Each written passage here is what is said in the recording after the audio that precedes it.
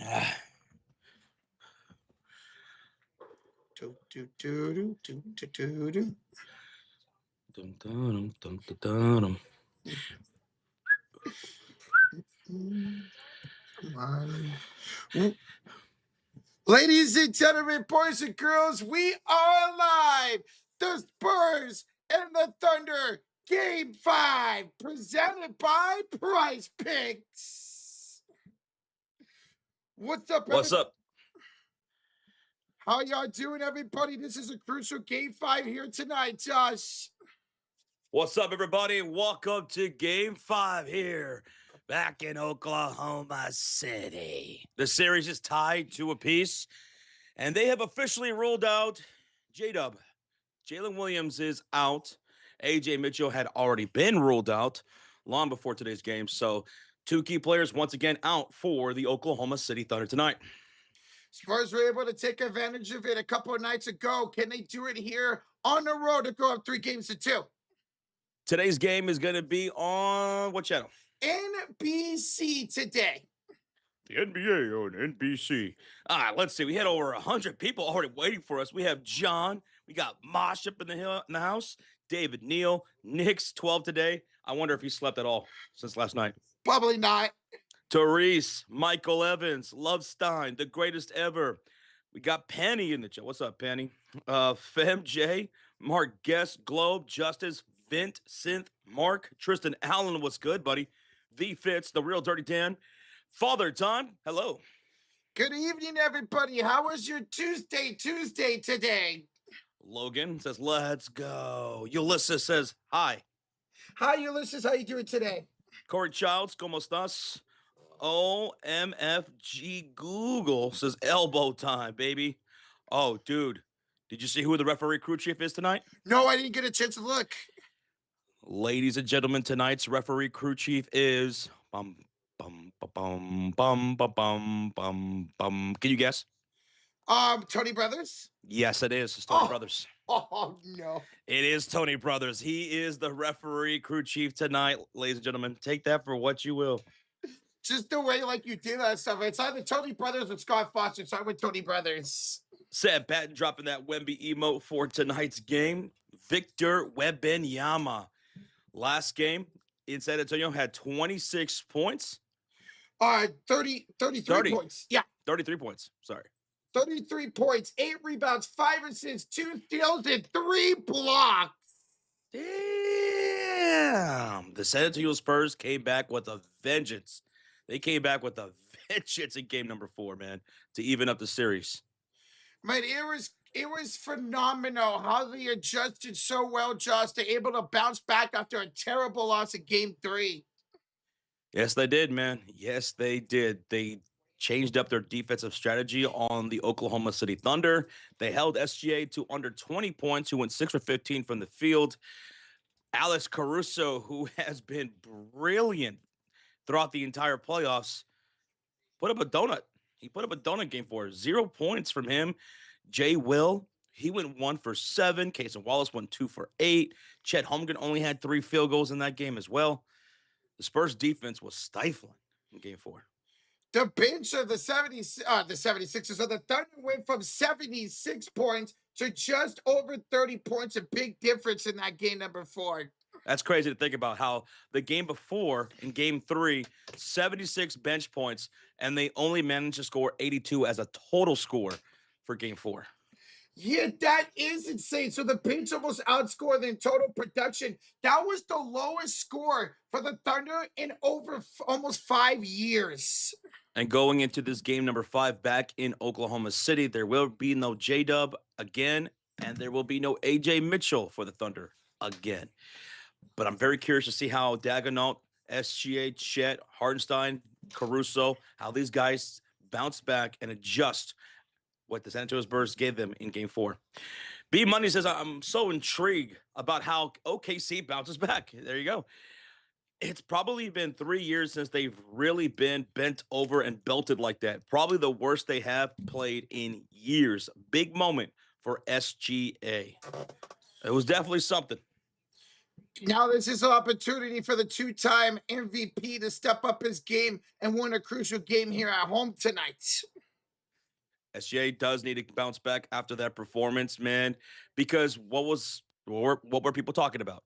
Well, going into game 4, the word was the San Antonio Spurs were going to change up their defensive strategy. They were going to stop doubling SGA. They were going to go one-on-one, right? And there were people who thought, well, go ahead and do that. Please do it, because SGA is one of the best ISO players in the world, right? If not the best ISO player in the world. Well, they did do that, and they held up to under 20 points. It's incredible how just one little adjustment can really affect the game in an entire series, Josh. But can they do it again? That's the question. Can they do it again? I think there's a good chance they could do it again today, but they got to focus on SGA, man, to start with it. What's up, Finky Fury? What's up, bro? He doesn't think so. He's got OKC bouncing back today.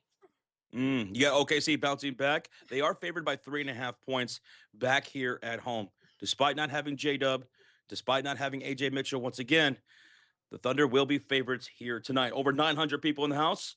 What's up, East Bay Verge? Chiefs fan for life. Evan Matt's in the house. Turner, right? What's going on? Victoria, too sweet, Victoria. What's up? And Ulysses says Joe Mazzulla just won Coach of the Year. Joe Mazzulla. We were discussing about who would win Coach of the Year, and I think he was my second choice. Yeah. Behind Bickerstaff. And he ended up doing it in a year a lot of people thought they would have been potentially maybe a playing team. And I said if he would have gotten it, I wouldn't have hated it, and I don't still. I don't. Joe Mazzulla, yeah, exactly. He made a team that we all thought would be probably a playing team with all the injuries and the change to the lineup and everything. He made them be still one of the best teams in the league. Good for him. Happy for him, man. He had a hell of a year as a head coach. Although the postseason was different. Different. Very different. Rozier, what's up, buddy? How you doing? Ulysses, thank you for that heads up as well. Appreciate your brother. Jack 999, he says, what do you guys think about about just OKC over 111 and a half? OKC over 111 and a half. They've hit that 2 of the 4 games so far this series. Huh. I'm going to say yes. I think they're going to have a bounce back game here today. I'm going to say yes. No, you're muted. Well, I can't hear you. No. There you go. So, I was doing that on purpose. I was making sure. Okay. Thank you, Jack. Do I think they go over 111 and a half? Did you say yes or no? I went, yeah, I think so. Damn, that's a good question. Yeah, give it to me. Let's go. Hopefully a high-scoring game here tonight, man. Okay, you go. You tagged? All right, got you, Rozier. Hey, shout out to Rozier, always talking us on the news and stuff. Okay, so this is what the tag says, NBA on ESPN. I don't think it'll be long before you start to hear Cavs attached to Giannis Antetokounmpo. What a twist! Someone asked about that yesterday, I think it was. Yeah. And I was like, I don't think so. But what else did I also say? Maybe Giannis ends up going to a team that we weren't thinking was going to be possible up until it happens. And okay, well, the Cavaliers seem to be interested, possibly going after Giannis. There might be mutual interest. So I saw today that the Cavs do plan on re-signing James Harden, and James Harden is expected to take a team-friendly deal. Okay. So that could open up the possibility of maybe trading Evan Mobley. Real quick side note, NFL stuff. Did you guys hear about Josh Jacobs? We were just talking about it. Mofo texted me right before we started the stream, and he told me Josh Jacobs is facing 5 insane charges right now. He's the running back for the Green Bay Packers. He said battery, domestic abuse, criminal damage property, disorderly conduct, strangulation, and suffocation and intimidation of a victim. What? That's freaking nuts. So that happened. Today. Josh Jacobs arrested. My God. Apparently he turned himself in this morning. I saw before we went live. Whew. So anyway, that's a little side note right there.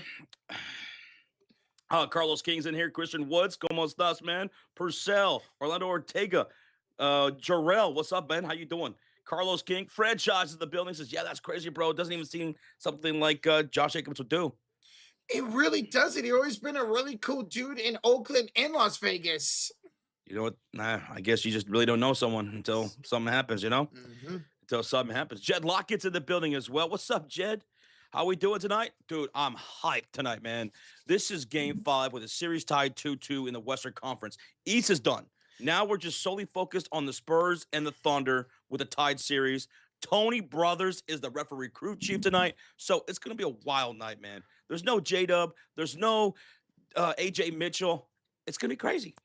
Dude, I'm looking forward to it. Can the Thunder bounce back like we've seen these two teams bounce back in the series? Or we're not having Mitchell or J-Dub really come back to bite them tonight? Tonight's going to be a chess match, dude, between Dagenhart and Mitch Johnson, SGA, Wemby, and these two teams. How does Dagenhart respond to what San Antonio adjusted to from game 1, 2, and 3 going to game 4? Because it worked for San Antonio's defense in their transition game, their offense. They were locked in. They held OKC to under 85 points in game 4. How do they respond? I can't wait to see what is going to be thrown out there tonight. And we're going to get into game time predictions here in a moment. The game's going to be on NBC. NBC today. And I see already a clock. Countdown to game 5. 32 minutes and 18 seconds away from tip-off, I guess. Okay, there we go. So 32 minutes away for tip-off tonight. But Jed Lockett, how you doing, buddy? How are you doing? What's up, Sai Kuya? What's up, dude? Hog, what up, man? What's up, brother? We got a $2 donation from Yin Yang. Says it's Islamic holiday. Eid ID is tomorrow. So shout out to that, he says. It's EID. EID Mubarak. Okay. Okay. Well, to those who celebrate, enjoy it. Enjoy it. I'm not familiar, but enjoy. Thank you for the 2, Yin Yang. Yes, sir. Thank you, brother. Thank you, man. We also have a $5 donation from Isaiah O. Kelly. Dropping a 5. Did not say nothing, but Isaiah, thank you so much for the $5 donation, man. He said, I think, didn't you say you have court, right? You said you had court. Good luck with everything. Hopefully things work out. Oh, yeah. Good luck with that, bro. Appreciate the $5 donation, man. What do you guys think about Fox getting 5 rebounds? Ask Ken Knows Best. What do you think? De'Aaron Fox, do you think he could get 5 rebounds in tonight's game, number 5 here in Oklahoma City? Because over the last 2 games that he played against OKC, he has 5 rebounds, 6 rebounds. I'm gonna say he also had 10 rebounds last game too. I'm sorry. Yeah. I'm sorry. My bad. I'll look at an assist. My bad. 10 rebounds, 7 rebounds. So you think he gets at least 5? Yeah, you don't want to say yes. He'll get at least 5 rebounds tonight. I was looking at the assists real quick. Dude, these guards from San Antonio know how to rebound, man. Whether it's Casso, whether it's Fox, it's Dylan Harper off the bench. He had 5 rebounds in that game 4 win. These guards know how to rebound out in San Antonio, man. So yeah, I'm gonna say yes. Walk up Moose Knuckle with the 2 says aliens don't exist on Earth. That's impossible. Wait, how can you say aliens don't exist when we're watching one right now in this series? Oh yeah, then what am I doing in the chat right now? Take me to your leader. Look at that. There's an alien right there in the chat.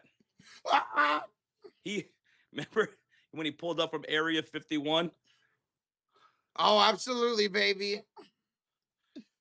Dude, so yes, we do got an alien in this building right now, man, as we speak. Josh, what did you eat for dinner? Christian Woods. Tonight I'm gonna be having some brisket flautas. Lucky But right now, I'm gonna have me a Rice Krispies treat. Is that just the basic one, or is it the chocolate one? Because the basic one is the best. We got gift lean singles with our $2 donation. Thank you, singles. We appreciate it. Gift lean. All right, brother. Thank you so much for the 2 sweet. Thank you so much, Gift. And thank you again, Walk Off Sports Moose Knuckle. All right, let's see if we can get synced up here. Yeah. Countdown to game 5. 29 minutes and 58 seconds. 57, Perfect. 56, 55. We're 28 minutes away from countdown to game number 5. So hyped for this game tonight, man. I cannot believe we got a tied series here, bro. Who's going to take the advantage tonight? I just saw this stat that was the worst field goal percentage for Oklahoma City Thunder this year. I'm not shocked. It was the worst performance in a game since 2021, man. Alex Caruso being held to scoreless in game 4 for the first time in the playoffs. He had 15 plus points or more in the last 3 games before that. He only took 1 total shot all of game number 4, man. What's up, Aqua? Bandit's up in the building. What's up, Bandit? How you doing, bro? I see you, AJ. And we reread the donations. Yeah. Yes, sir. Oh, I see. He says looks like Kenny Atkinson is going to stay in Cleveland. Yeah, we were asked about whether or not he would get fired. Said no. He was terrible in that series. He was terrible. But he wasn't going to get fired. Did not think he was going to get fired. And it was pretty much confirmed that he would not be fired. I think that's the right choice. Give him another year, see if he can have a bounce back performance in next year's postseason. How many points for De'Aaron Fox? Okay, so we think Fox is going to get more than 5 rebounds, right? Yeah. But how many points for De'Aaron Fox tonight? In the 2 games against Oklahoma City, he's got 15 points and 12 points. You know what? I'll go right in the middle. Give me 13 points tonight. I'm going to go with 12. 12? 12, 13 points. So we both got him over more than 11.5 points today, De'Aaron Fox. What's up, Dustin? P2K. What's up, Dustin? John, what's up, brother? Isaiah Kelly with a 5 says, yeah, guys, I do got caught on Thursday. I want a Spurs Knicks finals. Bring back the 1999 nostalgic Knicks. New York in 4, Knicks in 4, Knicks in 4. You saw that graphic they put up with the New York Knicks after they won, going back to the finals since 1999. They had that old school finals logo to it. Definitely that nostalgia feel with the Knicks going back to the finals. 1999 was a really good year. I remember like it was yesterday still.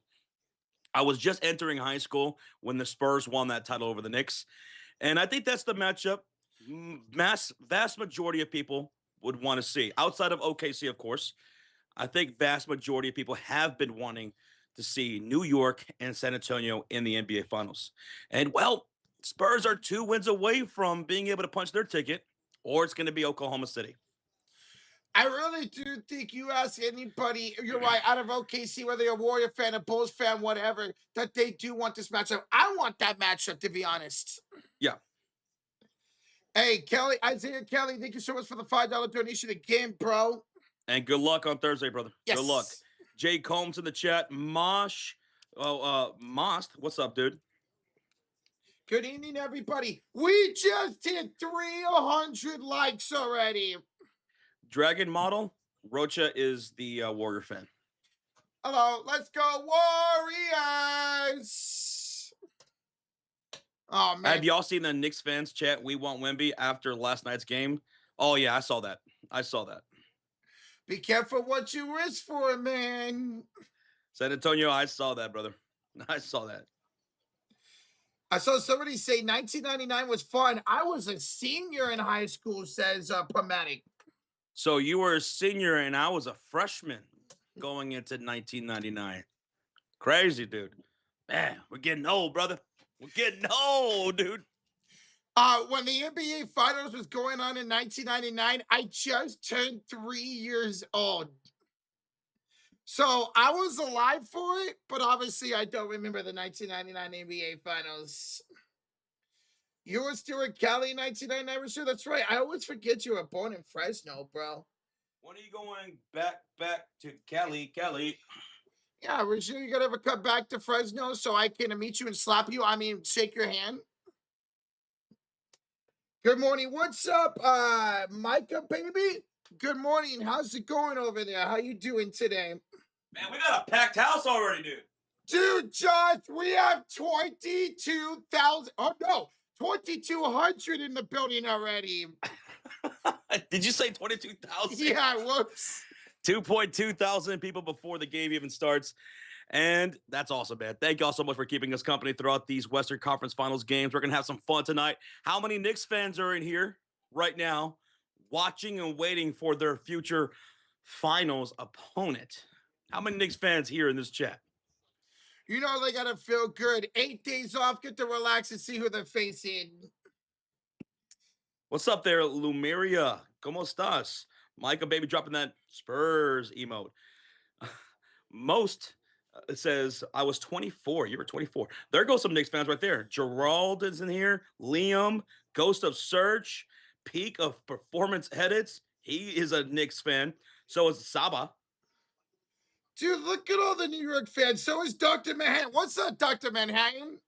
Dr. Manhattan was good, brother. OBGYN dropping that purple. I mean, not purple, the blue and orange hearts.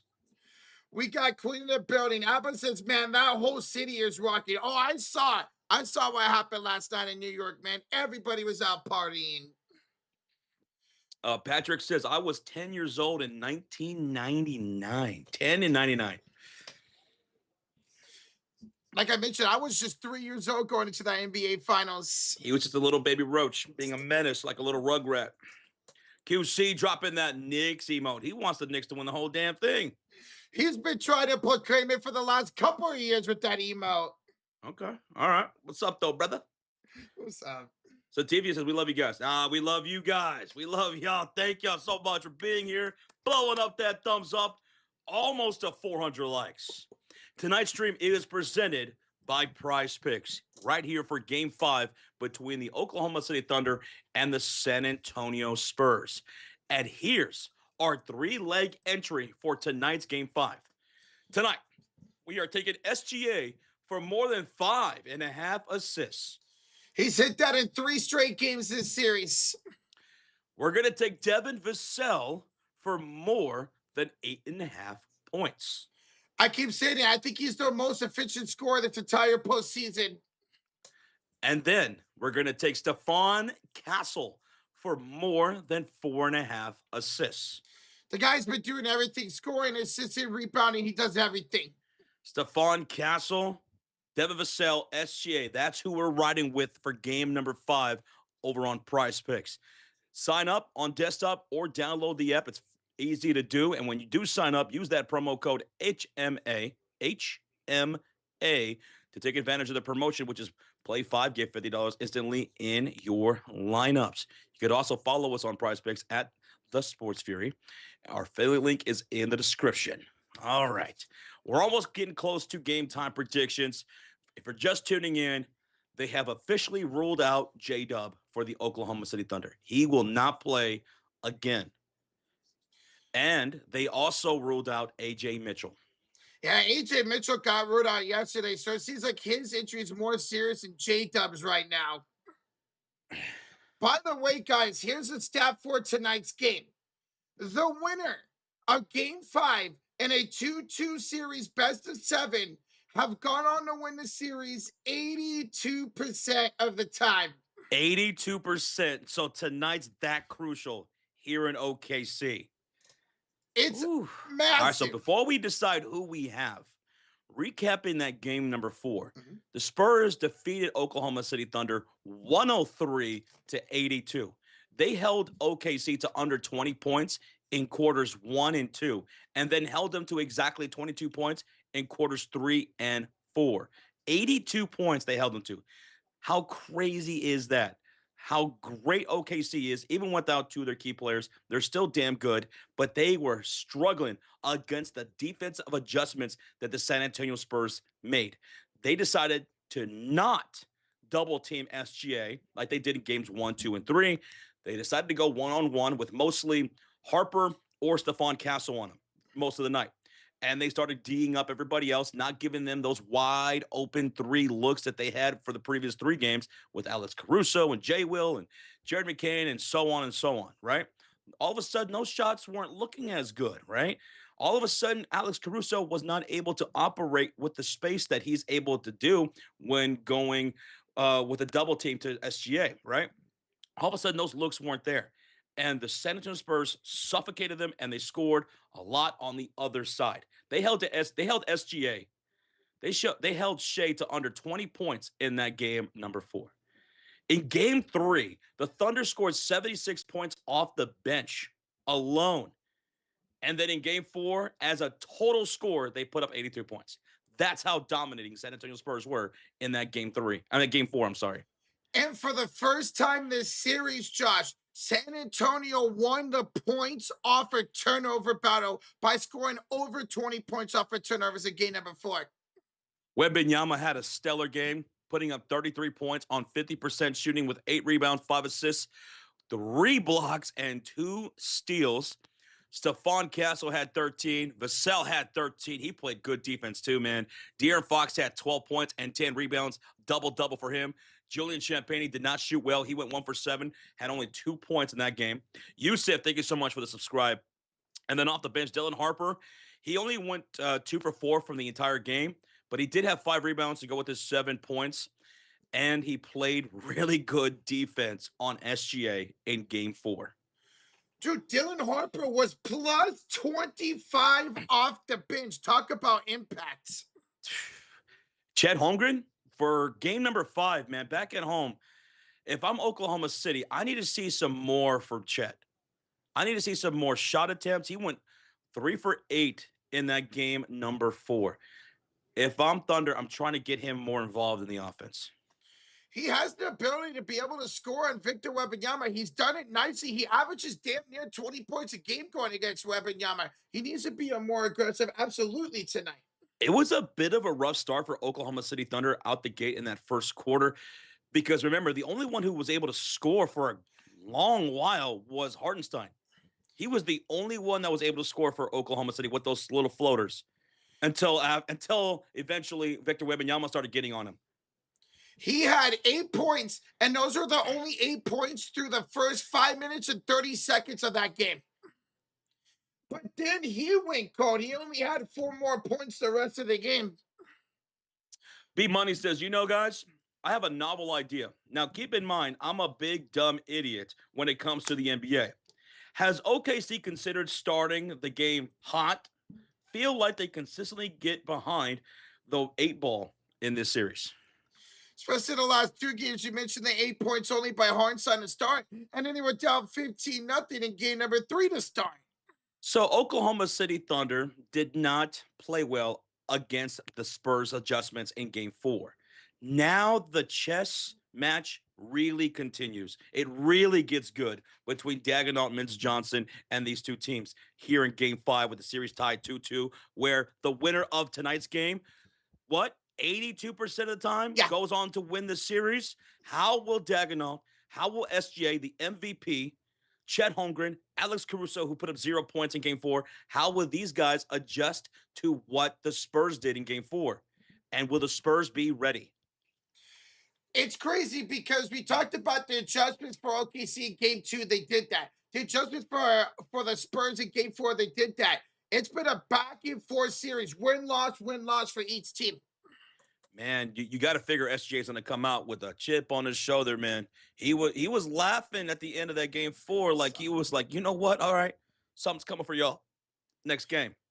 Kind of like what Wembanyama did at the end of game 3. Wembanyama, he was going to the tunnel, and he was like, all right, let's go. He was fired up at the end of that game, ready to redeem himself for game 4, and he absolutely brought that heat. Let's see if SGA does the same. You got to figure he's going to. That's that killer mentality that they have, man. You love to see it. Let's see if SGA can match that tonight. Yo, and also shout out to Greg Popovich. Shout out to Pop, man, because he went into that locker room and he fired up that locker room. All the guys after that game 3 disaster in the way and the only way Pop can. And they responded to that as well. There's been a couple times now this postseason where he went into the locker room after a game and they responded with a W. I wonder if he did the same even with the victory. All right, so we're about to get into game time predictions. We're about 14 minutes away from tip-off. We got Dragon Model in the chat. We got Robert T. Kirk. What's up, Captain Kirk? B Money's in the building. Mod Squad. We got the Cult of Fury Elite. We got the Silver Gang up in here deep. Bandits in the chat. Kai Griffin's in here. What's up, brother? Shane, como estás? The Rizzler's here. What's up, buddy? Pretty good's in the chat. Feeling pretty good. Dude, we're doing fantastic. Josh, we just hit 500 likes. Hey, yo. Well, not yesterday, for game 4, I think we hit like almost 700 likes before tip-off. Yep. All right, let's see how close we get to that for game 5 number 5 here. What's Ravens is in the chat. Logan's in the chat too. What's up, Golden State 22? What's up, Kai? What's up, guys? Logan says the two-man game of SGA and Hartenstein will determine if they can beat him. If Hartenstein can hold Wembanyama away from contesting SGA, the Thunder can have a serious chance to take care of business here tonight. Empathizing on the holding, because that's what he's been doing to Wembanyama the entire series. He's been playing very physical with Yes. Wemby, and Wemby's been getting pretty physical back in game 4. Tonight's referee crew chief will be Tony Brothers. If you didn't know, well, now you know. Tony Brothers will be the referee tonight. Jason Britt, what's up, brother? What's up, guys? All right, y'all ready for game time predictions? Yeah, baby. Too sweet, Evan. With 3,000 people in the house, let's do it. Let's get into game 5 predictions. Walker Torres, thank you so much for the subscribe. Rocha, who's favorite? It is the Oklahoma City Thunder, Josh, by 3.5 points. OKC is favored by 3.5 points. The over-under is 216.5. There will be no J-Dub and no AJ Mitchell for the Thunder here at home tonight with the series tied 2-2. So who takes a series lead tonight? Do you have the Thunder bouncing back, or will you take the San Antonio Spurs to go up 3-2 heading back to the 2-1-0? Spurs, Thunder, let us know in the chat. Manito, what's up, brother? What's up, dude? Okay, Rocha, moment of truth, brother. You go first. Who wins game 5? Oh, the pressure on me. All right, Josh, here at home in game 5. I got the Oklahoma City Thunder bouncing back, making adjustments like we saw them rebound in game 2. We saw the Spurs rebound in game 4. Thunder rebound in game 5 to take the series lead. You're taking the Oklahoma City Thunder to bounce back. Man, I was thinking long and hard all night here in the Lab of Fury. I mean, I was getting real serious with it, Rocha. I put on the goggles. I had the white trench coat, Roach. I was pouring things into beakers and weighing things. I was just absolutely going to work in the lab, trying to figure out who was going to win game 5. And it wasn't until earlier today that I finally figured out the formula on who was winning game 5. And my answer, the San Antonio Spurs take game 5. I'm taking the Spurs. You take the Thunder. So that means finally we have a team win 2 games in a row in the series because it's been 1-1-1-1.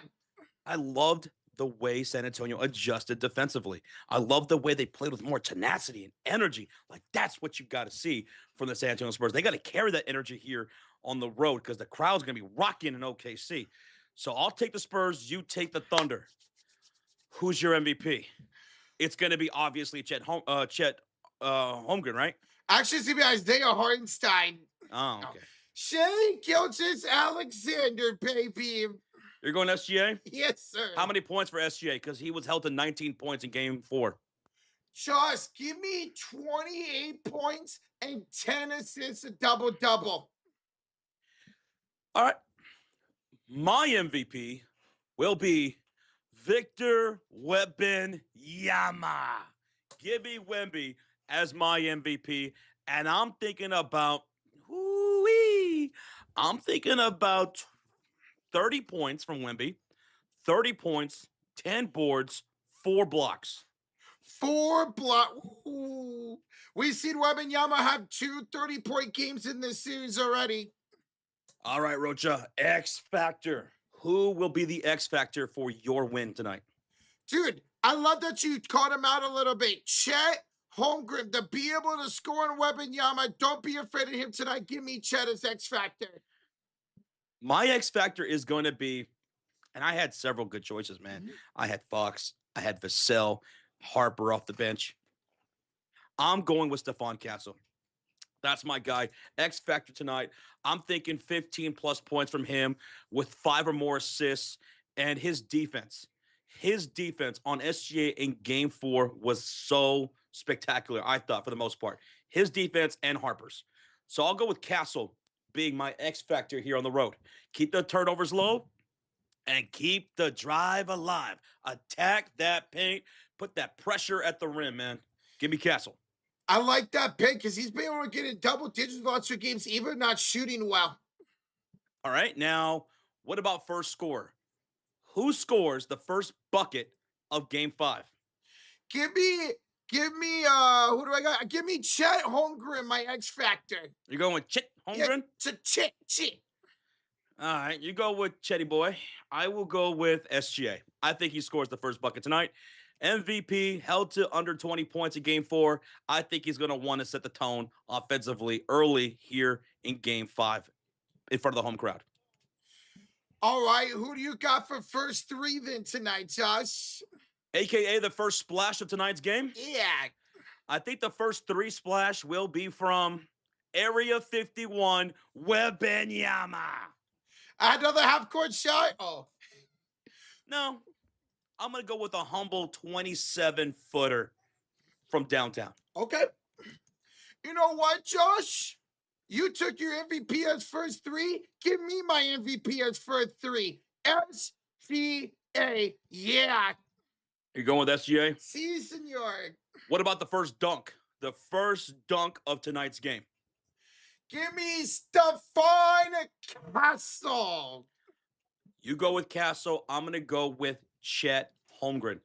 If I'm OKC, if I'm a Thunder fan, I need to see him get more involved in the offense early, too. Find him in the dunker spot for that first dunk. What a better way to get a setup from Hartenstein or SGA to start the game tonight for Chet. Okay. What about the first, what about over-under? Once again at 216.5, Josh. Oh, give me the over, baby. You're taking the over? Yeah. You're crazy. Because I'm taking the over, too. Let's go. And there is our game time predictions, y'all. Thank you so much for following along in the chat. We just hit 600 likes. I think most of the chat, I was looking at you guys giving us your predictions. Most of the chat had Spurs winning. Just like a lot of the chat had Spurs winning last game, they expect those adjustments to work again tonight. Now, this is not on the board, but who's going to commit the first foul of game 5? Who do you think will score? Well, who will commit the first foul? And remember, the referee crew chief tonight will be Tony Brothers. So who commits the first foul? Lou Dort. I'm going to go with Hartenstein. Hartenstein? I'm going to go with Hartenstein, first foul. So what about the chat? I see SGA. I see Castle. Castle first foul. Hartenstein says LV. Duels got Webby. Chet. Castle. SGA. Castle. A lot of Stephon Castles. Ooh, okay. Oh, Jerry McCain will be starting tonight's game for the Thunder. How about Jerry? Oh, interesting, Jerry McCain. Okay. Getting the starting nod tonight, folks. Red 26 News with the $5 donut from Australia. Spurs will win because there's no way Wemby lets Chet ring up again before him. Castle is dope. He and Devin remind me of Wemby's good squad. Dude, they are electric guards right there down low. Castle and Devin Vassell, man. Vassell, dude, he played. I loved his confidence in game 4, man. You saw him smiling all game long, making plays, forcing turnovers, playing out in transition, knocking down those stop and pop threes. Vassell was looking good in game 4. He needs to bring that energy here for game 5. Arguably their most efficient scorer this entire postseason, Devin Vassell. Shout out to you, Desi, and your homie Omar tuning into the chat. Thank you again, Red, so much for the $5 donation. The game's going to be on NBC if you want to watch along with us. But if you can't, and you're brand new here, what we do is live play-by-play with a live scoreboard, timer, with the timeouts, as well as the bonuses and challenges, if there is one. And on the right side of your screen, you will see on the floor stats live as the game is happening.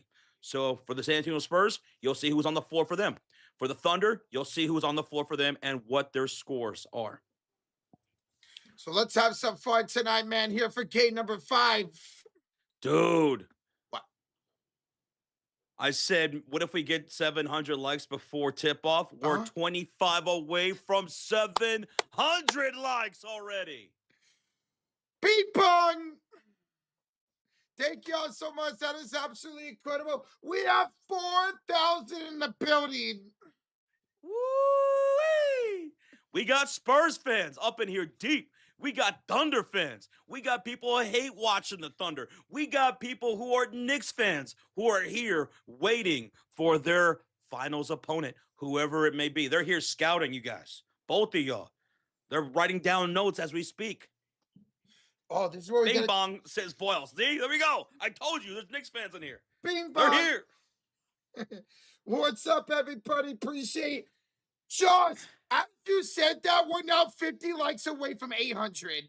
These awesome people, man. These awesome people kicking ass for us tonight. We're going to have some fun together, hanging out for this game, number 5 in Oklahoma City Thunder. Tony Brothers is the referee crew chief. There's no AJ Mitchell, and there's no J-Dub. And Jared McCain is in the starting 5. And also, shout out to the Knicks fans. Thank you guys so much for hanging out with us for the Eastern Conference Finals. You guys are awesome. Thank y'all for being here tonight for the Western Conference Finals Game 5. They were great, weren't they? Oh, they were absolutely fantastic, man. Let's go. We got a $5 donation from Check Your Diet. I'm muting the game commentators. Y'all are way better. Dude, you're too kind for that. We appreciate that, bro. Check your diet. That's the name. Hey, you want to see my diet?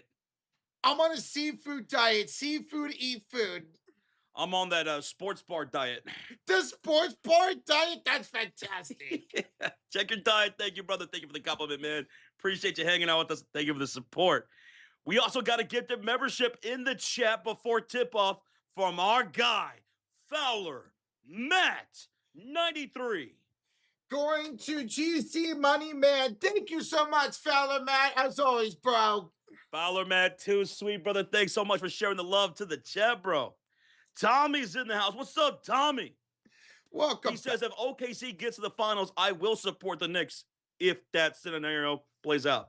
I think a lot of people will be rooting for New York and the Thunder to go to the finals. Alexa dropping that Go Spurs Go. SBA dropping that Knicks emo. Francisco Javier Lopez tuning in. He's just 2 miles south of Del Rio, Texas. Shout out to everybody from Texas. If you're from Texas in the chat, I'm from Texas. Y'all from Texas. We're practically cousins. We're practically cousins. Let's go, man. Elijah, thank you so much for that compliment as well. Oh, my goodness. Over 800 likes. Y'all are crazy people. Let's go. 60 away for 900. We are just 1 minute away from the start of a crucial game 5, y'all. Oh, man. The energy is up, baby. The energy is up. And, guys, it's a sea of white today. Everybody in white T-shirts as Oklahoma City is in the white jerseys here at home tonight. San Antonio will be in the black jerseys. So it's the same jersey matchup we saw from the last 2 games. Are you ready, Roach? Dude, are you guys ready? I'm ready. Garrett with a 5 says, Golden State fan here, hoping the Spurs kick some booty tonight.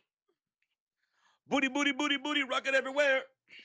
Garrett, appreciate the 5, bro. Go Warriors.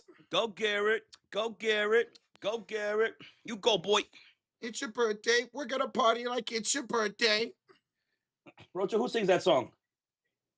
Rihanna? Yeah, it's Rihanna. Tanner Jared, thank you so much for the subscribe, Tanner. 19 likes away from 900.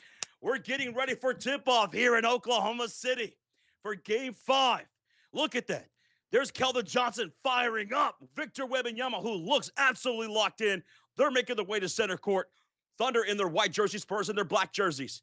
The entire crowd here in Oklahoma City are wearing their all-white T-shirts. I love it when they match the audience to the jerseys, baby. This is the first tie conference finals through game 4 since 2018 in the Western Conference. All right, center court. We got Victor Wembanyama and Chet Holmgren, Roach. Let's do this. Let's tip off game 5, Josh. Whoa. What? Go ahead. Something's wrong going on with my TV. Go ahead. Oh, all right. And tip is won by Victor Wembanyama in San Antonio. Whoa. It's weird. It will be the Spurs on the left side of the court in the black jerseys. As a kickoff for Castle, the Fox for 3, no good. Chet the rebound. Oh, let's get synced up again. Okay. 11, 42, 41, 40, 39, 38. Down inside, here is SJ picked up by Stephon Castle over to Jerry McCain in the starting lineup. Over to Hartenstein on the near side wing. Handoff. McCain down the heart of the lane. He's picked up by Fox, and a pass to the cutter to Chet is stolen up by Vassell. Vassell with the steal over to Champagne for 3. He misfires. Rebound falls to Fox. Back out to Champagne. Pump and go. Kicks the left corner. Vassell now to Fox against Lou Dort. Cross-court pass to Stephon Castle with 5 on the shot clock. Crossover dribble against SGA. The ball's knocked loose. SGA with the steal, and here comes OKC getting them cookies right back. 11 minutes remaining in the first quarter. Jerry McCain the driving kick to the right corner. Lou Dort for 3. Hits the back iron. Rebound batted up in the air. Chet Holmgren comes down with it. Chet baseline fadeaway. Got it for the first bucket. Chet Holmgren is on the board. It's 2-0 Oklahoma City Thunder. Caught it, baby. Here's a steal by the Thunder. Oh, another steal. Go ahead, Carl Roach. I got to get my stats ready. SGA refined. Jeremy came into the starting lineup. They're out there with Lou Dort, Chet Holmgren, and Isaiah Hartenstein. Jumper no good by McCain. And a rebound by Champagne. Spurs looking for their first score here with 10:27 left to go in the first quarter. Here's Fox wheeling, dealing in the paint. Goes up at the rim. He misses, and he'll fight for his own rebound. Here comes a reload. Vassell lobs it inside for Victor. Ball's taken up by SGA. He steals the pass. He completely read that. They knew he was going inside. Her hand off to Hartenstein. Kick out. Lou Dort misses the 3. Wembanyama fights for the rebound in the hands of De'Aaron Fox. Vassell now will bring it across the timeline over to Fox. Cross court. Castle. He'll pull up the 3 in front of Hartenstein and knock it down. Stephon Castle with the first 3 of the ball game and the first bucket for San Antonio to take a 3-2 lead here in the first quarter. We got a $2 donation from Red 26 News. If you're an expansion team, what is your realistic starting 5? We'll have to answer that one in the next commercial break, buddy. Yes, sir. Red 26, I got you, man. Thank you. Thank you. Chet's going to spin. Faded up and scored. Chet's got all 4 points. All right, you got the stats loaded right there? Yeah. Here's Fox on the drive. Baseline floater. Off the window. Count it for De'Aaron Fox. It's 5-4. San Antonio Spurs up by 1. Castle hounding SGA as he crosses the timeline. He'll take him off the dribble down into the lanes. He'll stop. He'll pass through Hartenstein on the baseline. Intercepted by Wembanyama. Wemby's got the steal. And then he turns it back over on a bad pass. Intercepted by Chet Holmgren. Chet, SGA. Pump fake there on Champagne on the left short corner. He'll step back. He'll miss that one. Rebound. Falls to Champagne. And here come the Spurs up 5-4. Castle behind the bounce pass to the near side wing. Pull up 3. Fox misses. Rebounding is going to be Lou Dort. A little bit of a sluggish start here to game number 5. Raymundo, what's up, brother? What's up? Hello there. Ooh, Fox hounding SGA. Almost knocked the ball loose. SGA finds Isaiah Hartenstein all by himself in the lane for an easy dunk to take a 6-5 lead for OKC. Now here come the San Antonio Spurs with Champagne, Wembanyama, Fox, Vassell, Castle shooting on the left side of the court with 14 on the shot clock. Castle on the drive. He'll go to kick to Champagne, wide open for 3. On the near side, it's good for Julian Champagne. 8-6 lead for San Antonio, and Victor Wembanyama is already on the bench. That's a quick... No, never mind. That wasn't Victor Wembanyama. I'm sorry. That was somebody else. Wemby's still out there. I was about to say, that was a quick substitution. It looked like it was him, right? Yeah, What was that? Champagne with the steal, and Champagne for 3. In transition, Julian Champagne forces a timeout to OKC. With 7:56 remaining here in the first quarter, it's 11-6 lead for San Antonio. Julian, 2 for 3 with 6 points. He went 1 for 7 in game 4. He is 2 for 3 here in game 5 already. Dude, how about San Antonio forcing 4 turnovers already by the Thunder? Timeout, Oklahoma City. It's our first time out of the game. They're struggling out of the gate once again. They are 3 for 7 with 4 turnovers of Thunder right now. So 11-6 to lead for San Antonio as we go to our first timeout. Bliss Life says your last stream for this series was gold, man. Talking about Wemby, he said, "Feed that motherfucker." Yo, that's right. Yeah, that was game 3, actually. Yeah. That was game 3 when Wemby didn't get the first points in the paint until late in the third quarter. Yeah, it was very late. And when quarter. he finally happened, I went nuts. I don't blame Josh for that situation because they didn't feed the big man. Look what happened when they did feed him in game number 4. Bliss Life, thank you so much for coming back, man. Thank you. Let's see. Okay, so the splashes, we have 3 for San Antonio. 3 for San Antonio. There we go. Oh, yeah, I forgot to add that Champagne before that timeout. Thank you for the update. On the line sports, B Money says, man, there's so many wide open looks for San Antonio. There is. And on the other side, OKC can't find any passing lanes right now. Other than that assist from SGA to Hornstein inside, nothing's opened up for OKC. Credit to San Antonio's defense for stepping up once again early. They made that adjustment in game 4.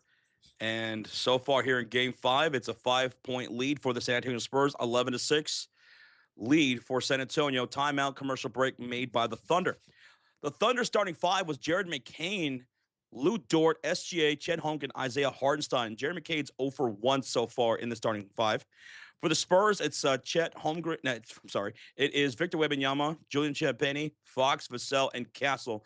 3 points from Castle, 2 points from Fox, 6 points from Champagnie. Victor Wembanyama has not taken a shot yet. They haven't needed to, man. They've been turning defense into offense right now, San Antonio. Cheers, everybody. Is Caruso hurt? No, not that I'm aware of. No. He doesn't start. Caruso's off the bench. We've been seeing that all postseason long. One of the best players off the bench all postseason long. Did we hit 1,000 likes for real? Oh my God, we did. Oh, great googly moogly. 1,000 likes already with 7:56 remaining in the first quarter. We're just getting started here on the night. It's a timeout for the Oklahoma City Thunder. Also, thank y'all so much for subscribing to the channel. Let me refresh here. We're 10 subs away from 346K. 10 subscribers away. We just hit 345K just a couple nights ago. That's crazy. Thanks to all y'all. Thank y'all. Urban of the Two says, boys, I got some Wingstop, some lemon pepper fries, and some ranch. Irvin, you're eating good for game number 5 tonight, bro. Appreciate the $2 donation, Irvin. Appreciate you, dude. Man, that sounds good, bro. I haven't had a Wingstop in ages, bro. I couldn't tell you when the last time I had it. Robert Lane in the building says you guys do a good job. We appreciate the support. Welcome on in, Robert. OKC looking beautiful here tonight. They're showing some outside of the arena shots. It looks like a beautiful night in Oklahoma City for game number 5. Dominant Prods, thank you so much for subscribing, Dominant Prods. Yo, Dom, thank you, brother. So we're out of the commercial break. It's Oklahoma City Thunder basketball, and here's Jerry McCain into the front court, hounded by Fox, fighting through the screen from Chet Holmgren. Gives it over to SGA on the cross court, picked up by Julian Champagnie. Shot clock to 7 to the left short corner, up and under. Maneuver layup missed by SGA, rebounded by Stephon Castle, and he's off and running into the front court. Castle, the kick out to Vassell, pump fake, puts the ball on the floor, cross-court pass to Champagnie, back to Vassell, over to Castle, off the screen for Victor, cross-court to the right corner, bad pass. Oh, it was almost intercepted by Jerry McCain. Fox recovers, he'll go in with the floater, he misses at the rim, and Jay Will with the defensive rebound. So the 5 on the floor for the Thunder is Chet Holmgren, SGA, Lou Dort, Jared McCain, and Jay Will. 15 on the shot clock here in the first quarter, and the possession belongs to OKC. Wemby over on Chet. Cross-court pass to Jared McCain, back to Chet on the far side wing. To the top of the key goes Lou Dort. Shot clock wind down to 3, 2, right down the lane. He beat Vassell off the dribble right to the lane for a layup. It's 11-8 lead for San Antonio. Can't believe Lou Dort actually scored a field goal. And now it's San Antonio Spurs basketball in their black jerseys, shooting on the left side of the court. And here's Champagnie dribble driving down the baseline against Chet Holmgren. He'll put him up off the window over Chet. Get big. Get big, Chet. Julian Champagnie's got 8 points on 3 for 4. Isaiah O'Kelly with a 2 says, I'm really a Warriors fan. I'm really a Warriors Raiders fan. By the way, go Knicks. Hey, we appreciate you joining, bro. Eric Carmen, thank you so much for the subscribe. Thank you, Isaiah O'Kelly. Appreciate you. Here goes a pull-up three. Julian Champagny from downtown. He's unconscious, Rocha. Oh, my God. Assisted by De'Aaron Fox. Chet Holmgren. My goodness. Got to do something here against Julian Champagny on the left short corner. Shot clock to 10. He's backing down. Turn around, fade away, baseline. Got it, Chet Holmgren.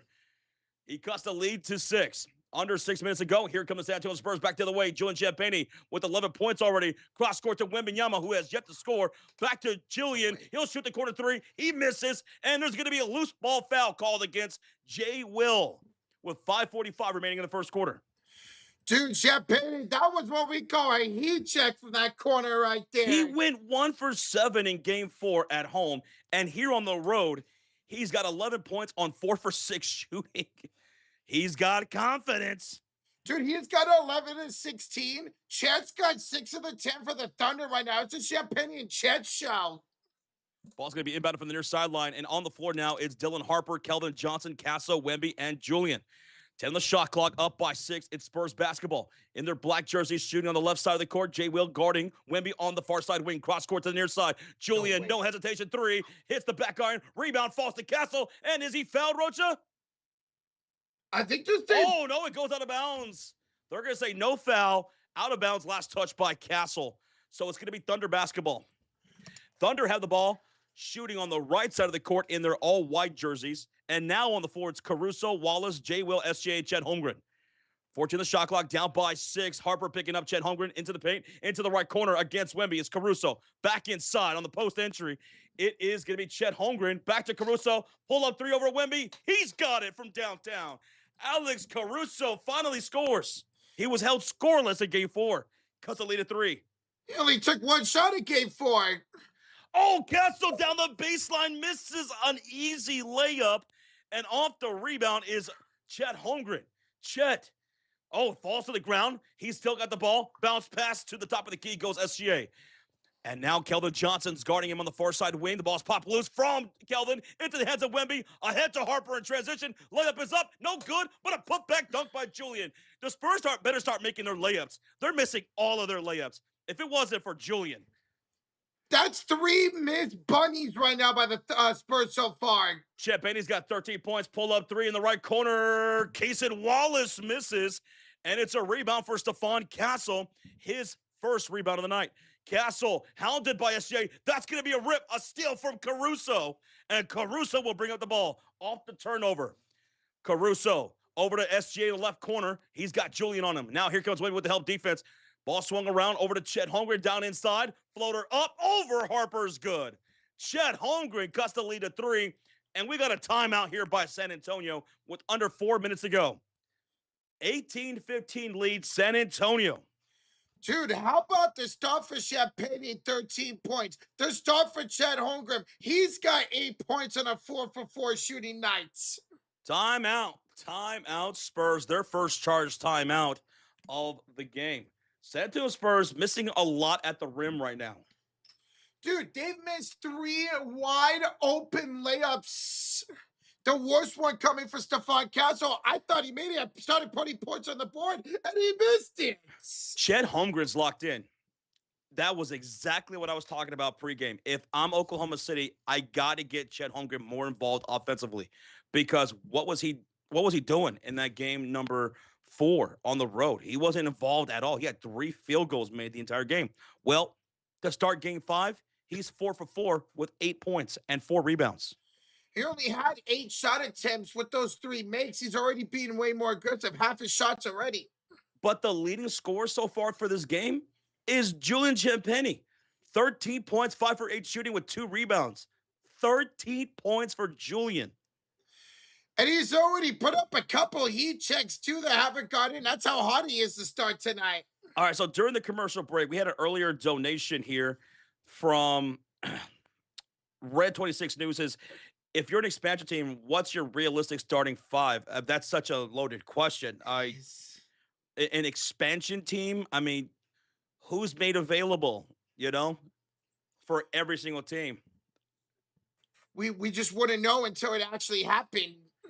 There's just, that's almost impossible to answer at this point. Like, let's say they bring in Las Vegas and Seattle. Let's say you're Seattle. Yeah. What's your starting five? Look, who knows? Who knows? It's going to be these mid-tier players who are at the end of their contracts that somebody you could end up building around eventually. Because every team is going to have to protect somebody, right? Mhm. They're going to have to protect a certain amount of guys, right? And then everybody else will be made available. And then each expansion team will have an opportunity to pluck at least one player, be able to pluck one player from each team.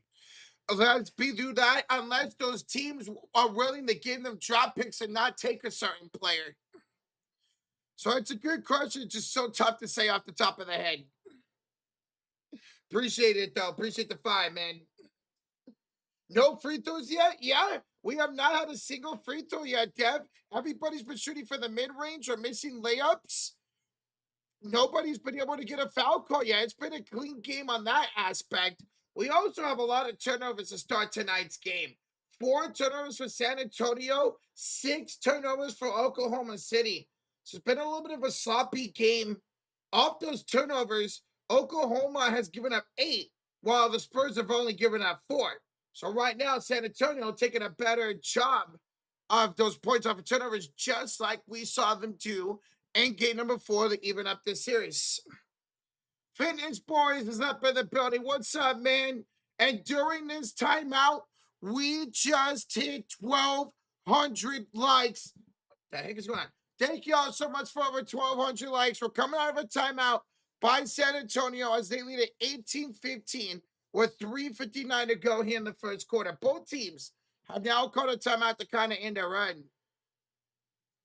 And going into that timeout, Victor Wembanyama kind of bumped elbow, not kind of, he bumped shoulders with Chet Holmgren, and Jay Will gave him the dirty look. Jay Will gave Wembanyama the stink eye after that. You gotta love it, man. We're coming out of a timeout in San Antonio possession, up by 3 on the left side of the court in the black jerseys today. Champagne went hand off to Keldon. He's somebody that needs to step up. And as I say that, he misses a layup. Another missed layup for San Antonio. Wallace the rebound up for SGA to Chet. Chet lost the ball, but it's knocked out of bounds by Julian Champagne. 3:34 to go in the first quarter, 15 to shoot. Holmgren, SGA, Jay Will, Caruso, and Wallace out there for the Thunder. They're on the right side of the court in the white jerseys with the crowd in the white t-shirts today. Inbounds for SGA, and we're going to get a foul on the floor here by Keldon Johnson. So 1 foul now on each team. San Antonio have Champagne, Wembanyama, Fox, Keldon Johnson, and Dylan Harper out there with 3:31 to go here in the first quarter. Ball's inbound here in from the far sideline and right to the rim is Casey Wallace for an easy driving layup assisted by SGA. There are easy layups in the lane for the Thunder so far in this game, number 5. And the Spurs on the other end cannot make layups. But here's a layup. No, it's a lob from Keldon Johnson to Victor Wembanyama for the slam in his first bucket of the game. There you go. He's 1 for 1. That was his first attempt as they knocked the ball out of bounds off of the Spurs, 17 to shoot. Look at that. Johnson just like, here you go, Wembanyama. Let me put this in the hole. Whoa, wait. That's pause. Carter Bryant would check in. Luke Cornett's going to check in for Victor Wembanyama. Julian Champagne goes to the bench. 13 points for Champagne as he finally takes a seat here in the first quarter. 3:05 to go here in the inbounds for the Oklahoma City Thunder. Caruso were inbounded to Chet. Handed off to SGA. Josh picked up by Harper to Caruso. Missing the quarter 3. Hornstein offensive rebound. Hornstein kick out to Caruso. The Wallace in the right corner. Spins against Vasil. Kicks it out to SGA with only 5 to shoot. Gets inside. Blowing her up. No good. Vasil the rebound. And here come the Spurs back the other way. Carter Bryant driving, and the ball is knocked loose from behind by Casey Wallace. So the Spurs will inbound with 18 on the shot clock. The 5 on the floor for the Spurs is De'Aaron Fox, Devin Vassell, Carter Bryant, Luke Cornett, and Dylan Harper. They're in their black jerseys, shooting on the left side of the screen. Harper set to inbound from the baseline. He does so to Cornett on the far side wing. Dribble handoff. Harper, cross court. Carter Bryant, no hesitation, three. In and out it goes. Ball is going to be rebounded by Hartenstein and an outlet to Casey Wallace. On the floor for the Thunder, it's Hartenstein, SGA, Caruso, Williams, and Wallace. Here's Williams with a three up top. Kenrick Williams knocks it down to tie the game at 20. The Spurs offense is looking rough, man. It's looking rough. Dude, they can't make a layup. They keep turning the ball over. They have 5. Inside the lane, Dylan Harper will be fouled with a floater attempt. Fouled by SGA. Harper will go to the line for 2 shots. SGA with his first foul. And these are our first free throw attempts of the ball game.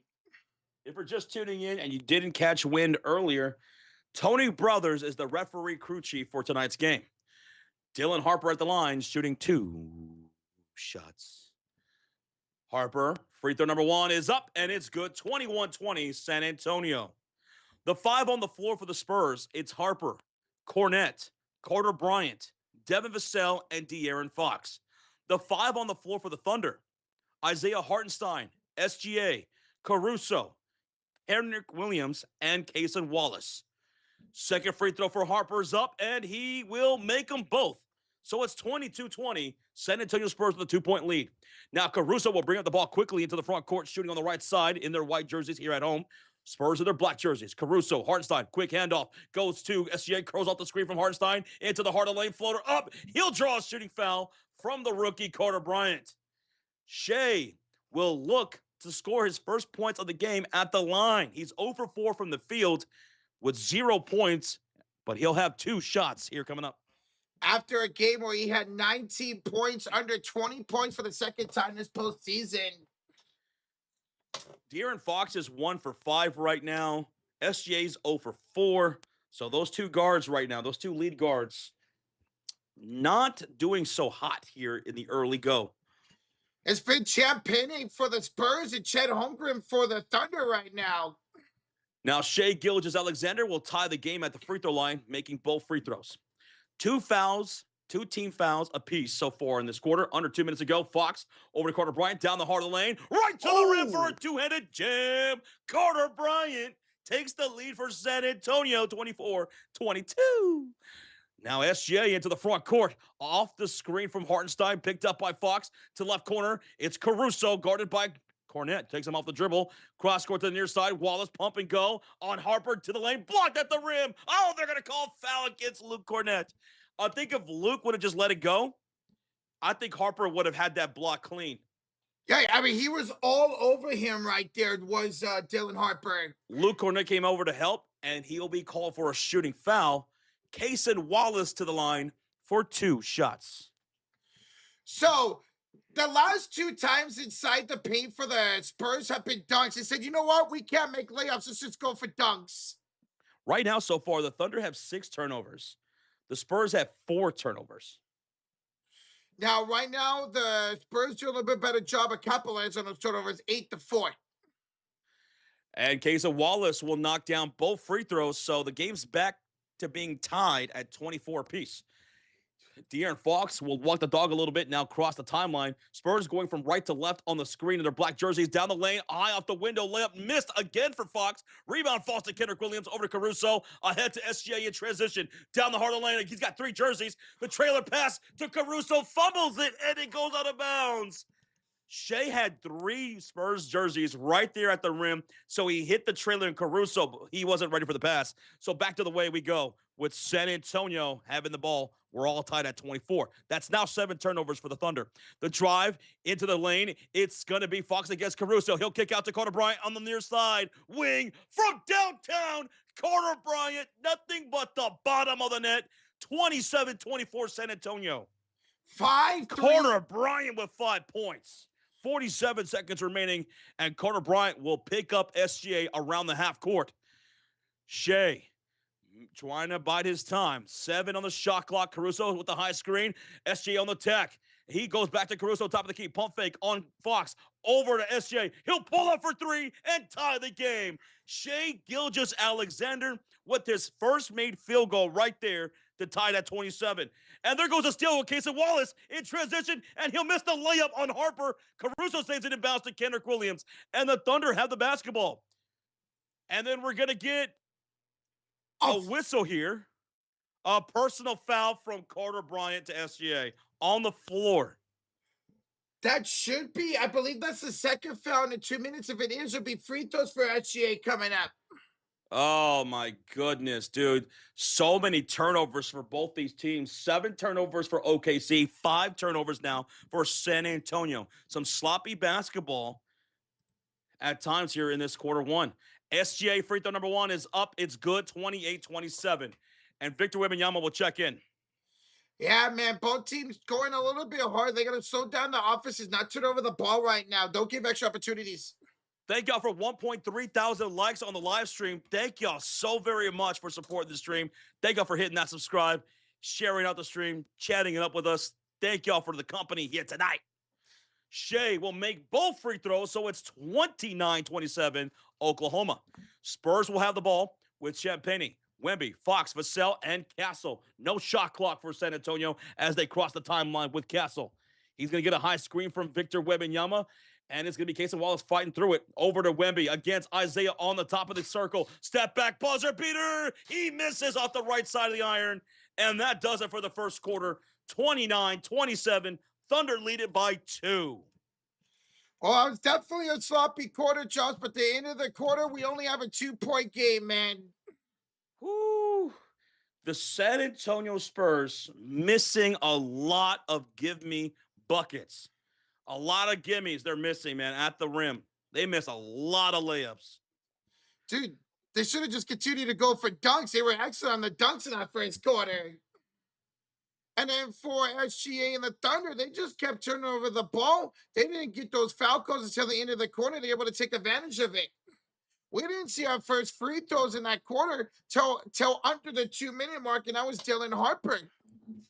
So both teams not fouling a whole lot. That's excellent. But both teams are giving the other team opportunities here, and both teams are cashing in right now. Well, the Thunder shot 50% from the field, 43% from downtown with 3 made threes. The Spurs shot 42% from the field, 38% from downtown with 5 made threes. 7 turnovers for OKC. They gave up 11 points to San Antonio in that first quarter. The Spurs had 5 turnovers. They gave up 6 points to the Oklahoma City Thunder. Points in the paint, 12-10 in favor of OKC. Second chance points in favor of Oklahoma City, 7-2. And that's crazy because San Antonio early in the game had a couple of offensive rebounds that didn't cash in on. I don't like the lack of usage to Wembanyama in the first quarter. It reminds me of Game 3 a bit. The offense kind of reminds me of Game 3, and I don't like that for San Antonio. Why are you not giving the ball to Wembanyama? 2 field goal attempts in that first quarter, and he's made 1, and that was late in the quarter. Don't like that. Don't get passive now. Don't get passive now. And Fox got to lock in. 1 for 6, 2 points. Sheesh. SJ is 1 for 5. SJ is 1 for 5, but he's got 7 points. It was Chet to lead the way for the Thunder, and it was Champagnie to lead the way for San Antonio in that first quarter. SGA made 1 3, and the other 4 points came from the free throw line. Thank you so much for the subscribe, guys. Appreciate you. President Mike, what's good, dude? We're doing right. How you doing, man? Brave Blackthorn with the $5 donation. You are the coaches. What are you telling the players right now? Give the damn ball to Wemby inside. What are we doing? And make your damn layups. And stop turning over the damn ball. Costly mistakes are going to cost us the game if I'm the Spurs. If I'm the Thunder, I'm telling you, hey, also stop turning the ball. Go inside, attack some more. Try to get some foul calls because they are winning that points in the paint right now. 6 free throw attempts so far for Oklahoma City, 2 for the San Antonio Spurs. Not 1 missed free throw so far in this game. Good. Keep it that way. I'm tired of all these missed free throws this postseason. Now, Julian Champagnie, man, look good. 13 points, 5 for 8. If it wasn't for his 13 points, if it wasn't for Champagnie out of nowhere just starting to pop off, knocking down some tough buckets, taking it to the rim, being aggressive against Chet Holmgren. If it wasn't for that 13 points, man, it'd be looking really ugly for San Antonio in that first quarter. Shoot, they could be down dang near 20 points if it wasn't for him, man. Hey, OKC looks beautiful right now, man. Guys, we are 50 likes away from 1,500. Thank you all so much. We're about to start the second quarter. It will be Thunder Ball on the right side of the court to start the second quarter. Caruso will have it here, top of the keys, and hands it off to Hartenstein. Looking for I hate this angle. I hate this camera angle. Hartenstein. So awful. Bro, as Hartenstein floats it up. Did that go in? No, it didn't. Cancel the rebound. See, that's a terrible angle because it kind of looked like it did went in. Yeah. And Wemby driving down the lane, he'll draw a foul from Isaiah Hartenstein. 11:31 left to go in the second quarter. It's 29-27. Oklahoma City Thunder just fouled Victor Wembanyama at the baseline, and it was fouled by Hartenstein. 2 free throws coming up from Wemby. See, there you go. Look what happens when you get the ball in the hands of Victor Wembanyama, man. He's able to draw the foul and go up for 2 now. Hey, what's up, Bradley Reynolds? How you feeling, bro? Wembanyama will make the first one 29-28. That is Wembanyama's only 3rd point of the night so far, man. Nina Turner, what's up, Nina? What's up, man? What's up? I'm sorry, man. What's up, ma'am? How's it going? Nina, what's up, Nina? Wembanyama will tie the game at 29 apiece. 4 points now for Victor Wembanyama. Caruso will come into the front court quickly downhill. Picked up by Wembanyama. Fouled by Victor Wembanyama. Caruso will have free throws. Hey, what did I say about the Thunder? I said attack some more inside. Whether they do, you get the floater no good by Hartenstein. And on your second possession, you get Caruso to go inside, draw the shooting foul on Webby, who did not agree with the call as he looks up like, what? How is that a foul on me? So a lot more aggressive so far here in the second quarter for the Thunder. Caruso will make the first 30-29.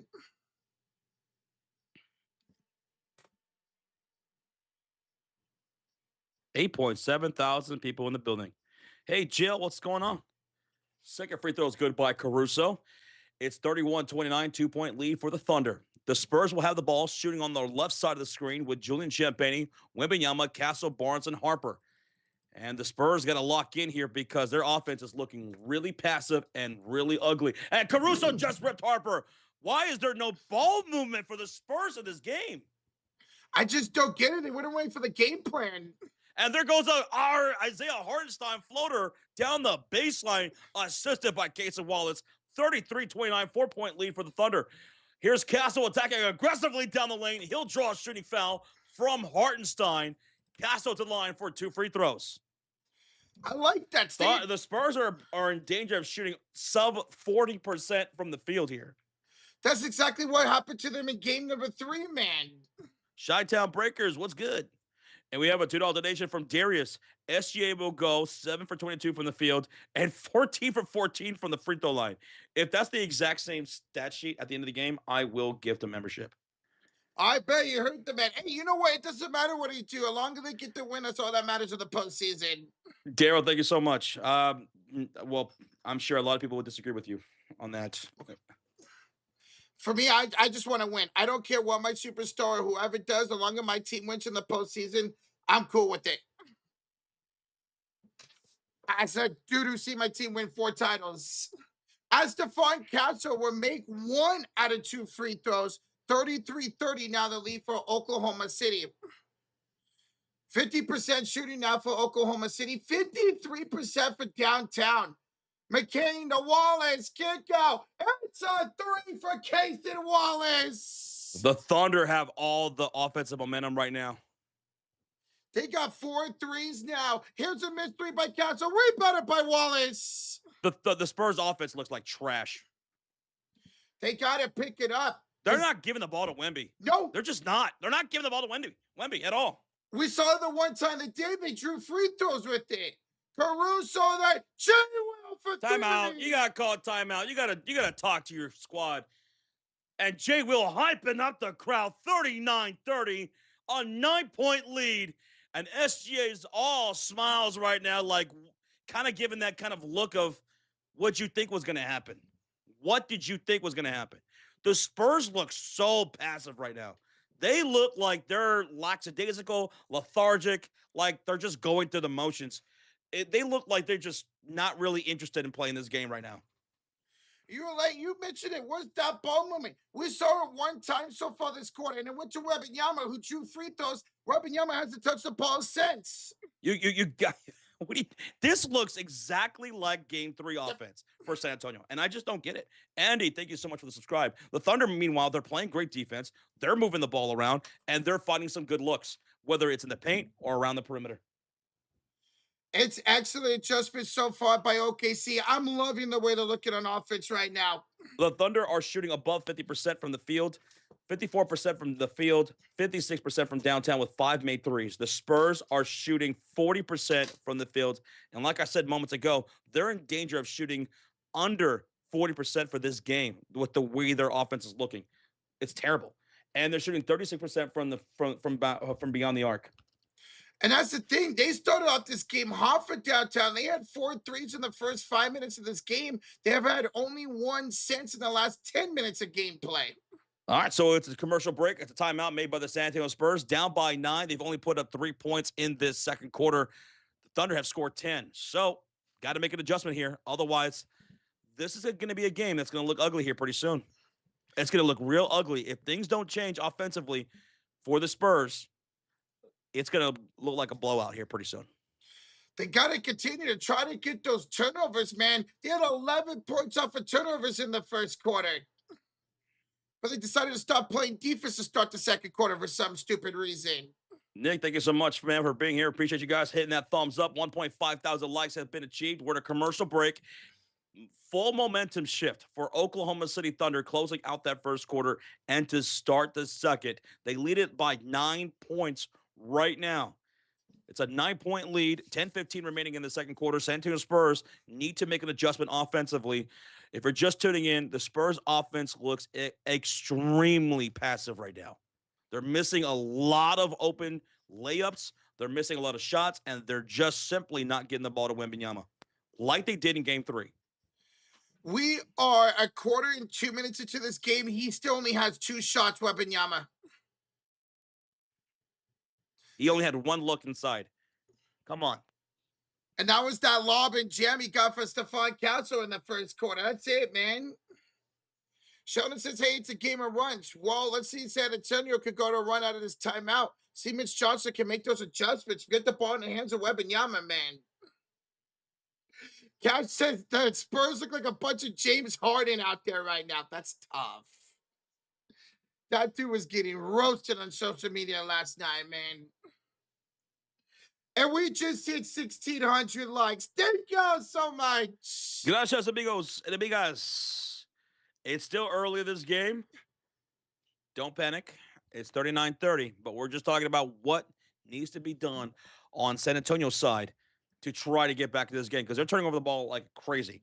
They're turning over the ball. They're playing very passive. They're playing just lackadaisical.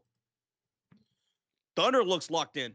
The Spurs, they just look like, we're already ready for game 6. Oh, my God. And we have a turnover. Bad pass to Dylan Harper. And it's going to be a Jeremy Kane floater back the other way. Bro, that's the second time they turned the ball over on it. Did they not score? Oh, it looks like he rimmed out. Oh, my God. He missed it. I thought he made that. Never mind. It's 39-30, and it's Spurs basketball. Wembanyama won't go up. Hey, look at that. He'll draw a shooting foul, Josh. He'll draw a shooting foul against Jay Will. So, wow, I can't believe McCain missed that driving floater. It looked like it went in, didn't it? Anyway, well, here comes Victor Wembanyama shooting 2 shots, 2 free throws. Wemby is 1 for 2 right now from the field. Twice they've gone to him inside the paint here in the quarter. He's been able to draw shooting fouls. That's 2 fouls now for Jalen Williams, Jay Will, and 3 team fouls in the quarter for the Oklahoma City Thunder. Victor Wembanyama will make the first free throw. 39-31, 9:47 to go here in the second quarter. Fox, Castle, and Harper, all three guards are playing terrible in this first half so far. They got to flip that switch because all three of those guards are playing absolutely abysmal basketball right now. They all got to just get aggressive, attack inside, man. That's what they're best at, not shooting at the three-point line. Wembanyama will make both 39-32 now. Oklahoma City up. 39-32. It's a 7-point lead for Oklahoma City. And on the floor for the Thunder, it's Holmgren, McCain, Jay Will, Caruso, and Kaysen Wallace shooting on the right side of the court. Jared McCain picked up by Harrison Barnes on the left wing. Blows right by him, right to the rim. Layup is good. That's been all night there for Oklahoma City. There's no interior defense. What time after time again, Oklahoma City is just beating the defender off the dribble, going for an easy layup. It's just been one move, bang. Champagne from downtown. Julian is the only one that came to play offensively. He's got 16 points on 4 for 7. Get the ball in his hands. Hey, there you go. There's some defense. He knocked the ball out of bounds in San Antonio with 15 to shoot. Julian Champagny, man. 16 points from him. He came locked in today. He's actually showing up in the first half of a game. Ball's inbounded. Here come the Thunder with Holmgren, McCain, Jay Will, Caruso, and Kaysen Wallace. Caruso with a possession drive. Down the baseline. Reverse layup is no good. Ball's bat up in the air. And there's a whistle here. A whistle called. Caruso will be fouled and go to the line for 2 free throws. Ooh, Caruso down on the floor, kind of holding his head right now. Caruso will be going to the free throw line. A little huddle right here for the San Antonio Spurs. It was Julian Champagny to his back, Fox in front, and they're going to call that shove in the back from Julian Champagny. So free throws coming up for Caruso. That was a late call. That was one of those calls. If he made it, you leave it alone. If he misses it, you call it. Shout out to the 9.4 thousand people watching and tuning in. Thank y'all for almost 1.7 thousand likes on the live stream. We are, let's see, 35 likes away from 1,700 here in the second quarter. Thank you, guys. Caruso, free throw number 1 is up, and it's good. 42-35. Chat hitting that like button like Champagne is hitting his threes right now. Ooh, Caruso's head kind of bounced off the floorboards. Pock James, thank you so much for hitting that like button. Appreciate you, brother. Thank you. Caruso, second free throw is up, and it is going to be good. Thunder are 10 for 10 for the free throw line so far. They're perfect, and they lead it by 8 points. Now, here come the San Antonio Spurs with Champagny, Wembanyama, Fox, Castle, and Barnes. They have basically made Victor Wembanyama almost a no factor here. Finally, he'll get the ball. He'll shoot a 3, and it's a miss, but there's a foul away from the shot, Rocha. Barnes was knocked to the ground, held up here by Fox. So this will be an inbound. So to call the foul on Kaysen Wallace. Yeah, he knocked over Keldon Johnson there. Oh, I'm sorry, that was Barnes. He shoulder tackled him to the ground. Eek. Ball's hit back from the sideline. It's Champagny, Wembanyama, Fox, Castle, and Barnes on the floor. 8 on the shot clock, 8:40 left to go here in the second quarter. Castle looks over to Wembanyama in the mid-post against Jay Will. He'll put the ball on the floor. He'll pull up from the elbow. He'll miss. Wembanyama is 1 for 3. Fox is 1 for 6. Castle is 1 for 3. These guys are looking not good right now. At least they stepped up on defense right now and knocked the ball out of bounds. 16 to shoot for OKC. The Thunder will have the ball with Holmgren, McCain, Jay Will, Caruso, Wallace. The Spurs, they're out there with Wembanyama. There's no SGA on the floor, and the Thunder are just toying with them. They're just toying with them. They can't take advantage. The Spurs have no defense. The Spurs have no offense. No flow right now. Just none in the second quarter. They look flat. Especially inside the perimeter on both sides of the ball. Here's Caruso going to work on Fox spinning, take him to the lane, pull up, jumper. It's going to go up, and it's going to go in. Alex Caruso knocking down the bucket. He's got 9 points, and it's a 10-point deficit for the Spurs. Castle spinning on Jay Will, and he'll draw a foul. It's going to go against Caruso on the reach-in. So free throws coming up for Castle as Caruso picks up the foul. Josh, finally, there's the guards of San Antonio attacking inside, drawing a shooting foul. Being way more aggressive right there, Stephon Castle. Nice spin move. Putting papers on the truth says Spurs were gassed. They do. They do. They are flat tonight. They are flat. The only one who came locked in it was Julian Champagny. I'm calling out the rest of the guys. The rest of the team, they just look flat. Wemby, Fox, Vassell, Castle, Barnes, Harper. These guys all look flat. Now, the one thing they are doing well in this quarter is drawing fouls. Josh, they were in the bonus with 8:07 to go in the second quarter. But here's the thing, though. A lot of times in this series, the Spurs have gotten the bonus and have not taken advantage of it. Especially in game 3. Castle, free throw number 1 is up and it's good. By the way, Caruso's got 1 foul now. SGA has not been on the floor this whole time in the second quarter. And right now they're being outscored 16-9. San Antonio is. The Thunder, they look locked in. Like I said, they're playing good defense. They're playing great in the transition. They are attacking the paint, and the Spurs are not giving them much resistance. No, they're not. And the defense is stepping up, forcing some tough shots for San Antonio. I'm looking at the body language right now for the Spurs. I just don't like their body language. They all look like their heads down. They just look like with a 1,000-yard stare. Something needs to spark in them. Castle will make both free throws, so it's a 8-point lead for the Thunder. And on the floor, it's Holmgren, McCain, J. Will, Caruso, and Wallace. And here's Wallace off the screen from Caruso, over to Caruso, left corner, pass to Jeremy McCain, driving to the left short corner, out to the top of the key. Here's Chet Holmgren, who looked great in the first quarter, has not scored in the second. Over to Wallace, to J. Will, pull up 3. He misses that one, and a rebound falls to Castle. But did you see that ball movement? That looked good. Just couldn't get the shot to fall down. Let's see if San Antonio can take advantage of it. Castle gets a screen, Josh. Met up by Wallace. Kick out. Fox is wide open, but he missed the 3. And a rebound by J. Will. All your big-time players for the Spurs are missing everything. They're missing everything. McCain for 3. He misses, and it's a rebound for Devin Vassell out to Fox. Fox is 1 for 7 right now. He'll drive on McCain down the baseline. He's met by Chet and J. Will.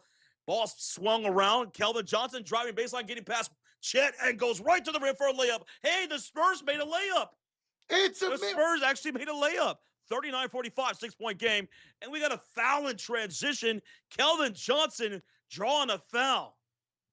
See, knocked down Case and Wallace trying to go for a screen. SJ will finally check in for Case and Wallace. Lou Dort in for Caruso. Harper in for Fox. Harper has 2 points from the free throw line. Like I said, the guards, Castle, Harper, and Fox, not playing great in this first half. Wemby's 1 for 3 with 6 points, mostly coming from the free throw line, and the ball's inbounded. SGA back into the game with 7 points. He's 1 for 6 from the field. He's going to work on Kelvin Johnson. Step back, elbow. He misses. Rebounds tapped out to Chet Holmgren. And here's Chet on the second chance points. He'll be blocked on a fadeaway by Wemby. Oh, my goodness. There you go. And Castle almost turned the ball over in transition. Over to Vassell for 3. He misses. Castle offensive rebound. He'll try to lob it inside to Wemby. And there's a foul on the floor against Chet Holmgren. Dude, good thing there was a foul call right there because Castle was about to turn that ball over again.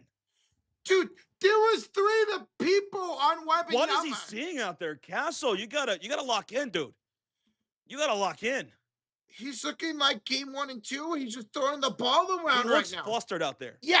When he's got the ball in his hand, he's looking flustered. He almost caught it up twice on that offensive possession. Like he doesn't. Now, Chet Holmgren commits a foul, and this will be free throws coming up for the Spurs. This is Victor Wembanyama's 3rd trip to the line already this quarter. This is where most of his points have come from so far. Him and SGA. They've each only made 1 field goal apiece for this entire first half. First free throws up, and it's good for Wemby. What's up, Yvette? Hi, Yvette. By the way, guys, Caruso did go to the locker room. Oh, no. He bumped. I hope he's okay, man. Messi, thank you so much for the sub, man. He bumped his head early in the game, so he's probably going to get looked at. All right, second free throw attempt for Wembanyama. It's up, it's good. Well, it's a 4-point game, 45-41. A bit of a sloppy second quarter here. And Harper is going to look like he got hit there by McCain. And he's going to foul McCain from behind.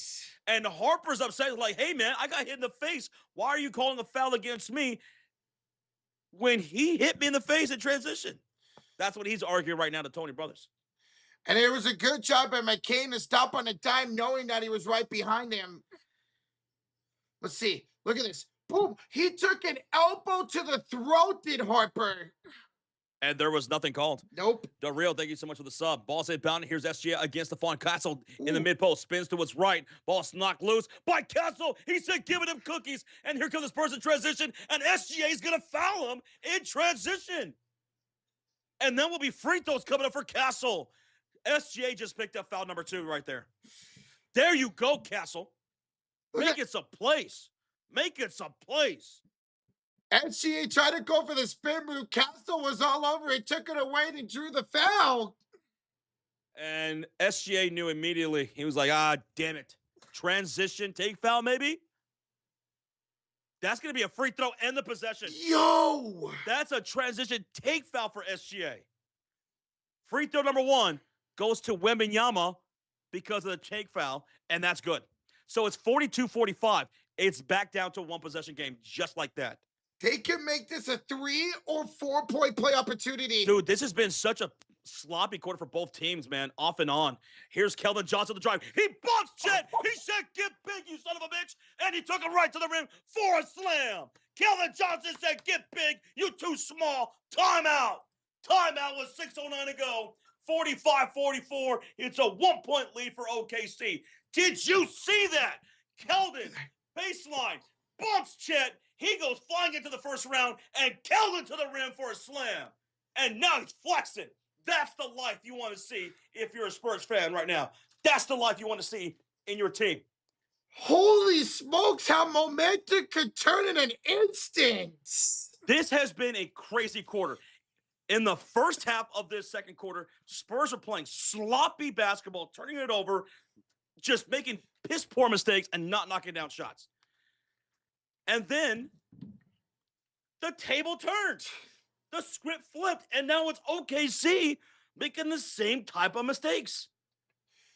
OKC. This is a chess match, man. This is exciting. Josh, it's a 9-0 Spurs run the last 2 minutes right now. I said lock in. They locked in. They lose to the commercial break. Where we at, Roach? Dude, we are 30 likes away from 1,900. Holy smokes, we got 10,000. We got 10,000 in the building. Thank y'all so much. We have a heck of a game 5 here, folks. 6:09 to go in the first half. The lead is down to 1 for the Thunder. Their biggest lead of the game was 10. Their biggest lead was 10. That happened just 2 minutes ago because in the last 2 minutes, it's been a 9-0 run by San Antonio, turning turnovers into scores. And they're playing a lot better inside the paint. Castle drew a foul. Wembanyama's drawn 3 fouls in the paint. Keldon Johnson just bodied Abraham Lincoln. Chad Holmgren. Hey, what's up, Jets? How you doing tonight? What's up, Jets? Thunder fans, where y'all at? Spurs fans, where y'all at? Make some noise. We got a heck of a game 5. Remember, whoever wins game 5 in a best of 7 tie 2-2 goes on to win the series 82% of the time. So this is a crucial game 5. Both teams going back and forth right now. Super says Thunder in 6. Well, let's see if they can wake up a little bit. It's kind of crazy. They looked really good with SGA off the floor. SGA comes in, not blaming him or anything, and the Spurs go on a run. That's wild. Man, also, let's keep an eye on Alex Caruso. The Thunder already down J-Dub for this game. AJ Mitchell. Caruso entered the locker room earlier in this quarter. And that was because he took a foul on the baseline, right, from Julian Champagnie, and he went to the ground, and you saw his head bounce off of the floor, and he went to the locker room to get checked out. Yeah, hopefully he doesn't have a concussion or anything. Hopefully he's okay. We got to fight all the nation from Monos Quest. Says, let's fucking go, Spurs. They need to give the ball to the alien because in space, no one can hear you scream. Name what movie that is from, boys. Go, Spurs, go. Roach, I got you. That's the movie Alien. Alien, that makes sense. What's Sigourney Weaver? Manu, thank you for the 5, brother. They do got to get the ball more to Wemby. Nice guy with the 5 says, Chet looking like a stray dog that needs a sponsor in the arms of the angel. Oh my God, I remember those commercials. You remember those? Yes. All right, out of the commercial break, baseline, step back, SGA knocking down the 11-foot fadeaway on the baseline to put him up 3, 47-44. And that's only the second made field goal for SGA. Now, here come the Spurs with Wemby, Vassell, Castle, Keldon Johnson, and Harper. And it's going to be Keldon Johnson working the right far side corner, picked up by Kendrick Williams. Shot clock winding down to 7. Cross court. Harper loses control of the ball. Out of bounds. Harper, what are you doing? Harper playing terrible tonight, man. Looking like game 3, Harper really had 2 points in that game. Thank you so much, Manu, and nice guy. And thank y'all for almost 2,000 likes. It's going to be Thunder basketball, and Castle is going to be called for a foul to SGA in the backcourt. And both teams are the bonus, Roach. So free throws coming up for SGA, Josh. Yep. Corner ahead, Sacker with the 2 says Thunder fans have no right to complain about the refs. Connor, got to play through everything. I feel like the refs haven't been bad today at all, though. A lot of these fouls aren't fouls. Connor, let's see. It's 13 free throw attempts for San Antonio, and 11 for OKC so far. And a lot of those free throws have come in this second quarter. There was only 6 total free throws in the first quarter. First free throw was up, and it is good for SGA. Victor Wembanyama only has made 1 field goal in this entire half. Second free throw is up for SGA. It's good. 44-49, down by 5. Here come the San Antonio Spurs with Wembanyama, Vassell, Castle, Keldon Johnson, and Harper. Castle into the front court. Hounded by Lou Dort. Now SGA picks him up top of the key. Shot clock to 13. Wemby trying to create some space. He'll set a screen. Castle pulls up from the elbow, and he'll knock it down from mid-range. Stephon Castle, 2 for 4 now, 8 points. The lead's cut to 3. Castle will pick up SGA as he crosses the timeline. Thunder has SGA pulled up from mid-range. He misses that elbow shot where he typically makes that. He's 2 for 8 now tonight, SGA. Vassell, Wemby, Castle on the far side wing. He calls out Harper. He says, move away from my spot. Off the screen from Wemby. Pocket pass baseline, Harper. And he will go back to Wemby. Wemby fights through the contact. He misses at the rim. Rebounded by Kendrick Williams. Oh, Wemby and Harper, terrible tonight in this first half. They're missing everything. Wemby's now 1 for 4. Pull up 3. Lou Dort! Lou Dort, 52-46. 6-point lead for Lou. Nice impact tonight for Dort. He's 2 for 4. He's got 5 points. Here's Vassell navigating off the screen from Wemby. Pulls up around the mid-post. Oh, way off. Ball's on the ground, and fighting for it is going to be Lou Dort. Are we getting a jump ball here? We are getting a jump ball, Josh. Dude, I don't know what's going on with Dylan Harper, but this is probably the worst game I've ever called of him. I mean, it's like his hands are full of butter. He can't handle the ball at all. The ball is absolutely slippery to him. He cannot handle the ball at all. God, I wonder if it's jitters. He's a rookie, the biggest game of his career right now, and he's just not looking good. Event says, what's he eating? Butterfingers? Okay. You better lay your finger off my butterfinger. You guys remember that commercial? I remember that commercial, Josh. Who was it that said it? Oh, I don't remember who said it. Come on. You said you remember the commercial. Who said it? I remember the phrase, but I don't remember who said it. What cartoon was it? Was it Looney Tunes? Nope. No. It was Simpsons, and it was Bart Simpson who said it. It was the Simpsons. Dang it. Thank you guys. There you go. Chat's got it. Shades. NR, you got it. Bart Simpson. There you go. There you go. Rotto. There you go. Manu, Bart Simpson. Let's go. Jump ball is won by Oklahoma. 52-46, up by 6. Fox guarding SGA to the right short corner. Step back. Midi got it. SGA knocks it down. It's an 8-point lead for OKC. Since that timeout, the Thunder got the momentum right back. De'Aaron Fox over to Harper for 3. Got it! Dylan Harper finally scoring his first field goal of the game to cut the lead to 5. Kuya Harper. I didn't like that sound selection, but it went in. 54-49, and there goes a steal right there, Rocha. A steal. Vassell comes up with it, and he'll drive. He'll go to Julian, driving the baseline against Chet, and he'll miss at the rim. Gets his own rebound, turns. He's blocked with the hook shot, and he'll get his own rebound. Oh, my goodness. And then Fox were thrown out of bounds off for Casey Wallace with 8 to shoot. 8 on the shot clock, 3:18 remaining on the game clock. Down by 5. Spurs ball.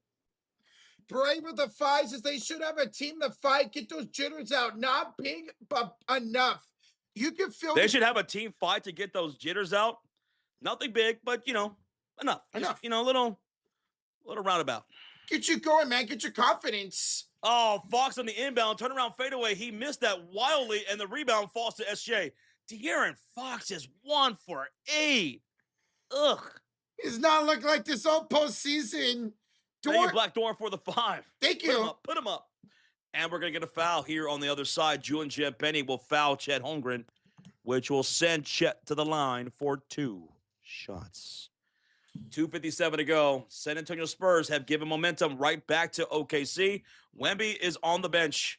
Wemby, not the biggest factor in this first half, especially offensively. Just not really involved at all. Annabelle, thank you so much for the subscribe. Chet Holmgren, free throw number 1 was up. It's good. 55-49.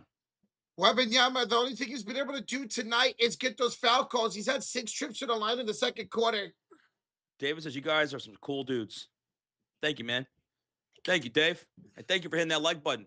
We hit 2,000, baby. Yeah, baby. Almost to 2,100.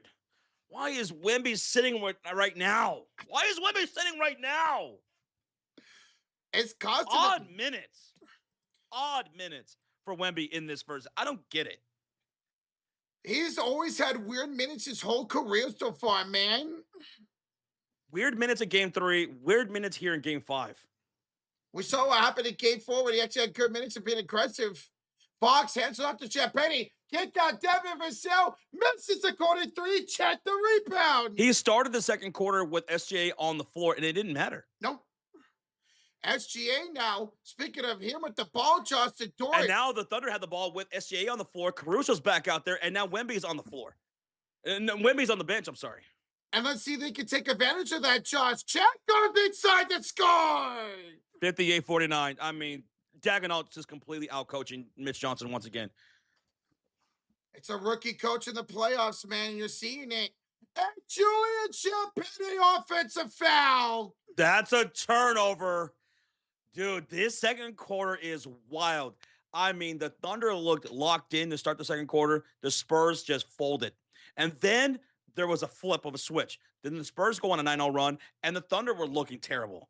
And then since that timeout, it's been all Thunder, and the Spurs completely just folded again. It's literally a game of up and downs, a roller coaster of emotions right now. Are we getting a challenge here? We're getting a challenge by Mitch Johnson. Whoa. Okay. The call on the floor is offensive foul from Julian Champagnie and a turnover for the Spurs. And we're going to get a challenge by Mitch. Dude, we're only in the second quarter. You got to hold this 100% going to be overturned, man. And of course, they didn't show a replay going to commercial break. So, your big-time players for the Spurs are not shooting well. Victor Wembanyama is 1 for 4. Fox is 1 for 8. Well, Castle is now 2 for 4 with 8 points. And Dylan Harper is 1 for 3.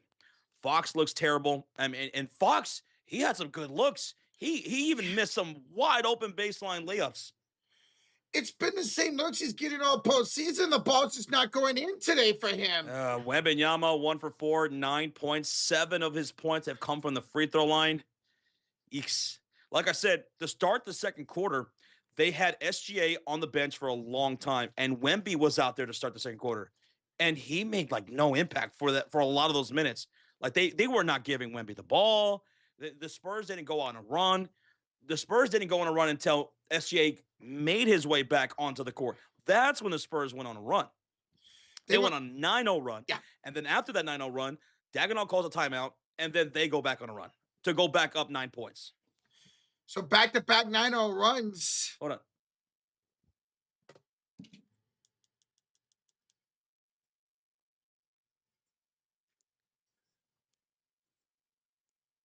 Challenge successful for Mitch Johnson.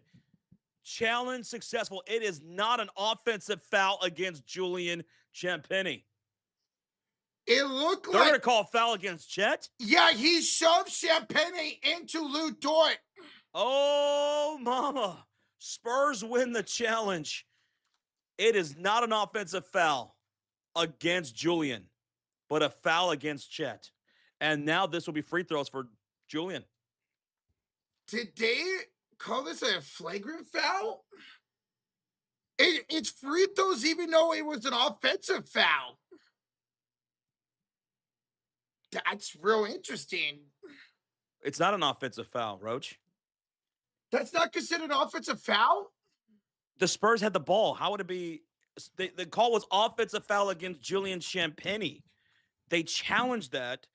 They were successful, so it's a defensive foul against Chet Holmgren. Okay. And that's free throws for Julian. I don't know why I was thinking the opposite way. That's my fault. My bad. It's all good. So free throw number one was made by Julian. He missed the second one. Rebound falls to Jared McCain. It's Thunder basketball up by 8 points with under 2 minutes to go, with Hartenstein, SJ, Jared McCain, Caruso, and Cason Wallace shooting on the right side. Here's a handoff from Hartenstein to SGA, almost doubled out to Caruso for 3. Caruso comes back in. He knocks down the splash. He's 3 for 4, 12 points. He's back. 11-point lead for OKC. Driving. It's going to be Castle drawing a shooting foul from Cason Wallace. Castle will go back to the line for 2 free throws. 2 fouls now on Mr. Cason Wallace. Fitness Boy says, I still think the Spurs got this. Who's with me? I mean, Josh picked the Spurs. Dude, it's an 11-point game. We still got a full half of basketball to play. We saw them going a 9-0 in this quarter alone. Free throw number one is up. It's good for Castle. Guillermo, thank you for the sub. Shout out Guillermo. Thank you, bro. 10-point game. 10-point game. Castle can make it a 9-point game if he makes both, with 1:38 remaining. Noble, what's up, brother? The Caruso is back after one game. Yes, sir. 3 for 4, 12 points.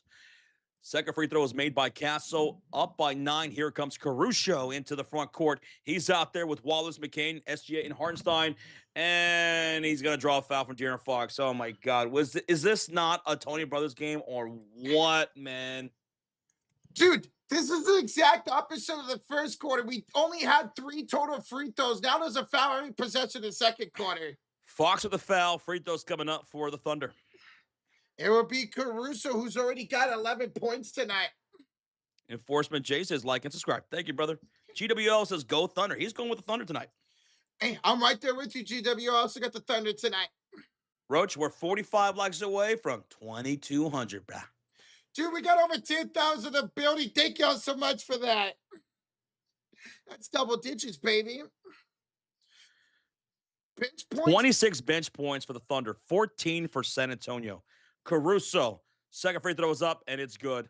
So it's 63-52, down by 11. Here come the San Antonio Spurs, who are going back to looking flat again. Here's Fox on the drive, the kick to the right corner, pull up 3. Castle will miss that one. Rebound, tipped out from Jeff, and a foul.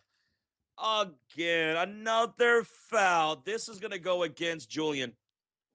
He shoved SGA to the ground trying to go up for that rebound. Gas Porn, thank you for subscribing, Gas. Thank you, man. Yeah, look at that. Clearly just shoved. What are you SGA. doing, Julian? That's the second time he shoved in the back like that on the baseline. The first time was to Caruso, who had to leave the game, and then that time to SGA. Web Blake with a 2 says, Tony Brothers and OKC are match made in heaven. There's a lot of fouls in this game, man. So far, it's 17 free throws apiece. Dude, both teams had less than 5 free throw attempts in the first quarter. That's crazy. And then a lot of fouls here in the second. Thank you for the 2, Web Blanket. Thank you, guys. Thank you. Now, I will say credit to San Antonio getting into the bonus with 6 minutes to go and taking advantage of it here in the second quarter. FGA is going to make both. And the lead up to 13. This is the biggest lead of the night for Oklahoma City right now. Keldon Johnson, okay, that was weird. Keldon Johnson took his time getting in the front court. Almost got called for an 8-second violation. He's got SGA all over him. Hands it off to Wembanyama. picked up on a screen, back to Johnson, bad pass. Johnson's able to corral it, and then throws it off a Wallace out of bounds with just 5 to shoot. No real flow here in the second half of this second quarter. 65-52, 13-point lead for OKC. 5 seconds on the shot clock. It's going to be Fox on the near sideline inbound pass over to Victor. Pull up 3 from the wing, and Wemby just does not have it tonight, man. And there's a foul here on the loose ball. Foul called against Caruso. Wemby, by the way, is 1 for 5. Fox is 1 for 8. I do not like the Spurs body language once again. I thought maybe after that dunk through Chet Holmgren by Keldon Johnson, the team would be fired up, and they went right back to looking like flat soda on a hot Sunday. Ooh, I like that. Flat soda on a hot Sunday. Castro, first free throw is up, and it's good. Because remember, at the time of that dunk, they made it a 1-point game, and now it leads back up to 12 here for the Thunder. These Spurs got to wake up. Look at even Victor. He's your leader. I don't like his body. I don't like any of these guys' body language. I don't either, man. You're still. You got to wake up. Second free throw is up, and it's Castle knocking down both. It's 65-54, 55 seconds remaining. And bring up the ball at SGA. The crowd's getting to their feet as he's got Castle hounding him. And another fucking foul. Oh, my God. It's a foul on the floor by Stephon Castle, his second of the game. 2 more free throws coming up for SGA. Just so many fouls committed by both teams here in the second quarter. Castle kind of slapped SGA on the wrist right there. SGA, they didn't even show the free throw. Okay, he made it. They were literally mid-replay when he shot the free throw, but it's 66-54 now. Lead back up to 12 here with the Thunder. And guys, we just hit 2,200 likes. Thank you all so much. Appreciate y'all. SGA makes it a 12-point game. Second free throw will make it a 13-point lead for the Thunder here in the first half. They completely outworked San Antonio for the most part here in the second quarter. And here comes De'Aaron Fox, who's giving you virtually nothing in this ball game. He brings it across the timeline. Wemby setting the high screen against Lou Dort. Fox driving to the right short corner. Up top to Keldon Johnson. He'll drive on SGA. He'll spin. He'll turn. He'll fire. Duff bucket will go in for Keldon Johnson. That was a tough turnaround 4-foot jumper. Keldon Johnson now 6 points tonight. He's 3 for 4. It's 56-67. Spurs defense been looking like Swiss cheese in the second quarter. SGA continues that with a pull-up jumper right between the eyes of Castle. All of a sudden, the Spurs defense just completely fell apart. Thunder just picking them apart. SGA is able to get to his spot every single time and score now. No shot clock here for San Antonio. They lead it. They're down by 13 points. And here's Fox on the drive. Fox and a lob attempt for Wemby. Oh, my God, he exists. You gave him the ball at the rim. It's a miracle, Josh. SGA is going to pick it up. Kick it out. 3. No good by McCain, and that does it for the first half. Thank God that second quarter is over. That was hard to watch, man. That was awful. There was no flow for the most part in that entire second quarter. Down the last 5 minutes, it was a foul on pretty much every single position outside the last 2. 69-58, 11-point lead for Oklahoma City Thunder. They outscored San Antonio 40-31 in that second period. And the only reason why they even made that somewhat of appearance because they went on a 9-0 run in 2 minutes. So right off the bat, Oklahoma City came out with the energy tonight. Spurs flat out didn't. Julian Champagnie had some good energy in the first quarter and then just decided to make dumb foul after dumb foul in the second quarter. And then for Keldon Johnson, he had some good energy in the second quarter, but absolutely nobody decided to be fired up with him. The Spurs just looked flat. They just looked flat completely. Victor Wembanyama, 9 points on 1 for 5, 1 field goal in that first half, and only 1 rebound. Wow. Wemby in the paint is non-existent. Remember, they have an under 500 record this postseason when he gets less than 10 rebounds. Chet Penny is your leading scorer for the Spurs with 17 points. That's the situation for San Antonio. It's not Fox. It's not Wembanyama. That's not good if you're San Antonio, man. Oklahoma City Thunder, SGA has 19 points on 40% shooting. He's got 10 free throws. made in that first half. 10 of his 19 from the free throw line. Chet Holmgren's got 12 points and 6 rebounds. Hardenstein's got 4. Lou Dort's got 5. 2 from Jared McCain, who's 1 for 5. He's not shooting well either. But 14 off the bench from Caruso, 7 from Casey Wallace, 3 from Jay Will, and 3 from Kendrick Williams. The bench mob for Oklahoma City Thunder has come back to life here in Game 5 in front of the home crowd. Dude, the bench in the first half have almost as much points as they did in entire of Game 4. So going into the second half, the San Antonio Spurs, I mean, my God, De'Aaron Fox 1 for 8, Wembanyama 2 for 6 now. I'm sorry, 2 for 6. The guards are looking bad. Castle, for the most part, like he's got 2 steals, right? He's got 12 points with 7 free throws made. He's got 7 of his 12 points from the free throw line. Like I said, there's a lot of free throws in that first half. My God, but Castle, Fox, Harper, those 3 guys got to step up, especially Fox and especially Harper. Harper and Fox just look completely lost. They look like their mind is somewhere in some other part of the universe and nowhere near Game 5. Harper cannot even hold on to the ball. The ball is just slipping through his fingers every single time. He cannot dribble. He cannot catch a pass. Harper looks lost out there, and Fox is missing everything. He's missing layups. He's missing shots he normally makes. He's missing everything. And they're not feeding Wemby enough inside the paint. And he's not getting any rebounds. He's got 1 for the entire game so far. They got to win the inside game. It was the success. It was the plan for success in Game 4. Why are you going away from that? Why do teams continue to go away from game plans that work? It frustrates me when I see a team do that, man. Yeah, it doesn't help that Fox and Castle and Vassell can't make the freaking layups either. How many layups in that first quarter did they miss, man?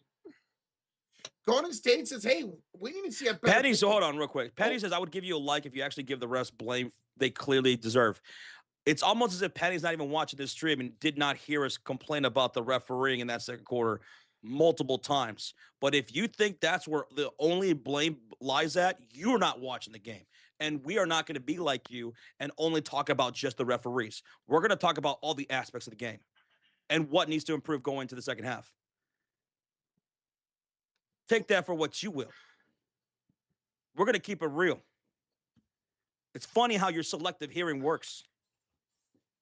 We don't want to sit here and just talk about the referees. We want to break down the game. That's what we want to do for you guys. All right, that's frustrating. That's very frustrating to see the San Antonio play like this, man. It might be Scott Foster next game. We'll see about that, Gregory. They just gave us Tony Brothers tonight. All right. You ready for the halftime box score? Si, senor. All right, let's listen to this box score. Listen up, Penny. All right, ladies and gentlemen, San Antonio shooting just 38% from the floor and 33% for downtown. They are 17-19 for the free throw line, so that's pretty good. Meanwhile, Oklahoma City, that's 53% from the field, 50% for downtown, and they are 20 for 20 from the free throw line. The turnovers in the first half, 8 for the Thunder, 9 for the Spurs. So 9 for the Thunder, 8 for the Spurs. Thunder really calmed down the turnovers in that second quarter. But the rebounds, 23-18 in favor of the Thunder in that first half. Now, let's go to your individual box score to break everything down, shall we? First of all, we'll start with the Spurs. Your leading scorer is Julian Champagnie. 17 points, 6 of 11, 4 of 7 for downtown with 5 rebounds. I thought he looked great that first quarter. He was aggressive. He was taking it to the paint. Other guys could do that too. Stephon Castle was attacking the paint, but Julian Champagnie was attacking the paint. He was knocking down shots. He went 4 for 7 from downtown in that first half with 5 rebounds. I liked his energy for the most part. Outside of those 2 dumb fouls, he also had 2 steals as well in that first half. Then your second leading scorer is Stephon Castle, Josh. He's 2 for 5 with 12 points, 7-8 for the free throw lines, got 5 rebounds, 3 assists, and 2 steals. Then it's 11 points for Wembanyama, 2 for 6, 7 of 7 from the free throw line, 1 block, 1 steal for Victor Wembanyama. Got to feed him some more inside, and Victor Wembanyama's got to start crashing some boards, man. They're getting physical with him again. Hornstein and such, they're getting physical with him again. He needs to get those rebounds up. Only one board in the first half. That's not going to cut it. Remember, he only had 4 rebounds in that loss in game 3. De'Aaron Fox, as Josh mentioned, 1 for 8, only 2 points. He does have 8 assists and 2 rebounds. And then for Sale, an 0-4, a goose egg, 0 for 4. He's got 3 rebounds and 2 assists. Now, off the bench for San Antonio, Keldon Johnson looked good. 3 for 4. He's got 6 points. Then it's Carter Bryant with 5, and Dylan Harper with 5 on 1 for 3. So that's 16 points off the bench for San Antonio. Now, we'll go down here to Oklahoma City, where your leading scorer is SGA, 19 points, but he's 4 for 10 with 10 of 10 from the free throw line. He has 5 turnovers, 2 steals, 3 assists, and 1 rebound. Your next leading scorer is Chet Holmgren. Now, 8 of those 12 points did come in the first quarter. He's got 5 for 6 with 6 rebounds. Then it is Lou Dort with 5 points and 2 for 5. Isaiah Hartenstein's 2 for 3, 4 points and 4 rebounds. And then Jared McCain, he's struck over the last couple of games. He's 1 for 5 in the starting lineup today with 2 points and 2 rebounds.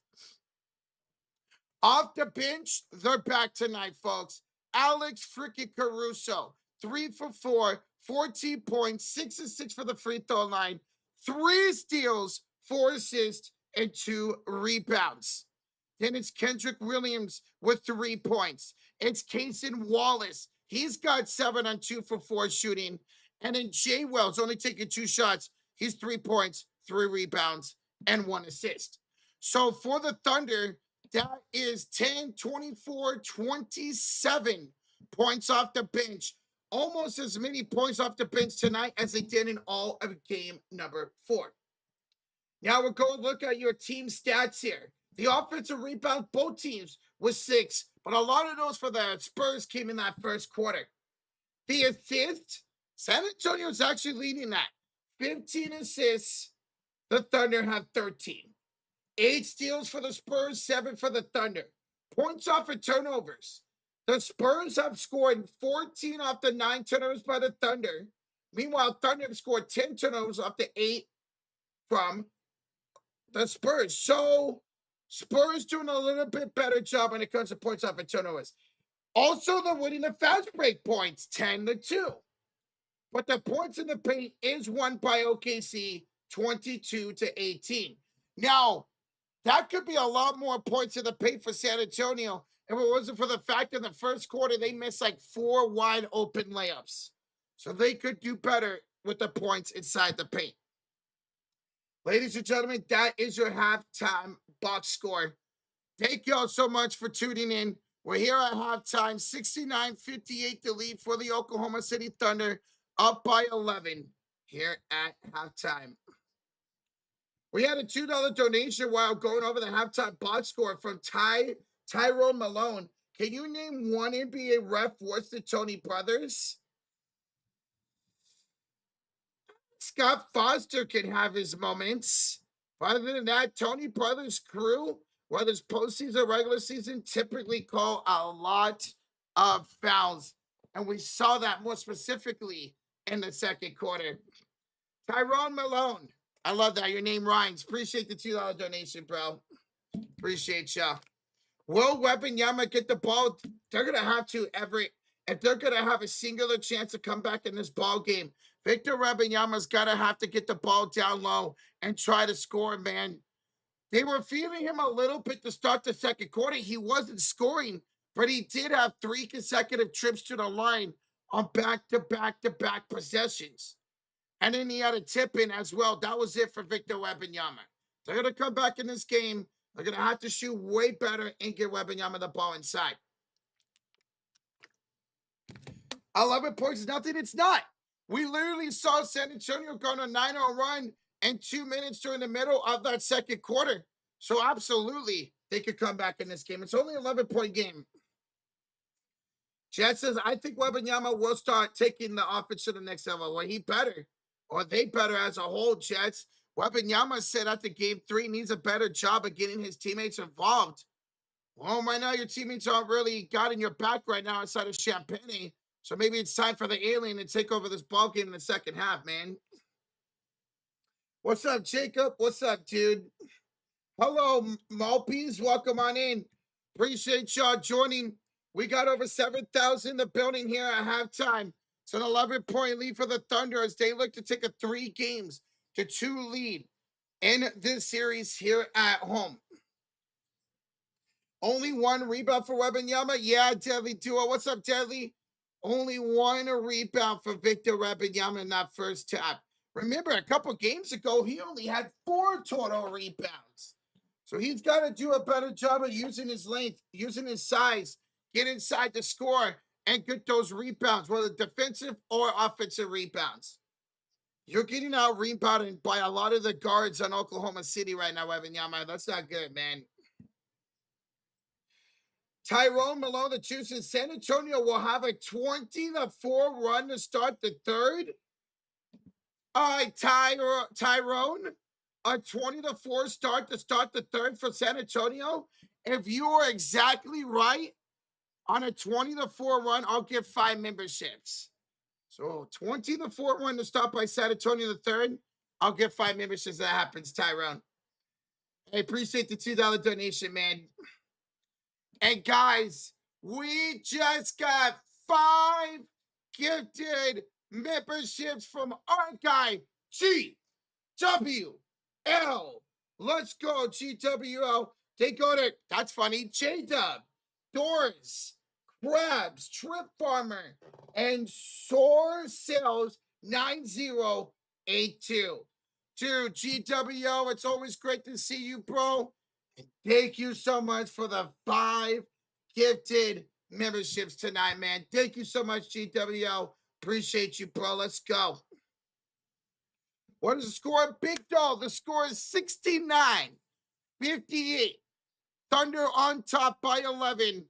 We should be about 2 or 3 minutes away from the start of the second half. Tim Donaghy was worse than Tony Brothers? Yeah, I mean, that dude literally rigged games. So, yeah, you're right about that, Gregory. You're right about that, man. Jason says, I got confidence in the Spurs to come back. Yeah, it's only an 11-point game, man. Seeker of Peace says, hey, this is my first time here. I'm at work listening on my Bluetooth, and it's been very entertaining. Well, Seeker of Peace, we're glad we could be entertaining for you, bro. Good luck at work. Hopefully we can make it fun for you, bro. Thank you for tuning in, dude. Thank you, man. 10 points ain't nothing in basketball. No, it's not. Like I mentioned, we saw a 9-0 by San Antonio in literally less than 2 minutes in that second quarter. And out of that timeout by Diagonal, we saw the Thunder go right back on an 8-0 run. It was an avalanche of emotions up and down in that quarter. Ended and started strong for the Thunder. Middle of the quarter was dominated by the Spurs. You never know who's going to win till it's over. You're damn right about that, especially in a series like this, Kingston. Big Bear with the $2 donation says, I'm late to the party, fellas. What did I miss? What did you miss? Well, a lot of missed layouts for San Antonio in that first half. Wembanyama was shot terrible. De'Aaron Fox, Dylan Harper, the guards of San Antonio shot terrible. In that second quarter, we saw so many free throws. Both teams took over 10 free throws at the very least in that second quarter. It was a sloppy first half, more so for San Antonio down by 11. Big Bear, dude, thank you so much for the cheers. Good seeing you. How you doing tonight, man? All right, ladies and gentlemen, are you guys ready for the second half of game number 5? Let me hear y'all, because away we go. It will be the Thunder with the first possession of the second half. They're in the white jerseys, now shooting on the left side of the court. Chet Holmgren's going to be out there with SGA, Isaiah Hartenstein, Lou Dort, and Jared McCain. SGA to Hartenstein. Back to SGA. Loves it inside for Chet. It was broken up. Chet gets it back. Chet would dunk it. Did he get it off in time? No, he didn't. He did not get the dunk off in time. It's a shot clock violation. San Antonio basketball. Dude, GWL with the $50 bomb. Go Thunder. Here's a refreshment. Snacks. Keep up the great work, guys. Dude, GWL, we love you, bro. Thank you for the 50 and the 5 gifted. Wembanyama on the inbounds. He'll spin inside. Hero Manson. Chet will get the rebound. Oh my goodness. GWL 5 get the memberships and oh, Josh and Mike is messing up. Here's a drive inside here for Jared McCain. Kicks it out to Lou Dort for 3. Dort's no good. And Champagne with the rebound. GWL, we love you, bro. Appreciate the 50, dude. Fox will spin inside. Another miss for Fox. He's 1 for 9. He's terrible tonight. Here's McCain on the drive. He'll attack. Blocked by Wemby, but a putback by Lou Dort. There is 4 jerseys for the San Antonio Spurs, and Lou Dort was able to just fly in like that and get a tip in. What are the Spurs doing? And then we're going to get an offensive foul from Julian Champagne. This team's not locked in. They're not serious today. Spurs are not serious today. They look good. They're just not. They look good for the first couple possessions, and then now just disappeared all of a sudden. Spurs are just not interested today. That's 3 dumb fouls now on Champagne here in the second half. GWL with 5 get the memberships and a $50 bomb. Thank you so much, GWL, man. My God. Here's Champagne driving, and Fox is going to commit the foul and 1. Oh my God. Jared McCain with an and 1, 73-58. How did Jared McCain make that? He had a man in his face, spun, put it up, put it in. Because Fox is so uninterested in this game that he can't even do an intentional foul correctly. He really can't. That's how locked in the Thunder are. Fox has 0 energy today. 0. This is a belt to ass right now here in this second half starting. It's 73-58, and at some point, the Spurs just need to wake up because they're doing almost virtually everything passive, lethargic, and wrong. They'll have the ball down 73-58. Wembanyama's going to go inside. Wembanyama's going to go up and under, kick it out to Vasil and Champagne. He'll drive off the glass. That's too strong. Dort flies in for the rebound. I guess Lou Dort's just going to fly in for another easy rebound right there. 10 minutes ago here in the third quarter. It's 73-58. Here's SJ. Step back 3. Contested over Champagne. And that's good. Timeout. Lord have mercy. This is belt to ass. 7-0 run for the Thunder. The Spurs, for the most part, looked absolutely uninterested in this game. And they came out with the exact same energy here in the second half. Exact same energy. Which is none. They're not rebounding. I mean, there was multiple Spurs players there early in that quarter where Lou Dort just came flying in and he's like, okay, you guys don't give a shit. The Spurs just don't give a shit. So Lou Dort just came flying in and said, I'll just tip this in because you guys don't care. No, you guys are not aware. You guys are not boxing out. You're doing nothing. Spurs got to wake up or else this is going to be a game where the reserves are going to come in the fourth quarter early. I mean, one of those kind of games.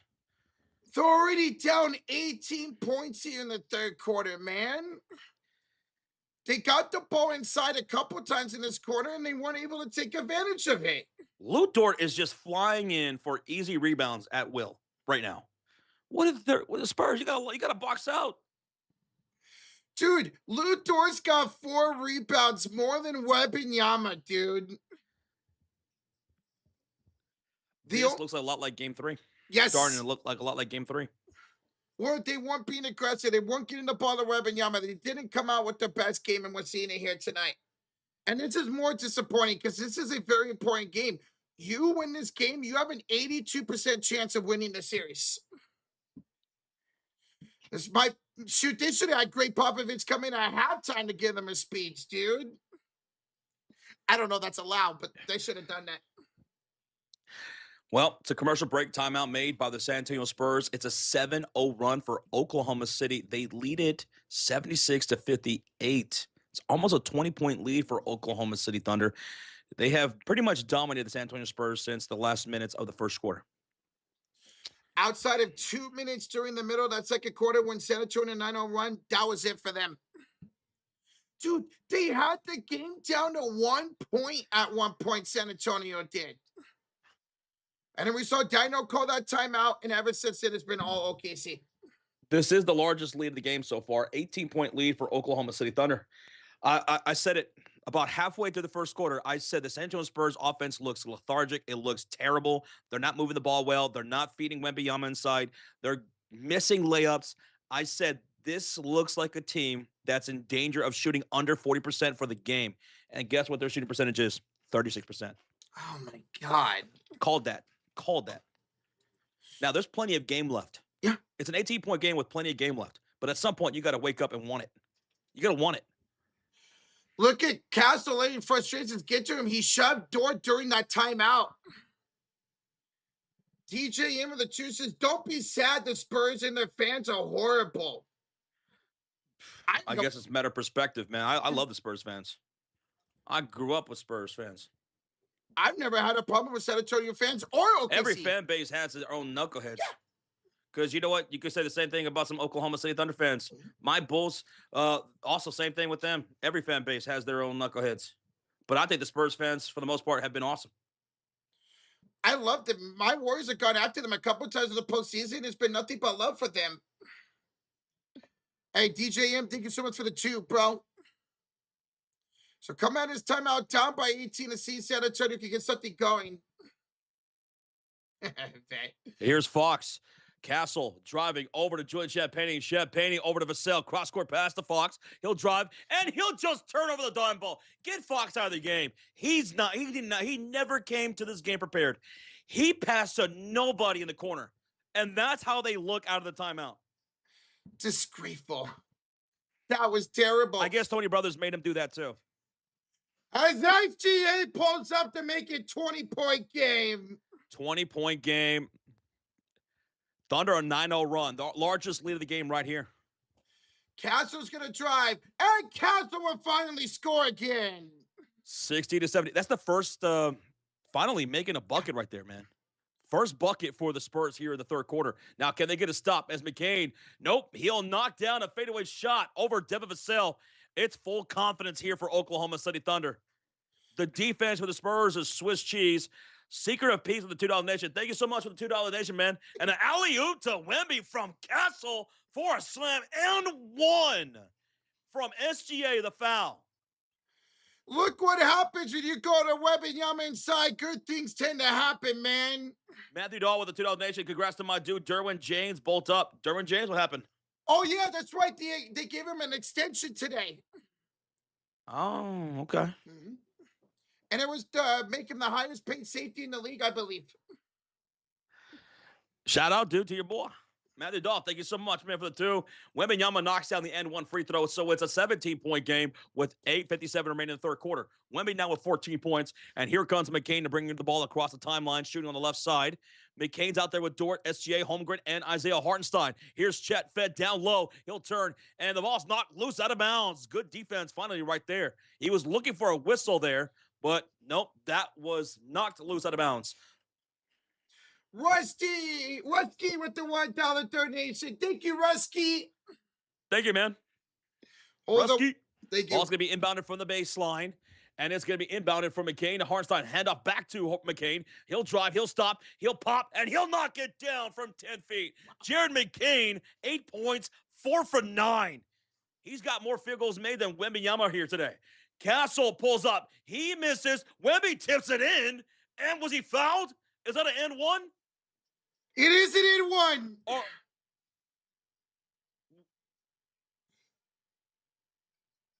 what's the call here? The commentators on television seem to be Lou Dort violation on the rim.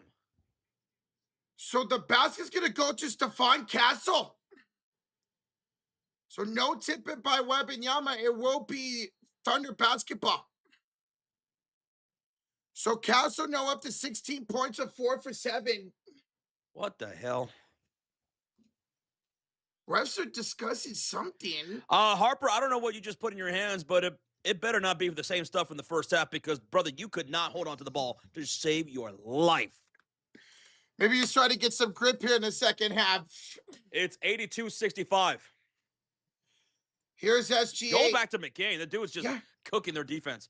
And here is McCain with a pull-up three over Vassell, and he'll knock it down. What did I just say? What did I just say? No one's able to guard McCain right now. It's 85-65, 11 points now for McCain, 5 for 10 shooting. A lot of damage here in the third quarter for McCain. Champagne inside. Up good and one for Champagne. Julian Champagne drawing that foul from Chet Holmgren. And one for Julian. He's now up to 18 points here tonight for Champagne.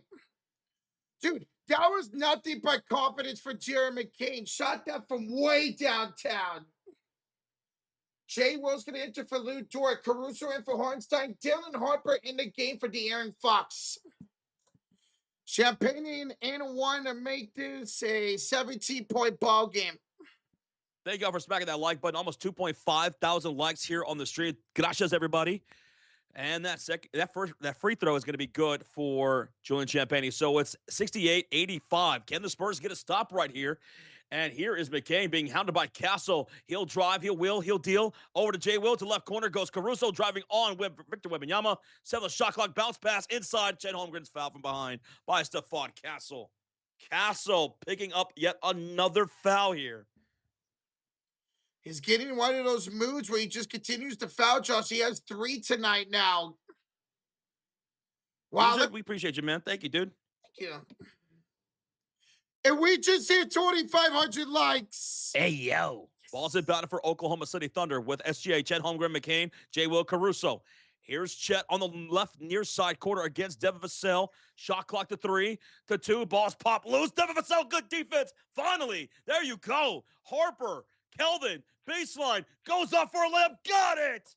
Oh, milk and cookies for San Antonio to cut the lead to 15 with 7:19 to go. Here come the Thunder with SGA crossing the timeline. 17 on the shot clock. Keldon Johnson on SGA.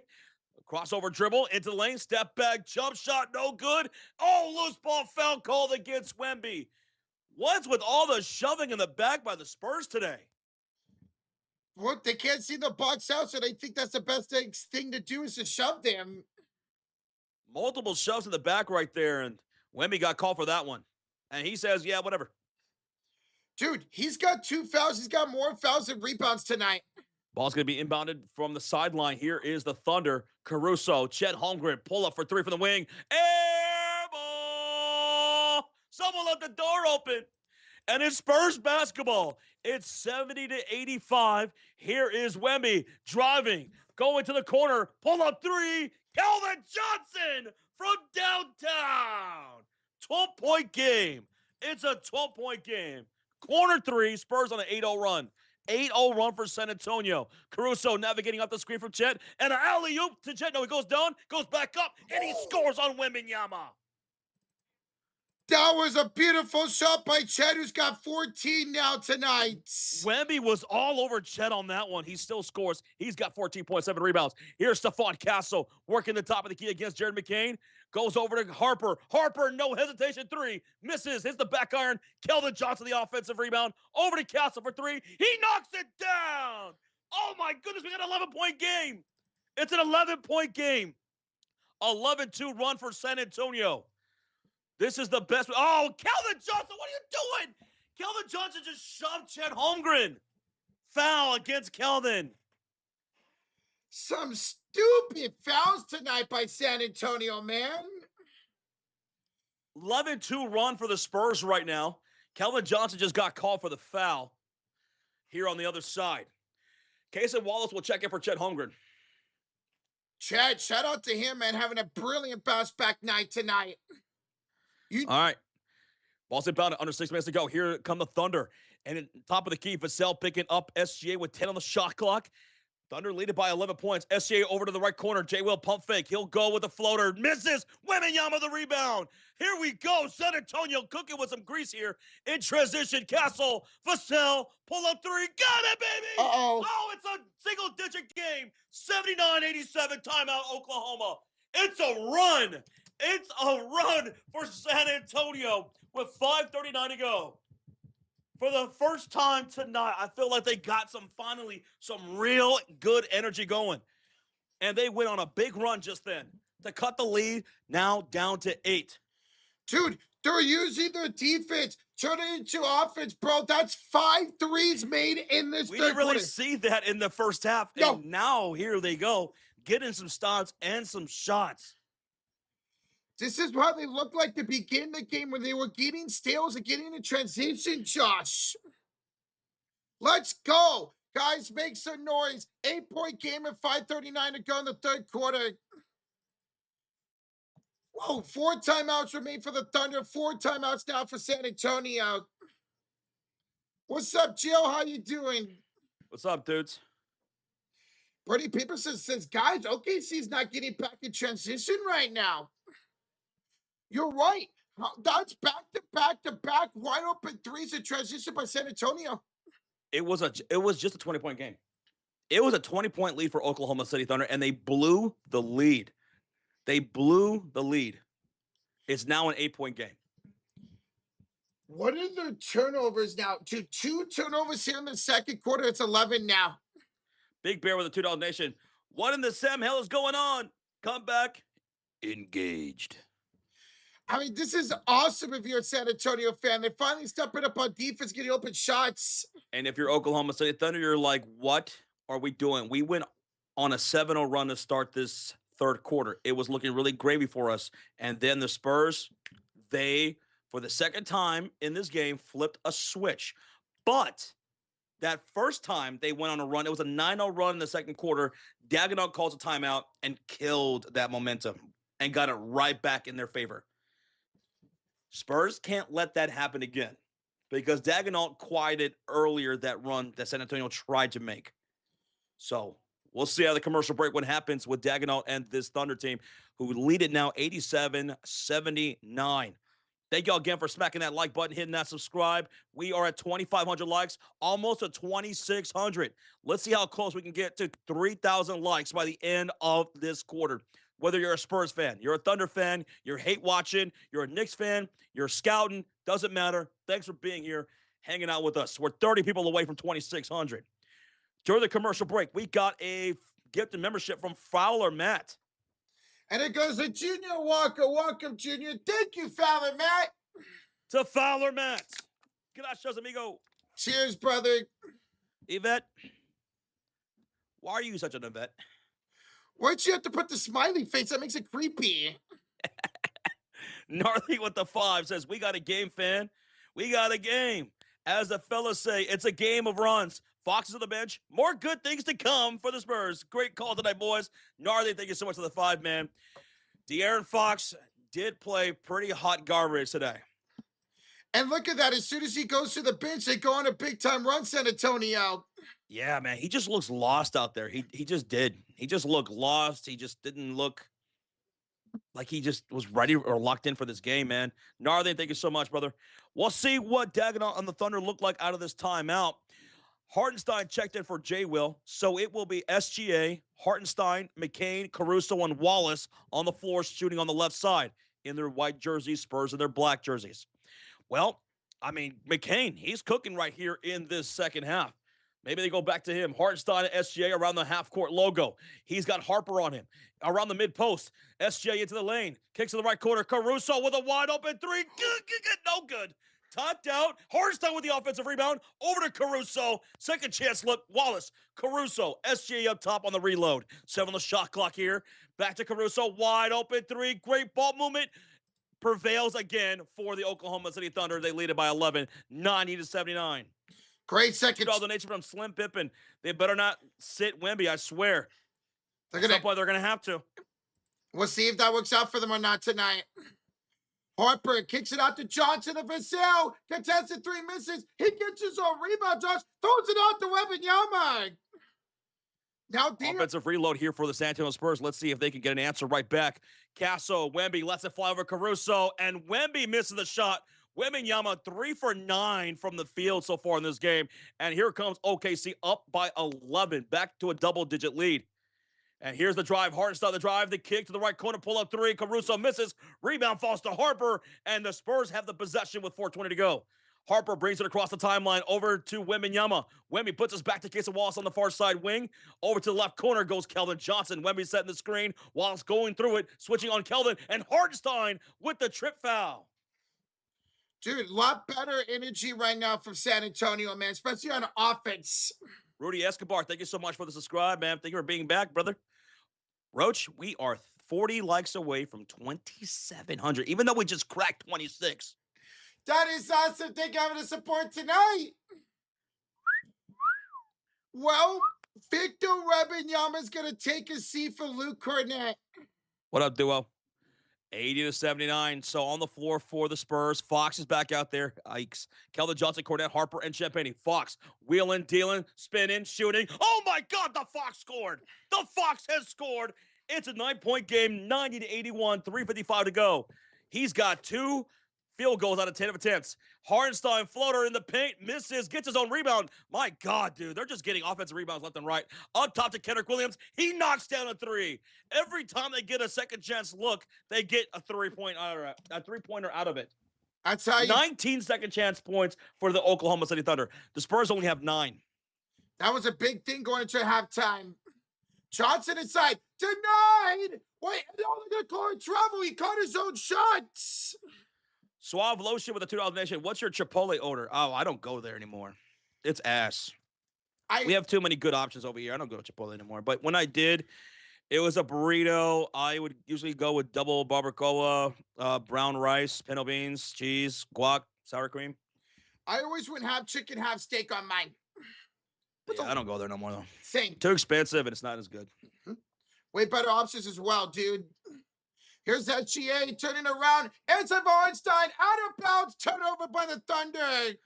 Whose ball? Spurs ball. Luka Dalton in the chat. What's up, man? And thank you so much for the 2 Suave Lotion. What's y'all's Chipotle order? Here's Harper letting it fly from 3. Oh, it's an air ball. Hartenstein with his 9th rebound. Will someone box him out? Dude, he's been killing them on the rebounds. Only 4 points, though. SGA top of the key. Attack Champagnie. Bad pass inside. It's going to be off the hands of Fox out of bounds with 9 to shoot. All right, with 2:44 left to go, up by 12. Thunder have the basketball with Hartenstein, SGA, Caruso, Williams, and Cason Wallace. Kendrick Williams, to be exact. For the Spurs is Julian Champagnie, Fox, Vassell, Cornett, and Harper. Oh, Cornett, let's see. Chet Holmgren just checked in for Caruso. Brave Blackthorn the Jew says put Cornett and Wemby in at the same time. You want to go with that double big lineup? We could see. Maybe then they'll finally get some rebounds. Yeah, absolutely. Well, let's say better for the Cason Wallace baseline. Hartenstein over to SGA. Thank you so much. Happy Pumpkin Rod with the subscribe. SGA step back midi, no good from the elbow. Rebound falls to Fox, his 3rd rebound of the game, and he's into the front court. Fox into the lane. He'll stop on a dime, pull up, and he'll knock it down. Did Fox just find some rhythm here? That's back to back. That's his 2nd field goal of the quarter. It's a 10-point game, but can the Spurs get a defensive stop? Because ever since that last time out, they haven't really been getting defensive stops. Here is SGA, the drive, inside, baseline. Hartenstein, easy floater over Cornett. That's something they have not been to guard a lot this whole season. 95-83. Harper, Vassell, no hesitation. 3 and 1. And 1, baby. 4-point play. Harper with the assist to Vassell, and it's Kendrick Williams with the foul. Vassell's got a 4-point play opportunity. He hit the near side wing 3. He's fouled by Kendrick Williams. 4-point play opportunity. Why did Kendrick come flying in like that? Dude, just let him go at that point. If he makes it, cool. If not, you get that rebound, go back to the other side. Yeah, because Vassell, after that shot is made, he's 2 for 7 for the game. He was 1 for 6 before that shot. This is the worst he's shot all postseason long so far for Devin Vassell.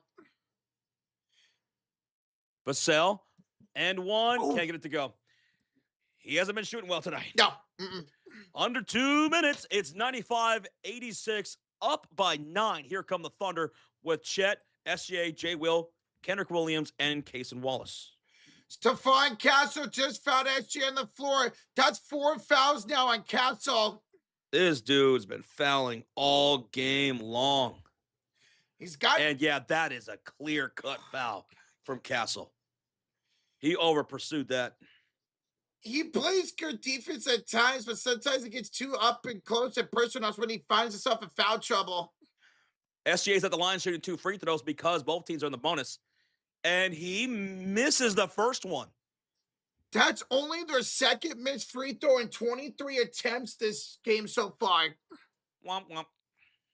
But can he make the second one, Joshy Poo? No. He'll make it. He'll make it. 1 of 2. All right, so here come the Spurs down by 10 points. De'Aaron Fox off the screen from Cornette. Handoff. Champagnie on the near side. Short corner. He's got Chet Holmgren. He'll bring him inside. Off the bank, Champagnie going to work on Chet Holmgren in the paint. 88-96. Here come the Thunder. Champagnie's got 22 points, man. He's one of the leading scorers for the game. He is the leading scorer for the Spurs. What? He's got all the confidence in the world, and he just knocked the ball out of bounds with 14 to shoot. So it's going to be Thunder basketball with 14 on the shot clock, up by 8 points. The 5 on the floor for the Thunder, it's SGA, Holmgren, Jay Will, Kendrick Williams, and Casey Wallace. Ball's inbounded. Shot clock to 10, Champagnie guarding. SGA, oh, he blew right past him, and a foul is called at the rim. Free throws coming up for SGA. Luke Cornette just picked up his second personal foul. Dude, Luke Cornette, no field goal attempts, no rebounds, no assists, nothing but fouling. Yeah, he smacked SGA right in the face right there. This is SGA now in double-digit free throws attempts tonight. Cornette has not had a good series for the most part. Mm-mm. He has had actually a terrible series. Only one game he was in the positive, and that was game 4. That's it. It's crazy. Everybody was in the positive for San Antonio Spurs. Especially Dylan Harper off the bench, who was a plus 25. Not tonight, though.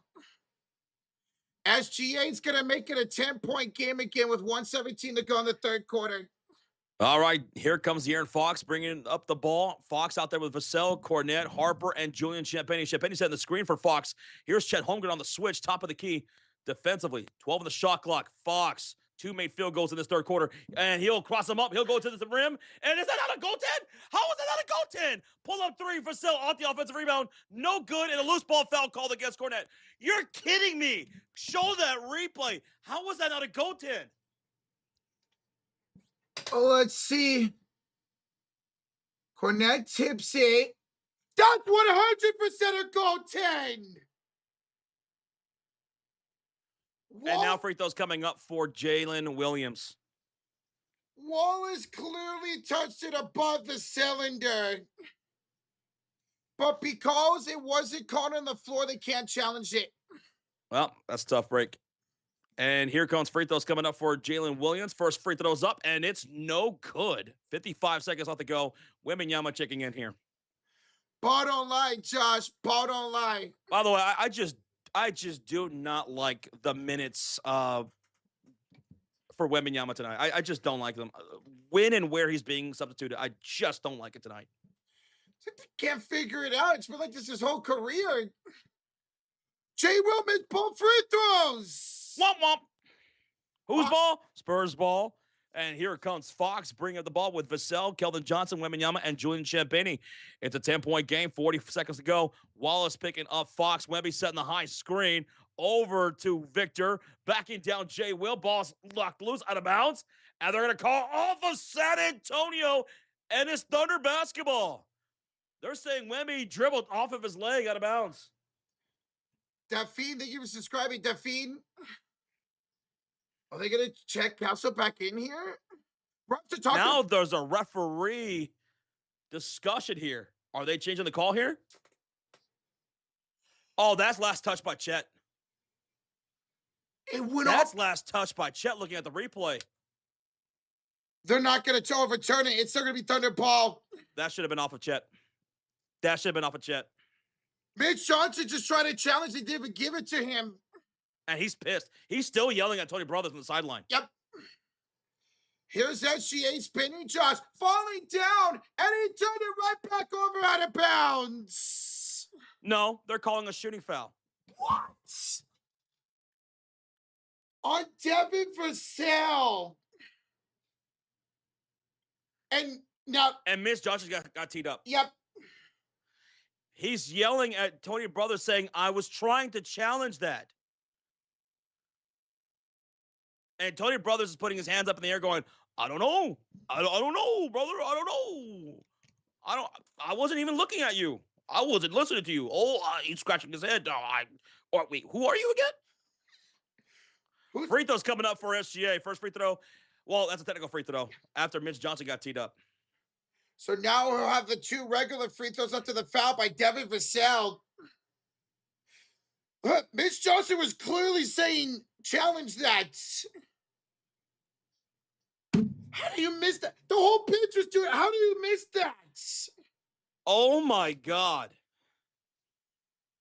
SGA makes the first run and now triple digits for the Thunder already. Wow, that's bad. Because that was clearly last touched by Chet Holmgren. I mean, that's not even close, dude. And then Mitch tried to challenge, and they would not let him challenge. Wow. And both free throws are made for SGA. It's 101-88, 17 seconds. No shot clock for the Spurs. That was awful. That was an awful sequence by the referees. Fox goes downhill. He's going to draw a shooting foul on Lou Dort. That was an atrocious job by the refs down that stretch there. Atrocious. Yeah, I'm not one that normally calls out referee stuff like that. How do you just not see Mitch Johnson clearly calling a challenge right in front of you? Hey, dude, he even jumped up and spun to get that challenge and they didn't see it. Taryn Fox will make the first free throw, 101-89. Chet says he was right in front of his face. Yeah, that was that was tough. That was crazy. That was crazy. He was calling for a challenge, and they just would not let him challenge. That was crazy. Because he would have won that challenge. Yeah, easily. Now, the only good thing about that is, had you challenged the one, you would have been out of challenges because they already used one. So now at least you still have free throw number 1 for... There's going to be free throws coming up for Fox, right? Yeah, he made the first one, and then they were working on SGA's knee for a second. With 6.7 seconds remaining in the third quarter. 6-7. Crazy game. Guys, thank you for the support. We're 50 likes away from 2,900. Oh, my good. 150 away from 3,000 by the other quarter. Let's go. Rozier with the $2 Nation. Find me, please. Tony Brothers, get the F out of here. Like, even if you're a Thunder fan, you got to admit that's crazy when a head coach is screaming for a challenge right in front of your face and you still don't give them. That was crazy. I want an explanation. I wish we could get an explanation from the referees after the game on that. Fox. Thank you for the Rozier $2 Nation, man. Thank you, brother. Thank you. I would love to see that explanation. Hopefully we eventually get one. Sometimes they do talk, sometimes.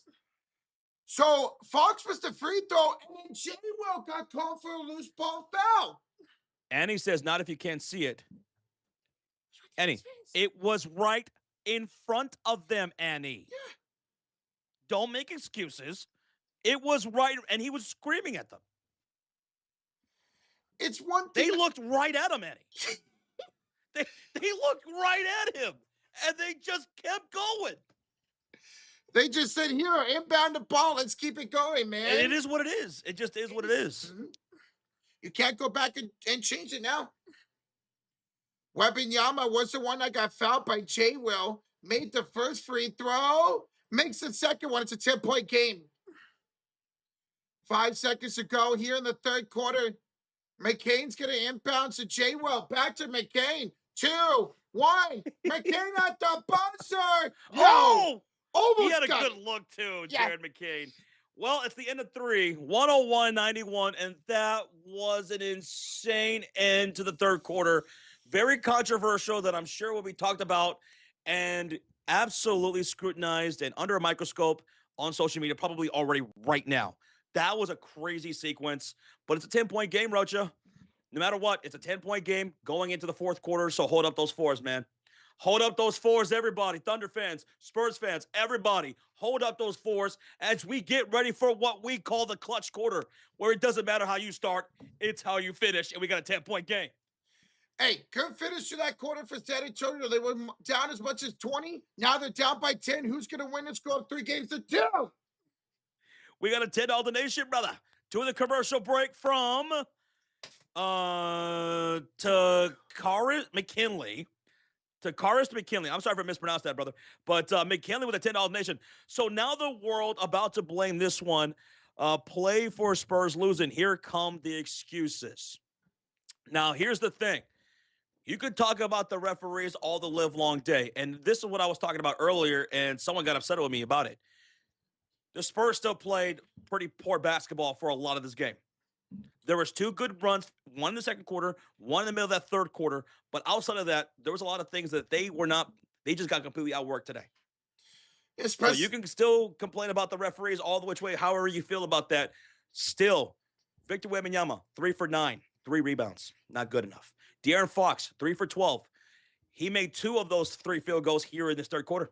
Got to lock in. Dylan Harper, 1 for 5. Castle committing a lot of fouls, and those were fouls. You got to lock in here. It's time to nut up or shut up here in the fourth quarter. Even if you're frustrated with the referees, whatever, you got to go out there and you got to play your game. Still. You got to play through it when stuff happens like that. You're too talented to let the referees take the game like that, man. Boots with the $2 nation says, are the refs rigged? Well, that was pretty atrocious calls right there missed by Tony Brothers down the stretch. I mean, the fact that he didn't call that goaltend, the fact that they called that out of bounds on Victor Wembanyama when it was clearly off of Chet Holmgren, and then Mitch Johnson tried like hell to challenge that, and he's screaming right in front of their faces, and they just kept it pushing. Like, that was absolutely wild to see, man. I'm not saying rigged. No. But I'm just saying that was atrocious refereeing down the stretch right there. That was terrible. Terrible. And it's not shocking being Tony Brothers and his crew. $2 donation from ADEC, who says the NBA shop was selling New York versus OKC finals merch. Were they really? I didn't see that. I didn't say that either. Sometimes mistakes like that go unnoticed sometimes, man. You accidentally put the wrong thing out there. Hey, Adic, thank you so much for the 2, bro. You gotta lock in, man. San Antonio's got to lock in. They're down by 10 points. Tony Brothers is not making you miss your shots. Tony Brothers is not making you turn over the damn ball left and right like Dylan Harper has been for most of this game. De'Aaron Fox going 3 for 12. With Victor Wembanyama only have 3 rebounds. The lack of ball movement, the lack of flow to the offense. Spurs got to get back to playing Spurs basketball. We saw glimpses of that in the third quarter and a little bit in the second quarter. They got to get back to this game. They're shooting 43% from the field, man. That is not good at all. All right, here we go for the clutch quarter, game number 5, ladies and gentlemen. It's Spurs basketball with Julian Champagny, Wembanyama, Fox, Vassell, and Castle. Wemby setting the high screen for Castle, whip pass left corner, and it's Champagny. He'll go back to Wemby inside, attacking the rim, and no foul balls knocked loose out of bounds. And they're going to say last touch by, I think, Hartenstein. And, oh, wait. Hold on. Who are they calling this out on? It's Spurs ball? Yeah, it's Spurs ball. Wemby was going right to the rim, and Hartenstein. Ball was knocked loose by Hart out of bounds. And look at Hartenstein all fired up. Fired up right there. I don't blame him. That was a great stop of Wembanyama. I thought he was going to yak that in. Gone. Grat. Appreciate you, man. Thank you guys so much for tuning in, man. No matter who you're rooting for, you're rooting against, you agree, you disagree with whatever's going down. Appreciate y'all tuning in nonetheless. Thank you. So they overturned the call to a jump ball. And now we have a referee talking to a side judge. Well, that was clearly off. That's clearly off of Hartenstein. What are we talking about? Oh my jump God. Ball. What are we talking about, jump ball? What are we talking about, jump ball? What are we talking about? That's so bad. And then the refs were discussing what the shot clock should be at. It's going to be at 14. All right, here comes a jump ball between Wemby and Hartenstein, and it's won by the San Antonio Spurs. Castle with the ball, and a bad pass to nobody. Castle, what are you doing? Multiple times, all the guards, Castle, Fox, and Harper, did just that, where they passed to the wing where there was nobody there. 13 turnovers now for the Spurs. That was a terrible pass there by Castle. Here's Wallace inside. Hartenstein float over Wemby, and that's good for Hartenstein. 103-91, 12-point lead for OKC. 8 points, 11 rebounds now for Hartenstein. Wemby, pull up three. No good. Hits the back iron. Hartenstein, another rebound. No one's accounting for Hartenstein. He's got 11 rebounds. He's getting whatever rebound he wants tonight when he's on the floor. Hartenstein, behind the back pass. McCain for three. He misses the line drive shot. Ball's rebounded. Hartenstein, another rebound. Right there. Another rebound for Hartenstein. Jesus. And then a bad pass. Stephon Castle with the steal. Castle down the lane. Layup is good. Milk and cookies for San Antonio. 93-103. 10-point game again. It's an ass man with a $5 donation. Give me some mojo for the Spurs. I'm down, baby. Me. Good luck, bro. Hartenstein, turn it over, stolen away by Chet Penny. Well, then make him pay for it. And Chet Penny, bad pass meant for Wembanyama. Stolen by. Can anyone pass the damn ball? Hartenstein, easy dunk the other way. Spurs, what are you doing? They can't pass the damn ball. This is wild, undisciplined basketball by San Antonio. Ass man, thank you for the 5, man. 105-93. Castle off the screen from Wemby. Took to the right corner, pull up three. Chet Penny missing the line drive shot. Rebounded by Chet Holmgren. Oh, my God. Spurs off to another horrific start in the quarter. Chet now at 14-8. Hartenstein to Chet, and he draws a fifth foul at Castle. Oh, Castle, rough game from him today. It's Isaac. Thank you for the subscribe, man. Thank you, Isaac. Hey, we appreciate you, Caesar. Thank you, man. You guys got that 99.5 Kiss. Lisa and Han vibes. You're loud listening to 99.5 The Fury with Roach, with Josh and the Roach. Hello, I'm the Roach. Mr. 89 with the $2 donation. Hey, Wemby, work the block, my lord. For real, though, dude, he's 3 for 11 tonight. Thank you, Mr. 89. I mean, Hartenstein is just playing with full confidence. He's puffing his chest out, and the Spurs have done nothing about it. And on the inbound, it's a steal here by Harper. Harper lobs it up for Wemby. He misses at the rim. He misses at the rim, but Harper's there for the offensive rebound. Ball is swung around. Vassell for three. Ugly shot. Why are you taking that shot, Vassell? What are these offensive possessions for the San Antonio Spurs? They're awful. They're shooting 70% as Caruso missed an easy layup. Caruso missed a layup. How did Caruso miss that? Here's Wemby. Calvin Johnson blocked on the three-point shot attempt from Casey Wallace. Wallace with a block. Chet Holmgren inside, and he's gonna be fouled by Keldon Johnson, who thought he had a jump ball situation. What a foul. Spurs, they look completely cooked. Dude. I mean, they are just not at all paying attention to what they're doing. I mean, when you let Hartenstein dominate you like this, man, that's bad. Wembanyama had a wide open layup and he missed. Thank y'all for over 3,000 likes, by the way. Almost a 3.1 thousand likes. Thank y'all for being here tonight. Let's go. 69 away from 3.1 thousand. Nice. Free throw number 1 is good by Chet Holmgren. They call that a shooting foul against Keldon Johnson. 9:02 to go here in the fourth quarter, down by 13 in San Antonio. San Antonio shot terrible tonight. 41% shooting so far now. For the most part, it was under 40% for the game. Mm-hmm. They found a little bit of rhythm, and that's it. Not much. And they've missed just about every look. Heidi Farms, thank you so much for the subscribe. They're taking terrible shots early in the shot clock. I just don't get it. They're just chunking up shots. Fox inside to Wemby. Wemby, he can't handle the physicality again tonight from Hartenstein. He just hasn't been able to. He'll attack him off the dribble. He'll miss at the rim wildly. Didn't touch nothing. He didn't touch the rim at all on that shot. Rebounded by Casey Wallace. That was awful by Wembanyama. That was an awful possession by Wemby.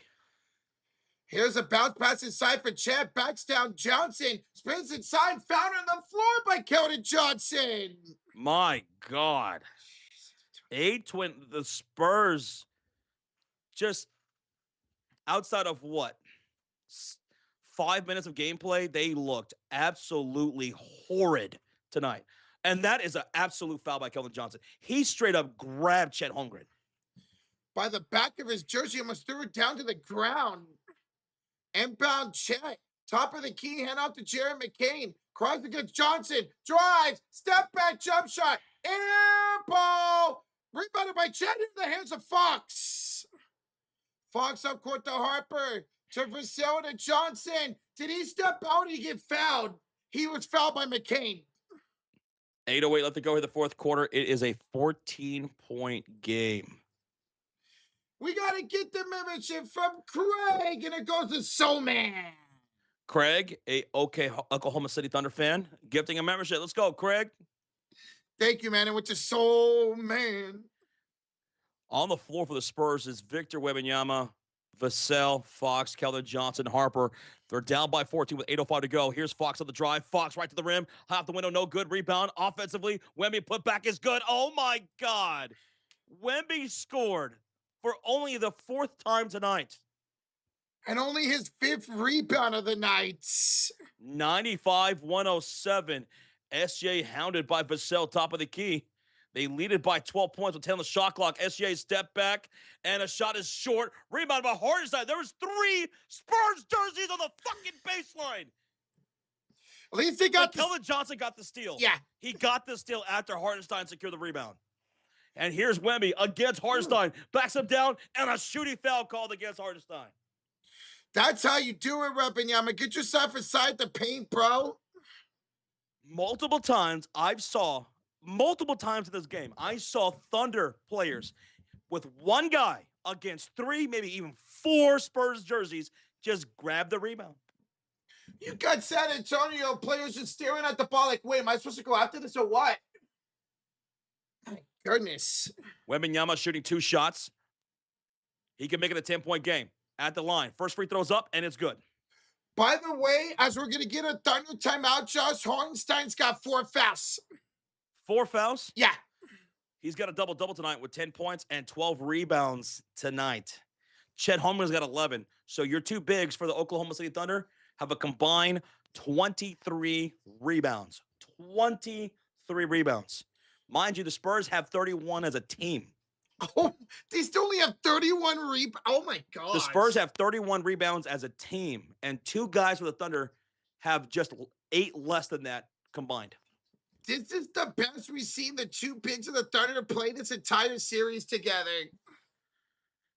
All right, I got to do the bathroom. I'll be right back. San Antonio, Texas are just now getting a tornado warning, says Erica P.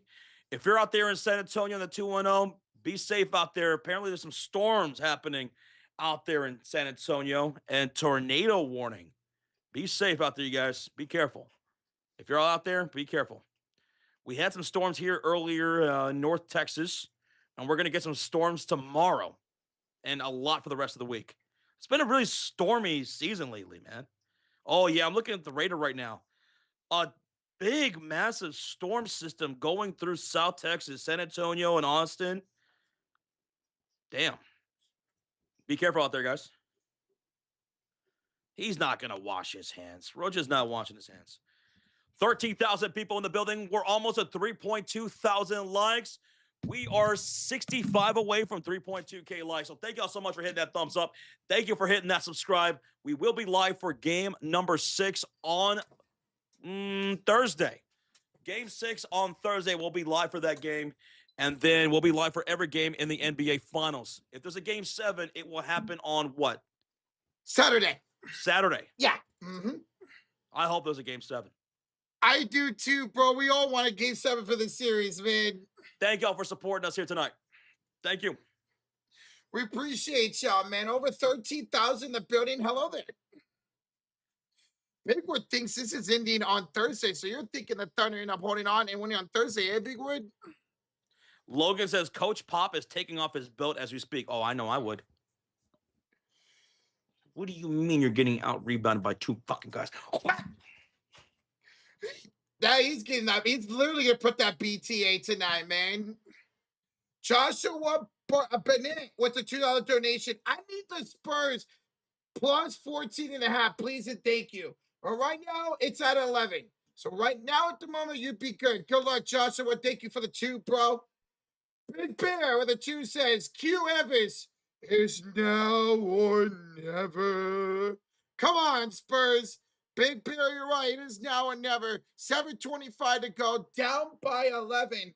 Victor Wembanyama will have a free throw to try to make this a 10-point game. Big Bear, it is now or never. Thank you very much. Thank you, Joshua. Thank you, Big Bear. Appreciate the donations, y'all. The Spurs been sucking tonight, dude. As Josh mentioned, outside of a couple of runs, they have looked awful tonight, man. They've taken way too many stupid contested shots in this game. Even a couple of them went down throughout the game, like Vassell and Harper. I didn't even like those shots, even though they went down. We got Jared McCain enter the game for Chad Holmgren. So Chad checks out. McCain in with Hartenstein, Caruso, Wallace, and SGA. Wembanyama's out there with Fox, Vassell, Johnson, and Harper. Victor Wembanyama will have a second free throw. He made the first one. Victor Wembanyama takes a breath, bends the knees, shoots the free throw. It's up, and it is good. It's 97-107. Now, here come the Oklahoma City Thunder with Hartenstein, SGA, Jared McCain, Caruso, Case, and Wallace. And here's Jared McCain over to SGA on the top of the logo. Hartenstein setting the hot screen. He'll drive to the left short corner, pull up over 2 defenders, and that's going to be no good. Flying in for the rebound is Harper. Harper ahead to Fox, who barely kept that in bounds in transition. He'll stop him, pop on a dime, and De'Aaron Fox makes it an 8-point game with 7 minutes remaining. With 7 minutes remaining, it's 99-107. Spurs are keeping themselves in this one right now, Josh. Okay, 6:47 left to go. Can they get a stop here? Here's SGA. Picked up by Devin Vassell. Hartenstein setting, getting another screen. Off the left side of the screen, SGA on the move inside. He bumps into Vassell, into Hartenstein. Floater up, it's good. No answers for Hartenstein tonight. And I mean 0 answers from San Antonio to Hartenstein. 12 points, 12 rebounds. Whether it's on the boards or shooting-wise, incredible night for Hartenstein. 0 stoppage to Hartenstein. Fox, bounce pass, Vassell to the rim, misses another layup. Vassell's been trashed tonight. 2 for 10 now. McCain for 3. Oh, that's big. 112.99. That's, I'm not gonna say it, but that's bad. 112.99. Vassell. Oh my God, man. The Spurs play like shit tonight. Victor Wembanyama 4 for 14. Vassell 2 for 10. Fox 4 for 14. Harper 1 for 5. Oh my God. They are playing just like they shot in game number 3, man. Devin Vassell, this is his worst game of the NBA postseason. The worst game of the postseason for him tonight. So right away, we saw Dagnall take a timeout. What happens? They get the momentum right back up by 13 with 6:11 to go. Spurs never shot above 41% for this game. Never shot above 40%. 41% for this game. They just kept taking some dumb contested threes, man. No, they're also missing in the rim, at the rim. They just did. Especially in that first quarter where they missed like 5 layups. Their shot selection has been crazy bad tonight, man. We do got a $5 super sticker from Jay. And it's incredible. Like Kevin from Home Alone. Ah! That was terrible. Jules, Jay, thank you so much for the $5 sticker during the commercial break. Appreciate you, brother. We got a $10 donation from McKinley. Spurs shooting nearly 30% from the field, but let's blame the rest. Spurs shooting almost 20% from 3. They're shooting 32% from 3, 41% from the field. If you're meaning specifically in the second half, maybe, but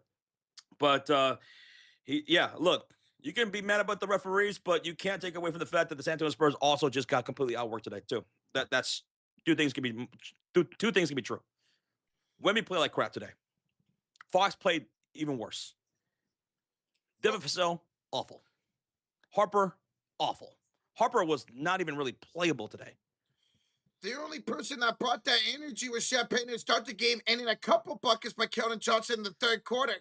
We're still in a commercial break. Thank you, McKinley, for the 10, brother, once again. Thank you. And we got a $5 donation here from Craig. He says, last night in the United States, boys, Germany bound tomorrow, spending it the way I should. Thunder up. Craig, He's a Thunder fan. He's enjoying this right now. Dude, good luck out in Germany, bro. You got this, man. Greg, safe travels, brother. How long is that flight to Germany, Craig? Like what, 13 hours? Sheesh. I couldn't do it. No way. I can't do it. I can't sit still like that for that long. No way. I'd go crazy. My legs would kill me if I was something like that, man. Hey, Craig, thank you so much for the 5. Thank you guys so much for the donations. Is anybody else like that? Like, I can't sit still. I just can't for too long. Like, if I'm on a plane ride for longer than 2 hours, it's torture. Torture. At around 2 hours or more, it's torture for me. See, Josh, I have ADHD, so I'm always constantly want to be moving. So I feel you, bro. And Craig says it's 7.5-hour flight. Okay, sheesh. You better knock me the hell out. And I cannot wake up. Because if I do before that plane lands, I'm going to be pissed. And most of that would be over the water, too. I cannot be sitting still that long. No way. Nick says, hey, planes are my nap time. A lot of people can do that. I can't sleep on the plane. Same. I can't sleep on the plane. I can't sleep on road trips. We're coming back from the commercial break. It's Spurs basketball, Rocha. And they got to find something out. Here's Keldon Johnson 3. Another missed shot from downtown. And it's a rebound for the Oklahoma City Thunder with under 6 minutes to go. Thunder have the possession, and they have full control of this game. It's their game to lose. Here's SJ, step back shot, midi, missed, rebound. Harper, oh my goodness, they got a rebound over Hartenstein. 6 rebounds tonight for Harper. Keldon Johnson, dribble drive, baseline. He'll score at the rim, finally. And it's an 11-point game with 5.5 to go. They need some stops and shots, brother. They really do see they can get some rebounds when they do get those stops. Well, here we go. Jared McCain brings the ball across the timeline. McCain got the starting nod tonight because there was no J-Dub. There's no A.J. Mitchell. Here is SJ on the drive. Bounce pass right corner. Pull up 3. Caruso. He'll knock it down. Caruso. He said, I'm back. 5 for 9, 20 points. He's got more field goals than Wemby, more field goals than Fox, Vassell, Harper. Embarrassing. It's Harper out to Johnson. No good for downtown Hartenstein. A 13th rebound. Under 5 minutes ago, 115, 114. SGA the drive, the kick up top. McCain way deep from downtown. No good. Wembanyama the rebound. The confidence he had taking that shot still was crazy. He's got full confidence, man. Wembanyama way downtown, not to miss. Johnson the tip, no. Third chance, yes, for Johnson. Second chance points right there for Keldon Johnson. 15 points, 7 for 13 from the field, cuts the lead to 12. Victor Wembanyama now 4 for 15 tonight. 4 for 15? Fox is not much better either, 4 for 14.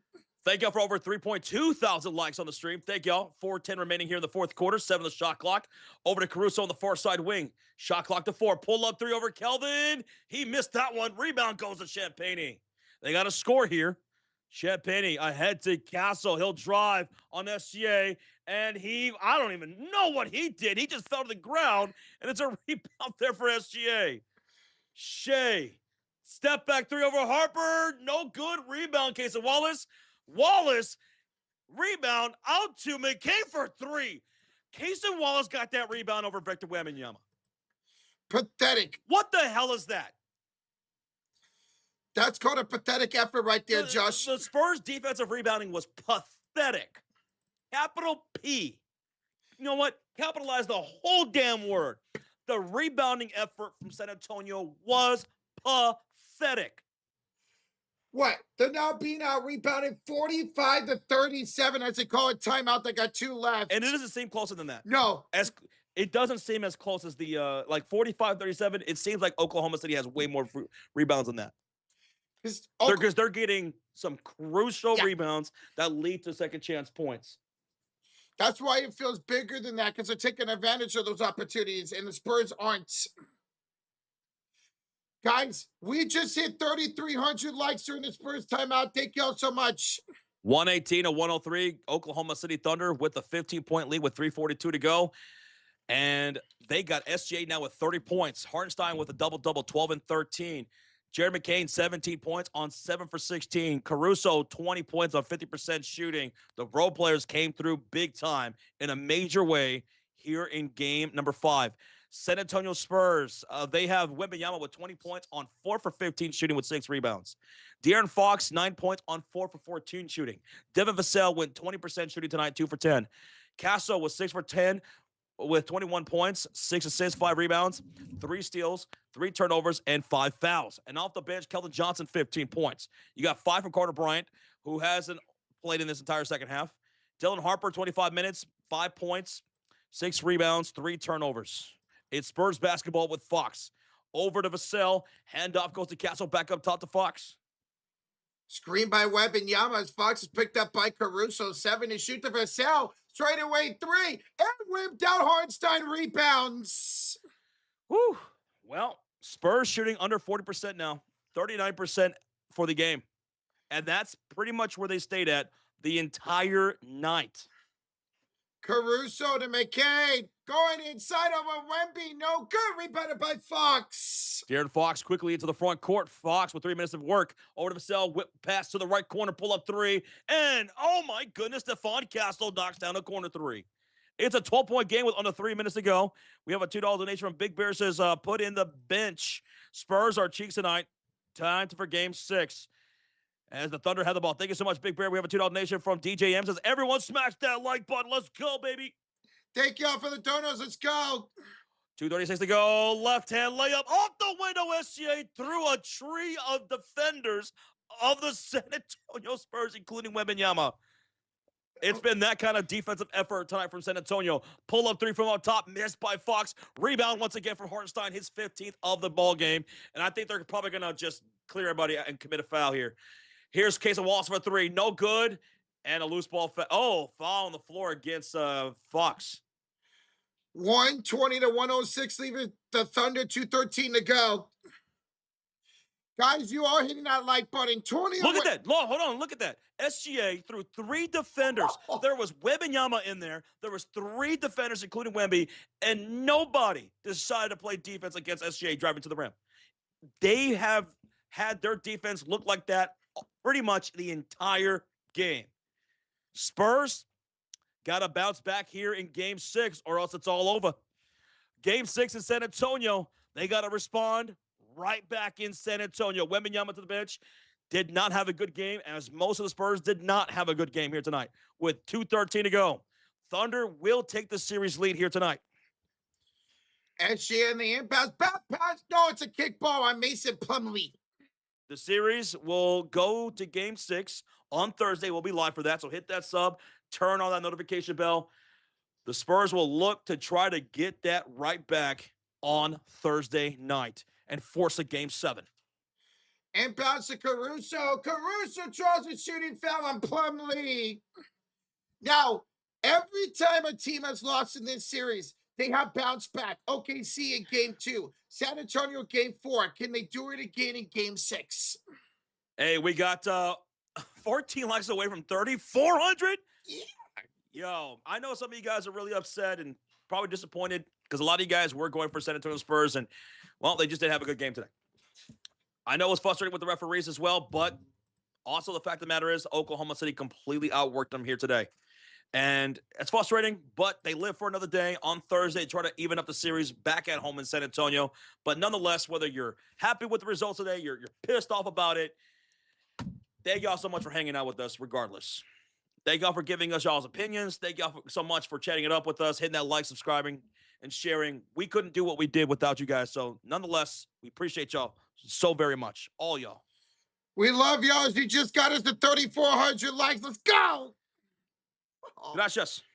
Caruso did make the free throw, Josh. It's McLaughlin off to Biombo. Off the Carter Bryant. Back to Jordan McLaughlin. Screen by Plumlee. He's got 9 to shoot. McLaughlin floater. That's going to remain for Jordan McLaughlin. And we have a $5 donation from Sarcasm. According to my calculations, 12, 15, and 4 is more than 20 for Hartenstein's PRA. Just giving a little back. Let's go, sarcasm. Congrats, bro. We appreciate your sarcasm. Cheers, man. As we're going to get another foul here on San Antonio, going to send the Thunder to the line. 122, 108, 139 to go. Appreciate you, Cash. Ricardo, Larson, thank you, brother. Thank you, RJ, as well, man. Appreciate you guys. James, Joe, John Michael Carr, Mulpees, everybody. Bad Steven, Bad Stan, Nina Turner, Yvette, everybody. Regier, Appreciate you. Craig, thank you guys. GWO, thank you again so much for the bomb tonight and the gift of memberships, bro. The support. Shout out to the Mod Squad, Tristan Allen, Yvette, everybody. Thank you guys. Cheers from my sparkling water. Let's go. We ran out of water here, so I'm drinking sparkling. Jared McCain. So Jared McCain got an elbow to the back by Plumlee. Lou Dort did not appreciate that and started talking to Plumlee. As Caruso's going to check out to a standing ovation. Caruso came back fired up tonight, and the Spurs had no response for Caruso. They had no response for Isaiah Hartenstein tonight or SGA. Caruso, 22 points tonight. Plumlee in the corner, Bryant for 3. That's no good. 5 of the rebound in the hands of Biombo, stolen away by Jared McCain. Sometimes it's your night, sometimes it's not. And tonight, it was OKC's night, and it wasn't San Antonio. But you know what? They still got another game, and it's going to be in San Antonio. They got one more in San Antonio on Thursday night as they'll try to force a Game 7. And you best believe they're going to come back fired up. They better come fired up for Game 6. As Carter Bryant scores, we've seen the starts that San Antonio's got off on our home this postseason. I want someone to get Greg Popovich a bench seat. Or a seat right behind the bench. I want him he doesn't have to say nothing. Just sit right there and just give his pop looks. Just give that evil eye. As Biombo's going to shooting foul on Jared McCain. And McCain a little shaken up here. What we at now, Roach? Dude, we just hit 3,500 likes. 3,500. Thank y'all. Well, Miss Yvette, we appreciate you, girl. How you doing tonight, Yvette? Rosary, thank you for subscribing, Rosary. Rosie. So Jared McCain in line for 2 with 45 seconds to go. And that one is up and good. Somebody needed more than 115 points for the Thunder. Well, they have 124. 124, 110, 114. The over. Derek Young, thank you. We need 3 more points for the over. We just need 3 more points. It's at 114. McCain will make both 125, 110, 44 seconds to go. Jared McCain with a bounce back night as well, 20 points tonight. As Olynyk goes inside, he draws a shooting foul on Wiggy. Valerie, thank you for subscribing, Valerie. So 37 seconds to go. Free throws coming up here for San Antonio. Dwayne, thank you. Dude, you guys are blowing up this sub button right now. Shout out Dwayne. As the first one's up and good. 1-1-1 for San Antonio. 1-1-1. When it went the way over, now we are officially at the over of 216.5. Both free throws are good. 125 to 112. Top pitch into the front court in the left side for the Thunder. Final 30 seconds of game number 5. Top pitch as we got Tim. Thank you for subscribing. Her drive, her kick out. Jared McCain, D3. No good. Kendrick Williams with the putback. 127 to 112. Here comes Jordan McLaughlin with 15 seconds to go. He'll get past Joe, and he'll draw a shooting foul on Joe with 13 seconds. Just in the fucking game, Tony. You know him. He likes to make it all about himself. So 2 shots coming up. Blake Johnson at the 5 says, congratulations to this game's MVP, Tony Brothers and his crew, to helping this team win the game LL. Just kidding. But Jared McCain and Hartenstein came out to play.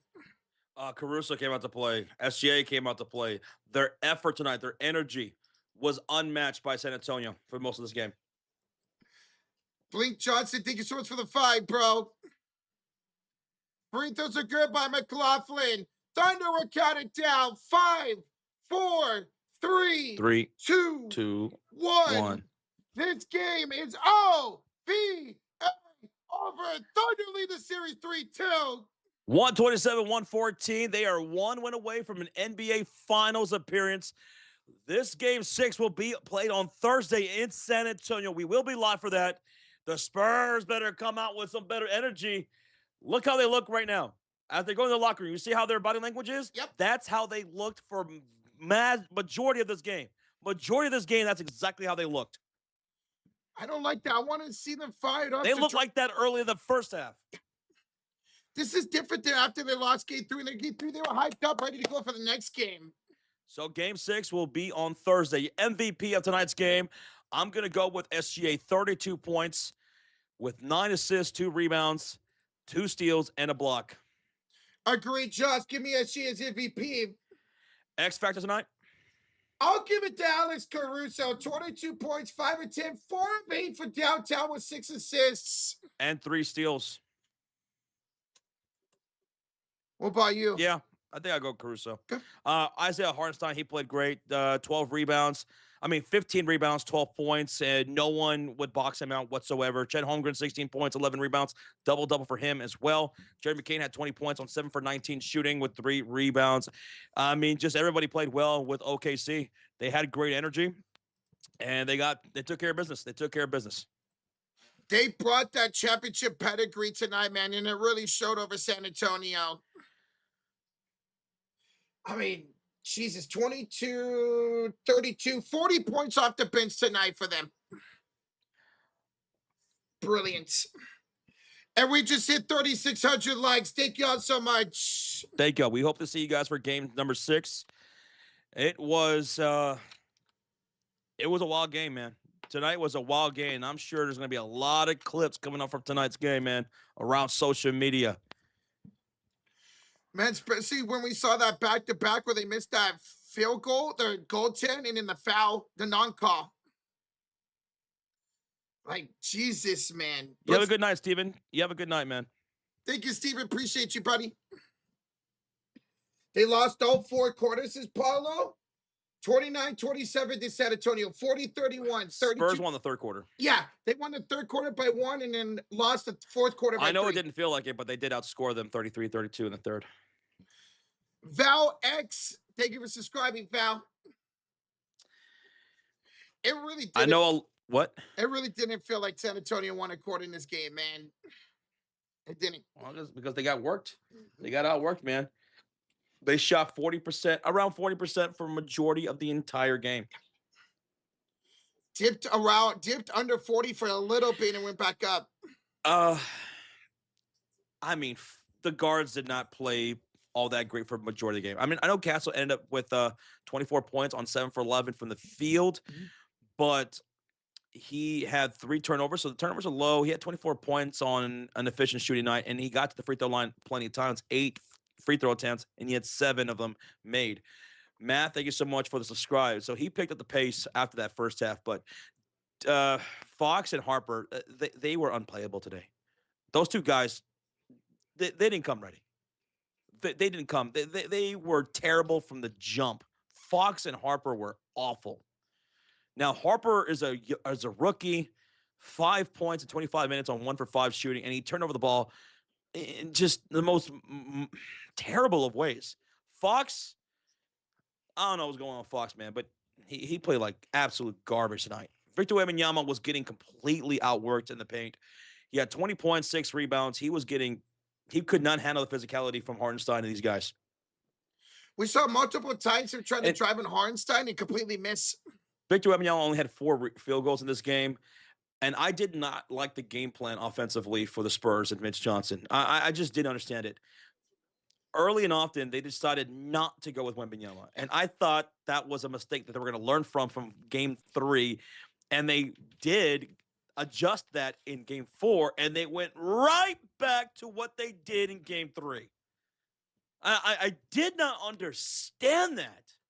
Why are you not feeding that big son of a bitch that's over 7 foot forever in the damn paint. Like, Why are you not giving him the damn ball?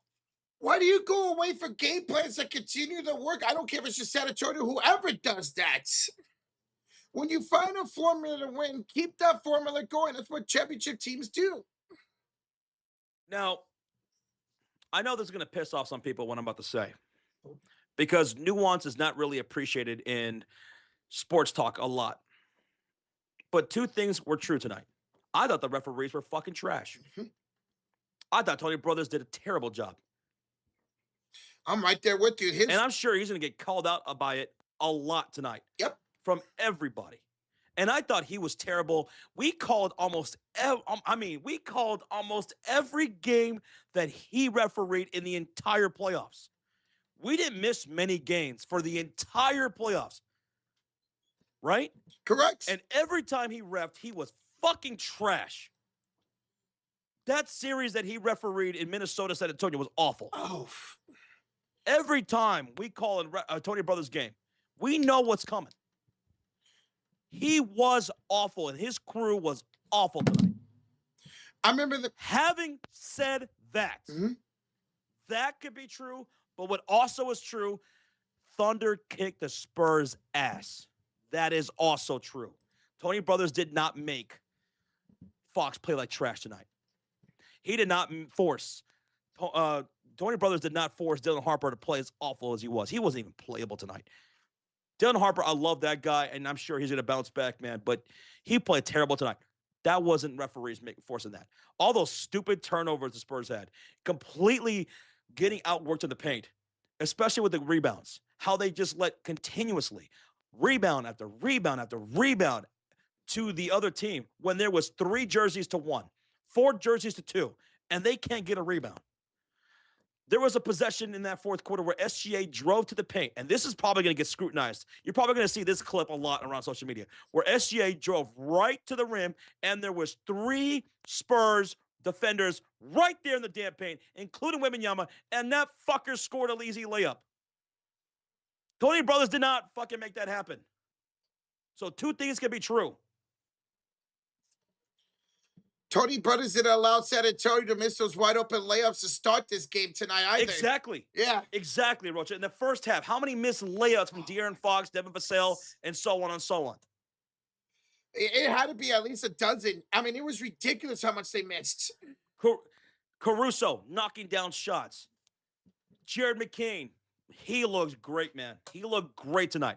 He didn't shoot all that well, 7 for 19, but in the second half, he really, really got fired up.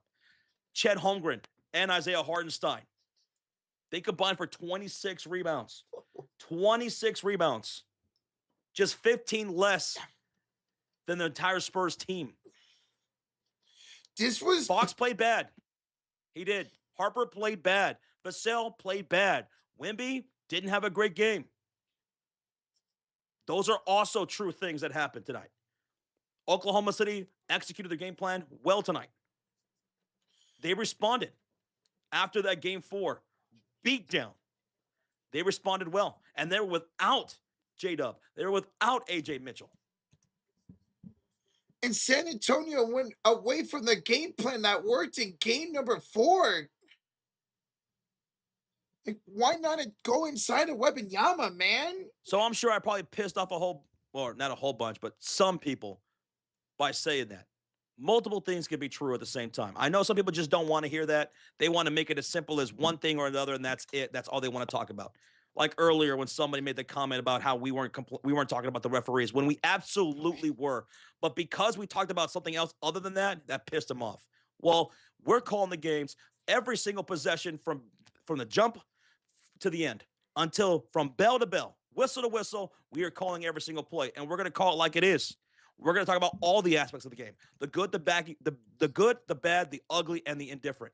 Whether you like it or not. I like it or not. Rocha likes it or not. That's what we're here for, baby, to break down the game, give our opinions on what we see. Tony Brothers was trash tonight, and so were the Spurs. But we saw the Spurs in game 3 look flat, look defeated, come out and look great in game 4. Flat energy. We noticed that. I called that out about, 4 or 5 minutes into the game, Yep. I said, I don't like the energy I'm seeing from San Antonio. They look a lot like they did in game number 3. And if they're going to play like this, they're going to shoot probably below 40% for the game. And for most of the game, that's exactly what they did. I called that shit a mile away right off the hop. I said, I don't like what I'm seeing. I don't like how they're moving that offense. I don't like their play calling right now. It's awful. And we saw throughout the game, they had 2 big runs, one in the second quarter, one in the third quarter, and that was it. Here's also another thing that's true. The Spurs are not eliminated. They're not eliminated. The series is not over. The Thunder have the series lead, but the San Antonio Spurs will have a game back in San Antonio to try to force a game 7. I should and do expect them to bounce back in game number 6. At least come out with great energy, crash the boards, play some damn defense, turn it into offense, feed Wembanyama early and often, play Spurs basketball in game 6 at home. Otherwise, it's over. The Spurs are still in this series. They're down, but they're not out. And we see it in this series. Every single time a team has lost, they bounce back in one night next game. Because when they can get some stops, they look good. When they get those long rebounds, they get those, they force those turnovers. Yep. They're off and running. And there were times in this game where they were able to do that. In the second quarter and the third quarter, there were some pretty good stretches there for San Antonio. It was twice in a row. They got a steal, got in transition, got an easy layup off of it. Eduardo with the 2 says exactly what happens when OKC gets a fair whistle. And let's see, the fouls tonight, Uh-huh. we had 29 from San Antonio. We had 22 from OKC. So the Spurs had 7 more whistles go against them, right? Free throws. There was 38 free throw attempts from OKC. There was 32 attempts from the San Antonio Spurs. And they shot about around the same percentage, 88 and 87%. So 70 total free throws tonight. And a lot of that I felt like was in the second half. Yes. Most of that felt like it was all in that third quarter, dude. Dude, in the first quarter, Josh, we had like 6 combined free throws, and after that, it was just a foul fest. And that was terrible refereeing in that third quarter. That was trash, man. How they missed the goaltend, how they missed the out-of-bounds call against Chet Holmgren. Yep. Right? How they didn't allow Mitch Johnson to challenge when he was screaming right in front of their face. That was awful. I just don't know how you don't see it. Okay, if you don't see the ball to bounce, how do you not see the challenge? Thank you so much for that too, man. We have a $6 donation from Kirby Benjamin. Kirby dropping to 6. Thank you, brother. He says, nah, Josh, everything you said was facts, man. Refs were trash, but Spurs also play like absolute dog shit, dude. But watch De'Aaron Fox have a legacy game in game 6. And look, he doesn't have to have a legacy game, but he needs to play better than he did today because terrible turnovers from the guards tonight for San Antonio. Terrible turnovers from the guards. They couldn't make their easy buckets. They had terrible turnovers. They had flat energy tonight. I expect San Antonio, in front of their home crowd, to bounce back because they did not have the energy outside of maybe 5 total minutes for the game. They did a good job of getting some steals at times, but other than that, defense looked lackadaisical, man. Thank you so much, man. Kirby Benjamin for the $6 donation. And again, thank you all so much for tuning in. We're going to hang out here for a little bit longer, but thank you all so much for still being here. Over 4,000 people in the chat as we're recapping what we just witnessed here in Game 5 with the Thunder taking the 3-2 series lead. I gave my MVP to SGA, so did Rocha, and we're giving our X Factor to Caruso. Welcome back, Alex. After 0 for 1 in the last game, 22 points tonight. And now I'll be curious to see. I'm not going to expect AJ Mitchell to play Game 6, but we'll see about J-Dub. AJ Mitchell sounds like he had a pretty bad calf strain, and you know that could turn into Achilles injury if you're not careful. By the way, tonight's stream is presented by PrizePicks. Did we hit our 3-leg entry? See or no? All right, so we had SGA for more than 5.5 assists. He got 9. We had Devin Vassell for more than 8.5 points. He got 8. Oh my goodness! Yesterday, we missed 1 leg on our entry, and it was by 0.5. And it happened again tonight. Stephon Castle did get his 6 rebounds. Oh man, Vassell, dude, that dude went 20% from the field, and he missed easy layups today too. He could have easily got those 9 points, man. Oh well, we live for another day though. Go check out the PrizePicks app. It's easy to download or sign up on desktop. Use that promo code HMA to take advantage of the promotion, which is play 5, get $50 instantly in lineups. Our next live stream will be on Thursday as we watch the Spurs and Thunder play for Game 6. Spurs will play for their lives because it's win or stay home in the 2-1-0. And we said a lot of teams this postseason defending the home court in Game 6 outside of Cleveland last series. Rozier says, Josh, you would think the Spurs would have won that with 26-9 fast break points, but they lost by 13. It's crazy. It's crazy. It's crazy. And the points off turnovers, too, like, were very similar. I mean, the Thunder, they gave up 22 points off of turnovers. The Spurs gave up 20 points off turnovers. Spurs had 15 turnovers. The Thunder had 17. So in that aspect, in the Thunder, in fact, the Spurs led most of the game with the points and turnovers till the end. The rebounds were 48-41 in favor of OKC, but man, let me tell you, it didn't feel like it was a 7 rebound difference in that game. It did not feel like it. All the impactful rebounds went to OKC's way. That's why it didn't feel like it was that close as you're looking at the box score. And the fact they gave up 26 rebounds to Chet and Hardenstein, man, made it feel even worse. Well, Spurs got to lock in for Game 6, man. They got to lock in for Game 6. I'm telling you right now, I'm with you, Josh. I think they're going to lock in for Game 6 and look a lot better, bro. This series is wild. This series, we had a double overtime in game number 1, and then since then, it was beat down, then beat down, then beat down. Trading back, belt to asses. But we've seen every team be able to bounce back from a loss in this series so far. So the trend, if it's going to continue, Spurs should win by double digits on Thursday. So if you're a Spurs fan, maybe on Thursday. I hope the Spurs win so we get a Game 7. Hopefully it's closer than a 10-point game, though. Hopefully, man. You're correct. Yeah, Kai, that's how it's been happening, man. Tony Wright says, I'm going to give the X Factor to Isaiah Hartenstein. Dude, he was fantastic all night. I don't blame you. I mean, the dude had high energy all night long. He played great physical defense against Victor Wembanyama, kept them out of the paint, kept them from getting rebounds, and a big double-double night from Isaiah. He was fired up the whole night, and the Spurs could not quiet it. They just couldn't. Either him or Chet Holmgren. But yeah, man, I'm thinking, you know what I'm thinking now? I'm thinking the Spurs clap back on Thursday in San Antonio on probably another belt to ass, right? Okay. And then Game 7 will end similarly to Game 1, where that's gonna be the down to the wire game. The series started a down to the wire overtime kind of game. Game 7 finishes the same way, and everything in between was belt to ass trade off. I'm cool with that if we ended up like that, bro. It's probably going to end like that, man. It's probably that kind of series. And I think New York Knicks fans would love to have this series with the 7, man. And get the Nuns back. Yeah. Nuns back. Whoa, your mic cut out again, Josh. Bring the Nuns back. There we go. Now you're good. They didn't bring the Nuns over the OKC, but they did show a couple of times throughout the game there was guys dressed up as nuns. So that was pretty cool. I would fully expect those Nuns to be back for game number 6 out there in San Antonio, man. The Nuns helped. I saw that. Yeah, that went viral. I remember seeing a couple of the players be like, hey, we need to bring the Nuns over the OKC for game number 5. I'm guessing they didn't get to make it.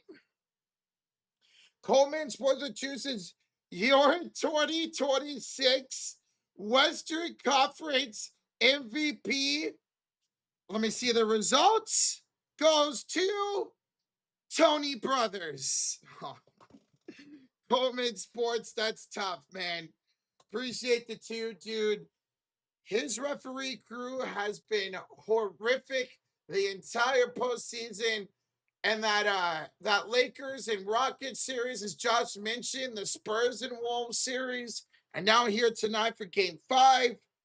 Hopefully, this is it for Tony Brothers and his crew in the postseason. They don't deserve to be in the NBA Finals, and they don't deserve to call it game 6 or game 7 in this series, man. Coleman Sports, thank you for the $2 donation, bro. And guys, thank y'all for almost 3,700 likes. We are 15 away. That's incredible. Your support was incredible tonight. We love you. Jacob with the chooses. Guys, did you see we bring it back Kenny Atkinson for next season? Yep, I told you they were. I had no doubt they were bringing back Kenny for next season. Yep. I get it. He was terrible play calling. He was a terrible coach in that conference finals, but he did get to those conference finals. They're going to give him one more year. We'll see what he does next season. Thank you, Jacob, for the 2, bro. Thank you. Hopefully, for game 6 or 7, we see like Mark Davis or Zach Zarba for the referees. Zarba. Yeah. I love Zarba. Me too. But if you're a Spurs fan, you want Scott Foster. Oh, they extended. If you're Spurs, you want Scott Foster on Thursday night. Now that you say that, Josh, they're probably actually gonna. If I put money on it, I think they're gonna put Zarba in for game 6 and Scott Foster for game 7. For games, okay. That's what I think. If I had to put money on it, I think Zarba for game 6, Scott Foster for game 7. I would say Zarba or Mark Davis for game 6. And yeah, get the extended for game 7. Even though he can't extend it because it's game 7. Yeah. But he's their best referee, as they'll put it. And they probably might want to use him for game 7. You want that veteran referee crew for a potential game 7 in the Western Conference Finals. See how it goes. But I'll put my money on Zarba for game 6. All right, if it's Mark Davis, you want to do a membership bet on it? Yeah. Let's do it. We have a $5 donation from Kirby Benjamin. Says, NBA not doing a good job hiding that they wanted to go to game 7. Game 6 Spurs probably give it to OKC, belt to ass, and game 7 is probably going to be fairly called, I hope. I'm thinking it's going to be like that. I'm thinking the Spurs are going to win in game 6, and it's probably going to be a double-digit victory, as it has been back and forth since game 1. Between the Thunder and the Spurs. It's been belt to ass by Thunder, followed by belt to ass by Spurs, so on and so on. And then game 7 is going to go down to the wire. I have a feeling it's probably going to go that way. I'll take that because that means we have an incredible finish of the conference finals. Right. Hey, thank you so much for the 5. Kirby! Anytime I hear the name Kirby, I think of the officer from The Street Life of Zach and Cody on deck. I think of Nintendo. Kirby. Kirby. I don't know why that one just pops into me because I love Zach and Cody. Thank you again, Kirby. Thank you. Will says, Josh, there won't be a game 7. Well, the San Antonio Spurs come out with flat like they did tonight, and you might be right. Oh, damn, that rhymed. You better hit that like button, bro. Skull. Hey, my cousin, one of my cousins is in the building with a $5 donation. Jeremy. Of course he's got 6'9" in his name. That's gotta be your blood. He says, hey, cousin, I'm going to stir up the Spurs fans. Wembanyama is an average player. If he wasn't 7'6", he'd be just another player. It's the truth. Good job, guys. Whoa, whoa, whoa. So trolling just runs in your family, does it? A little bit. Victor Wembanyama, if he wasn't 7'6", he'd be average and he'd just be another player. I don't think so. I disagree. Wembanyama is ridiculous at his What size. makes him so otherworldly is a combination of his skill set and his size. Mm-hmm. Like, don't let the size keep you from forgetting about his skill set. Because if you think that, you're not watching. And this situation, size does not matter. But anyway, cheers. Thanks, guys. Appreciate the 5, bro.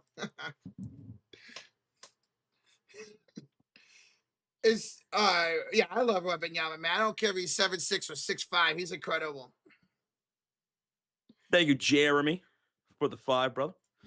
Yvette says, Mr. Josh, I did not watch The Fifth Element, but I did watch Ex Machina. And wow, what a great movie. I've seen clips, but I was pleasantly surprised. Pleasantly surprised. Ex Machina. Great show.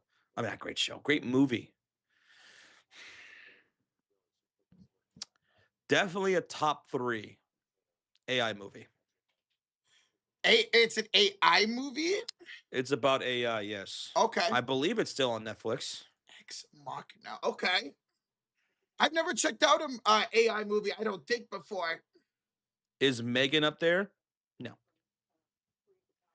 Megan is a fun watch. I liked Megan. But top 3 AI movies? All right, I know what 1 and 2 are. For me, at least. It's Ex Machina and Her. Her is a movie with Joaquin Phoenix and Scarlett Johansson, playing the AI. And she's an AI.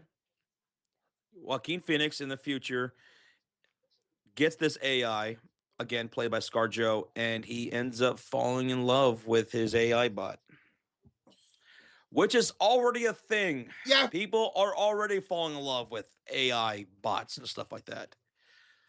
But I put those 2 in the top 3, and let me see other AI movies. There's got to be something better than Megan. Wish I could help you out. I don't think I've ever seen an AI movie or about an AI. Blank right now. Unless you count Jarvis or Vision. There was that Steven Spielberg movie, AI. Literally called AI? Yeah. Okay. I have not heard of that movie before. It's just AI. Wait, is it about Allen Iverson? No. Dang it. There's also iRobot. I have never seen iRobot. I know. With Will Smith is in that one, right? Yes. Yeah. Okay. Let's look at that. What's up, JB? How you doing, bro? Rozier the Truth says 2-1 Vegas, 1 minute left. Avs score a minute ago. Vegas is really about to sweep the Avalanche. Come on, man. I'm going to have to watch Vegas in the Cup final again, bro. Rozier, thank you for the update, bro. What was it? Vegas is up 1 with a minute to go to try to sweep the Avalanche. Okay. Road Trips is Blade Runner. Yeah, I was deciding what my top 3 was going to be, rounding it out. And I saw Blade Runner 2049. That movie is so freaking good. And I'm someone who hated the original Blade Runner. I did not like it. I haven't heard of either Blade Runners, to be honest. The original Blade Runner was with Harrison Ford. Oh. Blade Runner 2049 is with Ryan Gosling. Ryan Gosling. Okay, now that you say Ryan Gosling, that rings a bell now. I love Ryan Gosling.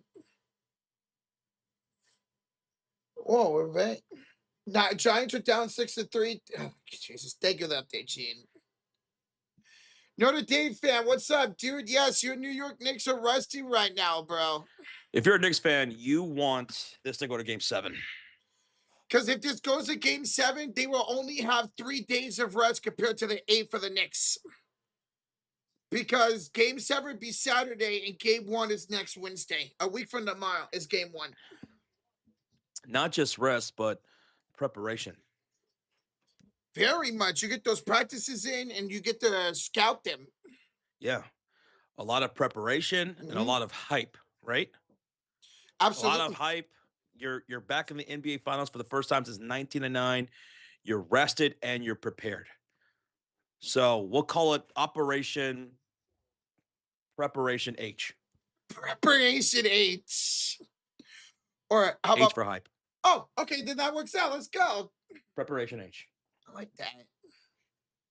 I still can't believe we're talking about the New York Knicks in the NBA Finals. That's crazy. Dude, I saw the emotion on Tracy Morgan and Chalamet, that meant something to them.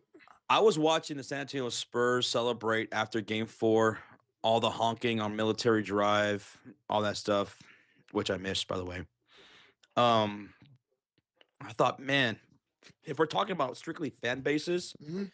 Knicks versus San Antonio would be so much fun. Watching all the reactions. Oh, that'd be so great. I would love that. That's gonna bring back nostalgia for some people.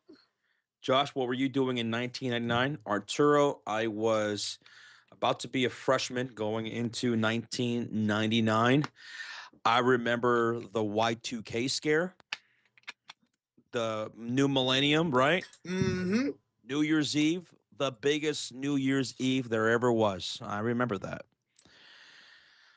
I remember the whole Y2K thing. It was crazy that whole year, dude. And it was a Y2 scare for multiple reasons. Like there was the Y2K scare as far as like the system, right? Mm-hmm. How will the system react when it goes from 99 to zeros, right? Will everything shut down? Will our entire grid collapse and we're going to get attacked by, other people or whatever, other countries and stuff like that? And, will there be just complete chaos with everything being down? There was a real legitimate scare about that kind of stuff. And then there was a Y2K score as far as like supernatural things go, right? The turn of the millennium is a doomsday, end of the world kind of stuff. Like there was multiple fronts when it came to the Y2K thing. It was crazy. And I was like, everything's gonna be fine. Y'all tripping. And if it's not, it's not. We're all dead We'll do something anyways. crazy and we'll go out with a bang. Let's go. We go out with a bing bong. It, Josh, it kind of reminds me. Do you remember when everybody freaked out about 2012? Oh yeah, I remember that. And I was like, I lived through 99. Everything's gonna be fine. There you go. Man, I wish I was old enough to remember that stuff. I was only 3 years old. There's a theory that the world did end in 2012. Wait, what? Yeah, there's a legitimate theory out there that people have bought into, and it's been popular for a long time. The theory goes that the world did end as we know it in 2012, and we entered some sort of alternate reality, parallel universe type of thing, whatever. Whoa, that's crazy. Yeah. I can't believe I haven't heard of that, to be honest. Yo, what's up, mofo? He says Vegas watch party for the Vegas Knights is going crazy. It's going to be insane because they're They just one they game away. Nope, they just clinched the conference finals. They They swept. swept. They swept. That's why Matthew Dahl donated earlier. Yes, they swept. Oh my goodness. Uh, Knights are back in the Stanley Cup, huh? for the third time already in franchise history. Ooh-wee. They lost to Washington. We called them beating the Panthers, and now they're back against Carolina or Montreal. Rozier says, my goodness, man, I love sports. I saw my Oats in the SB finals, saw the Cavs in the Eastern Conference finals, and now the Golden Knights in the Stanley Cup. I hope you go 0 for 3, Rozier. Arturo says 2012 was more believable than Y2K. I disagree. As someone who lived through both, Y2K had a legitimate scare to it as far as the system going haywire. There was a lot of legit heat about that, and it would have happened.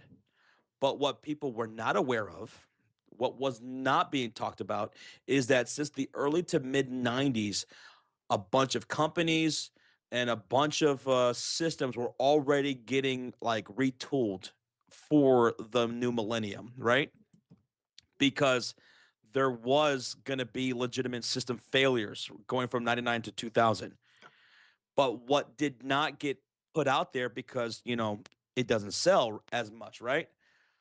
Well, don't worry, guys. Everything's going to be fine because we've already got our systems in place for the new millennium. So once the clock strikes midnight, everything's going to be fine. There's not going to be no system failure for this thing, that thing, that thing, no energy loss, no water loss, no none of this. They were already working on that in the early to mid 90s, but a lot of people were not aware of that. But had they not prepared for like half a decade before the new millennium, there would have been.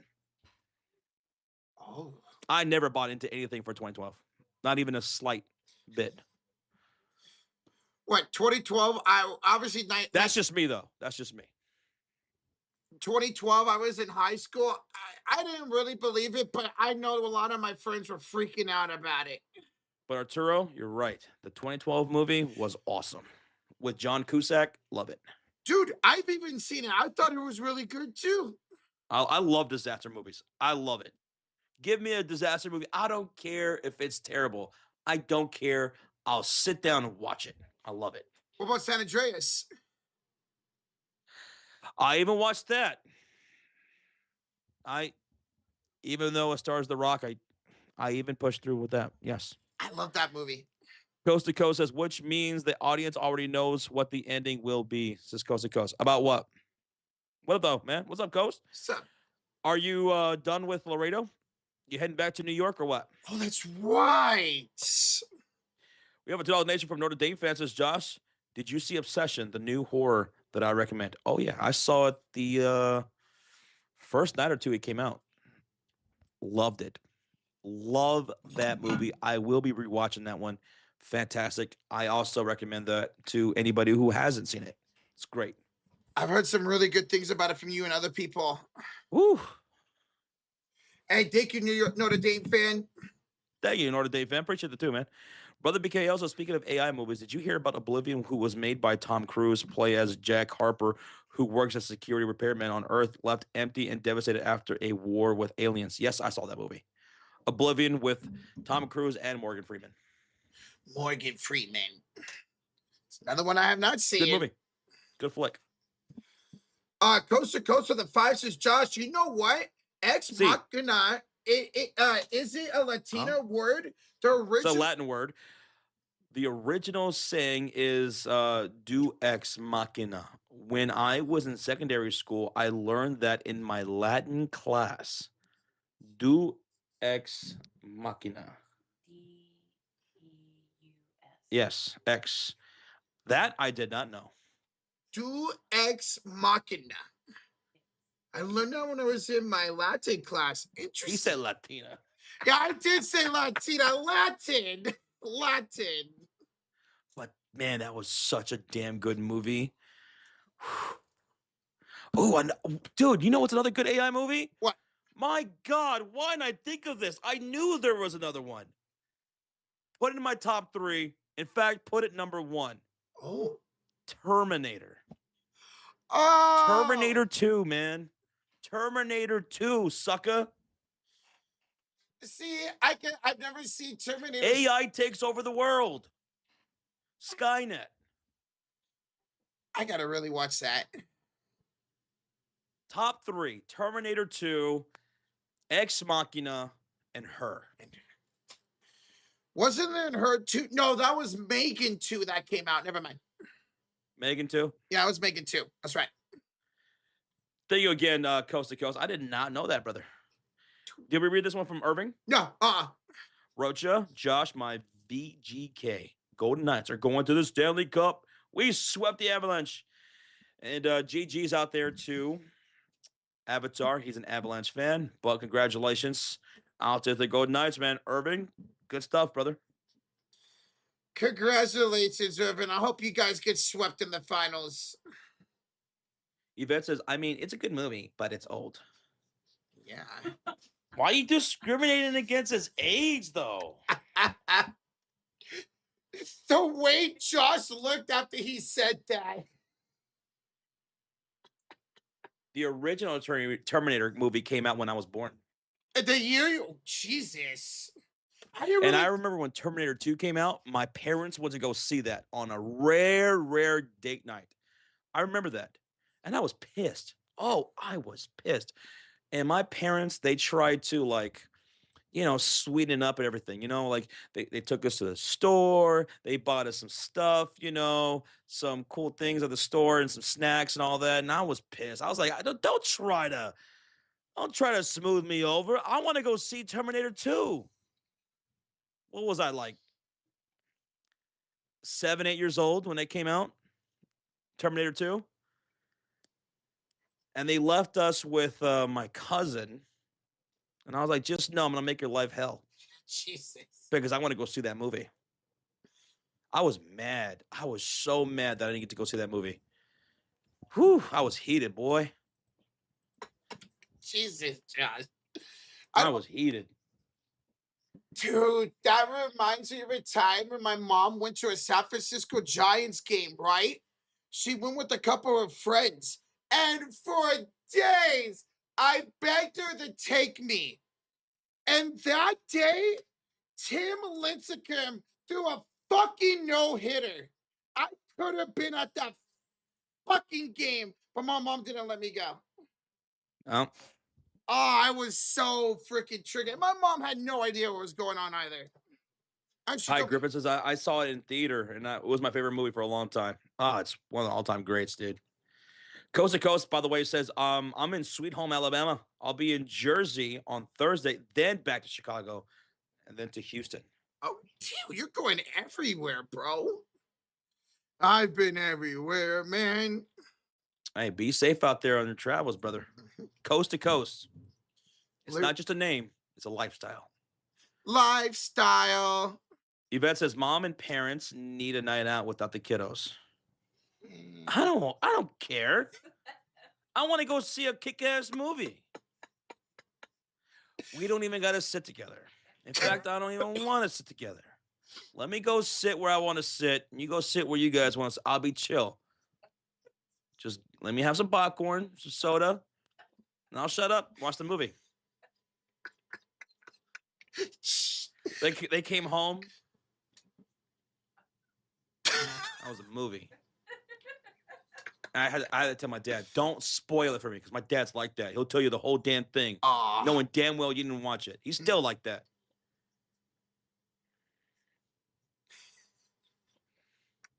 Did you end up getting to see it in theaters? In theaters? Hell no. I didn't see it until we went and rented it from HEB, because they had their own like video rental thing. Yeah, whoa. That's how I saw it at home. Like Damn. years later. Years later. Here? Oh, Yeah. damn, dude. That's crazy. HEB used to have their own rental like that. Mm-hmm. Oh my god, my back itches. Josh, the main reason they didn't take you because it was rated R. Oh, my parents didn't care about that. My parents did not care about that. You were just I telling mean, well, they tried to for a little bit, but it was worthless. It was a useless tactic. It didn't last long.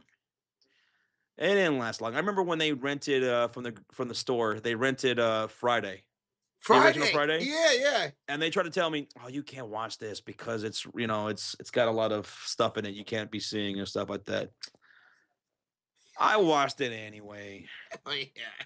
They gave up quick on that stuff. I love that movie, man. I still got to see the other ones. Wait, hold on. Yvette doesn't like popcorn or what? Wait, what? Brother BK yelled at Yvette for not liking popcorn or okay. Damn. Say. I was about to say, what is she, Sean? I know. How much were tickets back then? Well, for the first run theaters back in the 90s, we barely went. And of course, I was a kid, so I didn't pay for it. I don't know. Maybe between $5 and $7, maybe for first run theaters. Now, when we went to the movie theater, like 95% of the time, we went to the second run theaters. Those were the dollar movie tickets. And that's what we mostly went to go see, the second run movies. So after it's already been out for like 6-7 months, we'd go see a movie at the dollar theater. Hey, why not? That's a great value to go over, especially if it's a movie you haven't seen before. Yeah, and it's a good thing I lived in a poor neighborhood where no one else saw it either to spoil it. That makes That also helped. I bet, because you would have nowadays definitely got spoiled. Like, damn, y'all saw that new movie come out? Yeah, I can't wait in about a year to go see it. Jesus. I know, right? We'll see it eventually. Yeah, if Sean does not care for popcorn, neither does my dad. I know. That's why we sit at least 3 to 4 seats in between us when we go to movies. Damn. Just kidding. He said, you don't like popcorn? Sit over there. And I always ask him, sure you don't want popcorn? I'll always ask you guys. Yeah. If you ever go to movies with me, I'll say, "You want popcorn? Are you sure you don't want popcorn?" Because if you say you don't want popcorn and you start nibbling at my popcorn, I'm gonna fight you. I'm kidding. I'm kidding. It's probably because they haven't tried kettle corn. I don't know. My dad's ever had kettle corn. Dr. Manhattan says we used to hit the matinees when we were kids. At the time, it was before 5 p.m. Yes, and they used to do it here for the theater that I used to go to. But now, if you go to a matinee, it's like $2 cheaper. Instead of spending 14.50 for a ticket, it's like 11, $12. Wow, big deal. So if you want to get like a $5 ticket, you got to go Yeah. on Discount Tuesdays. Mm-hmm. Discount Tuesdays, they're like $5 a ticket, or you go see the mystery movie of the week. So what that will be is you don't know what it is, right? It's a mystery movie of a movie that has yet to come out. It'll come out over the next month, Whoa. next week, 3 weeks from now. It's a movie that has yet to come out, but you don't know what it is. You're going in blind, but it's $5. It's actually a really good value. Pretty cool. Like, now I know you that opportunity for a movie you don't like, you don't want to see, but I mean that's still really good value for $5. Rozier says the $1 theaters back in the day were so goated. Small theaters, but you can get a ticket, popcorn, snack, and drinks for about $10 with tax. I know, exactly. Like you can go with $10 and live like a king. Live like a king, man. Now, of course, you still didn't buy the snacks from the theater. You still snuck them in from you go to Walmart, you get the like from the bin or whatever, the 4 for $1 type of candies. Yes. Mm-hmm. Oh, absolutely, dude. Josh, I think Josh Jacobs deserves a movie says mofo. Oh, mofo. That if everything is true, that dude is done. He's donezo. He's done. If he's guilty, he's donezo. Not only is he not playing again, he's going to jail for a long ass time. Yes, he is. We'll see. We'll see if it's true. I know he really denied the allegations. Coast to Coast with the $5 Nation says, Josh, apologies for getting a little bit personal, but when are we seeing little Griffins in the TSF squad to take over the PETA? He wants you to have some kids. Very precious to me. Well, then you better talk to your boy Rocha about it. It's your boy Rocha. You better talk to Roach. Otherwise, it's going to be a Willy Wonka in the Chocolate Factory situation. Oh, I'm going to send out some golden tickets, and whoever comes out on top is going to get the channel. That's a brilliant idea. That's a brilliant idea, honestly. Somehow Rozier gets it. I got a golden ticket. I got a golden ticket. I got to find myself a woman before that even happens. Why? Your boy is striking out like he's the San Francisco Giants. Coast to Coast, thank you, brother, for the 5, man. So, brother BKL says, don't forget, I'm acting like Josh until I watch a bunch of R-rated movies, and my mother heard I almost saying cursing word between N or even F. She told me, brother, if you won't stop, no popcorn for you. Well, then you better behave, boy. Yeah. Just missing out on popcorn at the movies is like missing out on love, like me. And that is our sad comment of the night. So we got the world's smallest violin. Mm-hmm. Like Mr. Krabs and SpongeBob. So over there in let's see, where Colombia says Street Smart Millionaire. Going to the movies in Medellin is very affordable compared to US or Europe. Standard 2D and 3D tickets cost between $2 and $4.50. Oh my God. My God. That's less than a popcorn. That's way less than a popcorn. You're way less. I think a medium popcorn is like $11.50 or something. Jesus Christ. Dude, all right, I'm going over there. We're Colombia. I'm going to see movies in Colombia. Don's analysis is the first time I ever saw a movie in theater was Indiana Jones and the Temple of Doom. Ooh, going back to the 80s. Okay, Don. Oh my goodness, I can't remember the very first movie I saw. I Was it Milo and Otis? I think it was a movie about these two pets, Milo and Otis, or Homeward Bound. I've heard of Homeward Bound.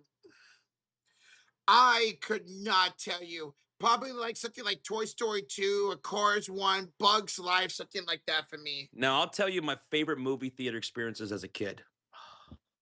My top 3. Number 1, I'm gonna go with Jurassic Park. What was it, 93, something like that? Jurassic Park at the movie theater, and we saw it when it first came out. It was one of the very, very few times in my entire childhood that my parents decided to take me to go see a first run movie, right? And that was because when I was growing up, like many kids, I was very, very obsessed with dinosaurs. I would check out books at the library like crazy, Mhm. watch documentaries, read books and stuff like that about dinosaurs. I'm still obsessed with dinosaurs, by the way. But because of that, they took us to go see Jurassic Park when it first came out, and that was mind blowing. I mean, the CGI in that movie still holds up to this day. Number 2, the original Mortal Kombat in 1995. If you were a kid in the 90s, you grew up playing Mortal Kombat at the arcades, right? When they first came out, it was an arcade game, and then it made its way to Super Nintendo and Sega Genesis and stuff like that. And we were obsessed with it. So that was another one of the very rare experiences that we got to go see a movie when it first came out at the first run theater. My mom and dad took me and my friends to go see that. My 2 other friends that I grew up with to go see that. And I'll never forget that. When the movie first comes on and that music hits, Mortal Kombat, and then that EDM music hits, oh my god, I remember it to this day. What? What was that? 31 years ago? God. Something like that? So that was my second best movie theater experience as a kid. Third, Toy Story. I saw that when it first came out. That was great. Seeing Toy Story as a kid, first ever 3D, all 3D animated, Yeah. like CGI kind of movie ever. First ever to do it. It was awesome. Mind blowing. You remember what year that was? I know. The first Toy Story, was Yeah. that also 95? 96. 96. Came out the year I was born. Yep. Those are my top 3 movie theater experiences as a kid. Man. Oh, honorable mention. Honorable mention. Tales from the Crypt, Demon Knight. This is when I was 7th, 8th grade, right? It's a Friday night, and I was spending the night at my homeboy Alfred's house, right? And everybody at school was gonna go see Demon Knight at the Dollar Theater. So it had already been out for a long time. But like I said, we're all broke as fuck, so ain't nobody seen it, Mhm. right? So it's finally releasing at the second run theater. And so his stepmom was like, "Hey, you guys want to go see Demon Knight? Okay, cool." And she let us go see that by ourselves, right? And we went there, and there was a bunch of kids from school, and I'll never forget, that was the rowdiest theater experience ever. Everybody was jumping out their seats. There was fights breaking out. It was crazy. It was chaos, absolute chaos in that theater. Jesus. Demon Knight, I guess you could. huh?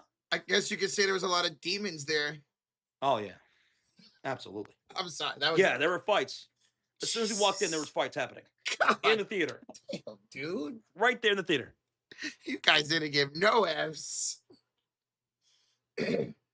Jew, Juju 212 with a 5 says, I have the same exact core memory of seeing Jurassic Park as a kid. My grandparents took me to the IMAX at River City Mall in San Antonio. Ooh, Jew 210. Yo, okay. You went to go see IMAX? Bro, that must have been killer seeing Jurassic Park on the IMAX theater Yeah. screen. Because it's like, I don't know, multiple stories long, Mhm. right? Big theater. I've only been to the IMAX once in my life, ever, and that was seeing Titanic. How was that experience? Awesome. It's Yeah. great. I remember walking in and going, "Oh my god, Mhm. this is the biggest screen I've ever seen in my life," and to this day, it is. I've only seen IMAX once, and I forget what movie it was. Frick. I have not been to an IMAX since 1997. Holy smokes. Almost 30 years. And that was in San Antonio too. Hey, Jude 210, thank you for the $5 donation, bro. That's cool. Thank you, brother, for sharing that. Okay. Jed Lockett says, "Guys, did you see that Toy Story 5 is coming out soon?" Yes, and I think the trailer looks pretty good. Yeah. They're fighting technology now. Interesting. I'm more excited about Toy Story 5 than I was when Toy Story 4 came out. Well, that's because of how great Toy Story 3 was. Yeah, it Toy just, Story 3 felt like an absolute perfect ending to the trilogy. yes. And then here comes part 4. It's like, why are you doing this? It was a perfect ending. But part 4 was still really damn good. Yes, it was. Surprisingly so good. So I'm ready for Toy Story 5. I can't wait. I'm definitely gonna go see it. Well, can't with him. I'll definitely go see it this summer. Oh man. As a teenager, I'll never forget going to go see Star Wars in 1999. Arturo asked earlier, what were you doing in 99? 1999 was a crazy year for music, television, wrestling, all around. It was just everything was over, right? But 1999, summer of 99, the year that it was the Spurs and the Knicks in the finals, it was the release of Star Wars Episode 1, The Phantom Menace. I remember seeing that in theaters, and that was killer. People were decked out in Star Wars costumes and lightsabers. It was so cool, dude. It's awesome, man. I wish I would have gotten into Star Wars as a kid. I really did. So I would have liked to have experience like that for Star Wars. Like when the movies came out as I was getting older. Like Drake and Josh. Drake and Josh had an episode like that, Rashir. I don't. Oh, wait. I don't think I remember that episode, Rashir. Damn. Yeah, I remember almost every single episode of Drake and Josh. But now it's Mando, and Grogu. Did you watch that movie, Arturo? Grogu. Jay Lockie says, "Guys, I have not seen a movie in theater in years. I'm going to have to go see Toy Story 5 after seeing the trailer." Wow, years? Wow. Go see it, man. Go see it. There's some really good movies that have been coming out lately. Don't let anyone tell you different, man. There's some great movies out there. I'm a huge movie buff. I have I have like that membership reward thing for Hmm. Cinemark. I've I've been platinum for like what years now? We go to movies all the time. Hell yeah, man. I know a couple people who have like their rewards for the local theaters here. And oh my god, what was I gonna say? Josh, did you watch Home Alone as a kid? Yeah, on television, I think it was. Home Alone. Christmas in the 90s was the best. Christmas in the 90s and early 2000s was the best. It had the best Christmas atmosphere and aesthetic. Yes. Man, growing up as a Christmas kid in the mid 2000s was legendary. It's never gonna be like that ever again. You would go to the stores, you go to the malls, and they would all be decked out in Christmas stuff. Now, It's like it just doesn't hit the same. it doesn't. Same thing for Halloween. Same thing for Yeah, Halloween. you know what? I agree with that. Yep. Us people who grew up in the 90s and 2000s had it the best. Josh, it was called Galaxy Wars, the Drake and Josh episode. Oh, so that was kind of like their Star Wars. That's crazy. I don't remember that episode, Regina. I remember most episodes of Drake and Josh. You have a great night, great game, great life. You have a great game, great life. Great life. You have a good night, bro. The new generation ruined it, says Rozier. It became too oversaturated, right? Yeah. Way too forced now. Everything's just so forced. It doesn't feel genuine. A lot of things feel less genuine. I don't know. That's just how I feel. And so for me, back in the day, my mom would let me open one present on Christmas Eve, everything else on Christmas. Nowadays, people are celebrating Christmas a couple days after, a couple days before. It's just boring. Yeah. Boring. Now, Even Christmas decorations have gotten lazy. mhm, Now everyone will just get those light setups that just project lights onto the house. yep. Eh, I know exactly what you're talking about. eh. See, Christmas time, now that's where Rocha watches movies. I love sitting down and watching Christmas movies all December long.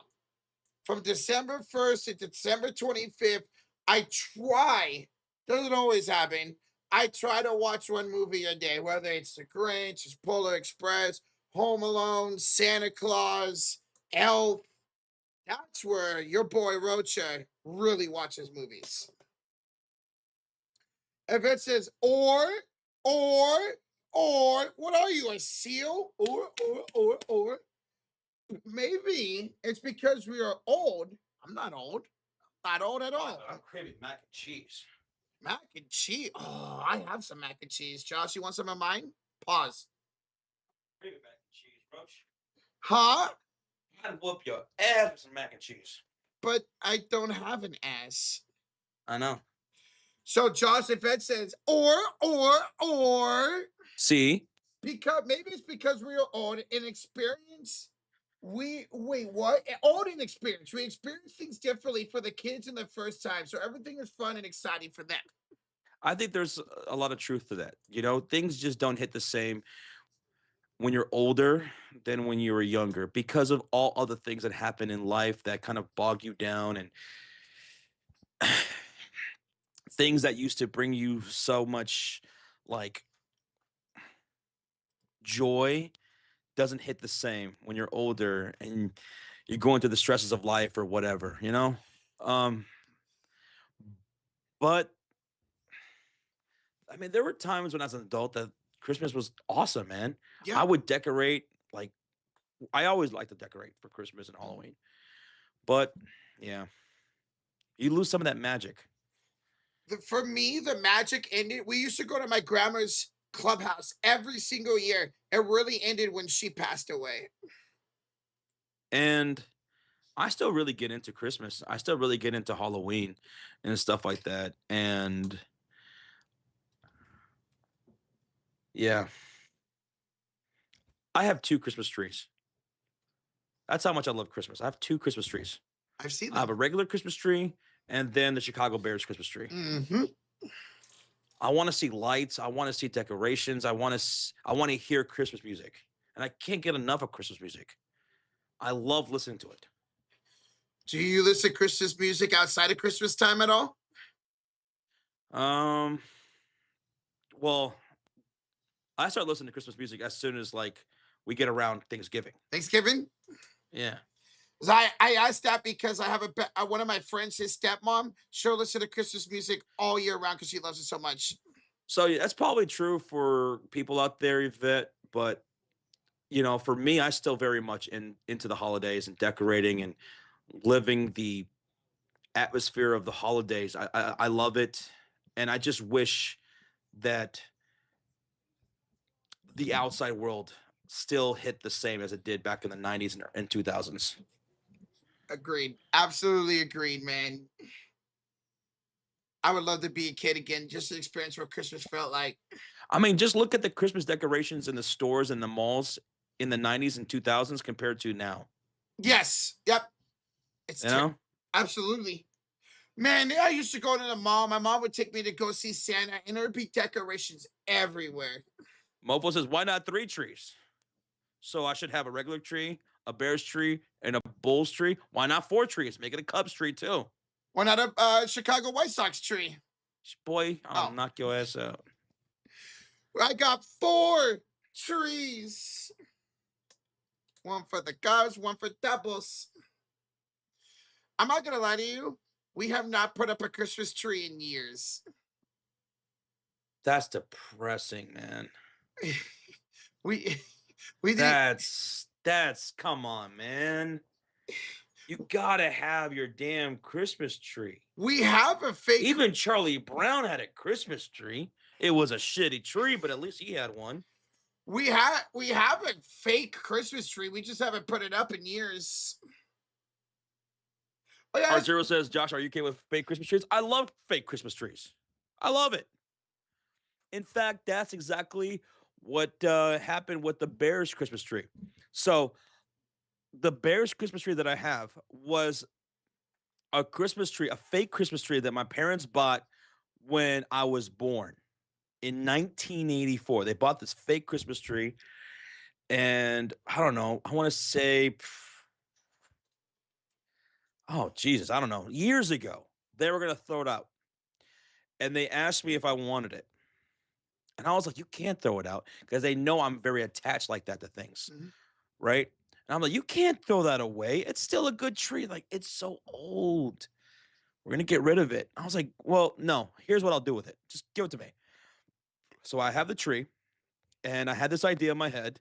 So I go to Walmart and I buy a bunch of blue lights, orange lights, and then I had already a bunch of Chicago Bears ornaments and stuff like that and tinsel.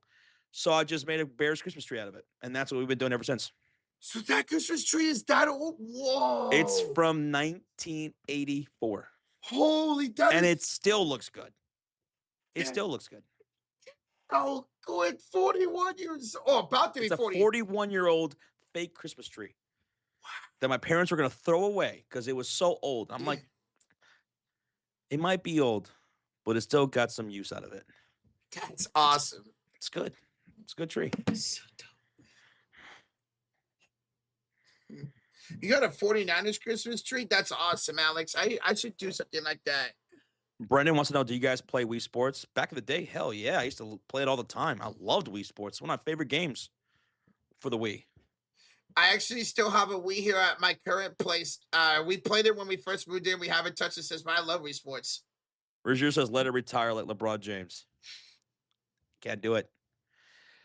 Now, the family that I grew up with across the street in San Antonio, they would do a real Christmas tree. We would have a fake Christmas tree. They had a real Christmas tree.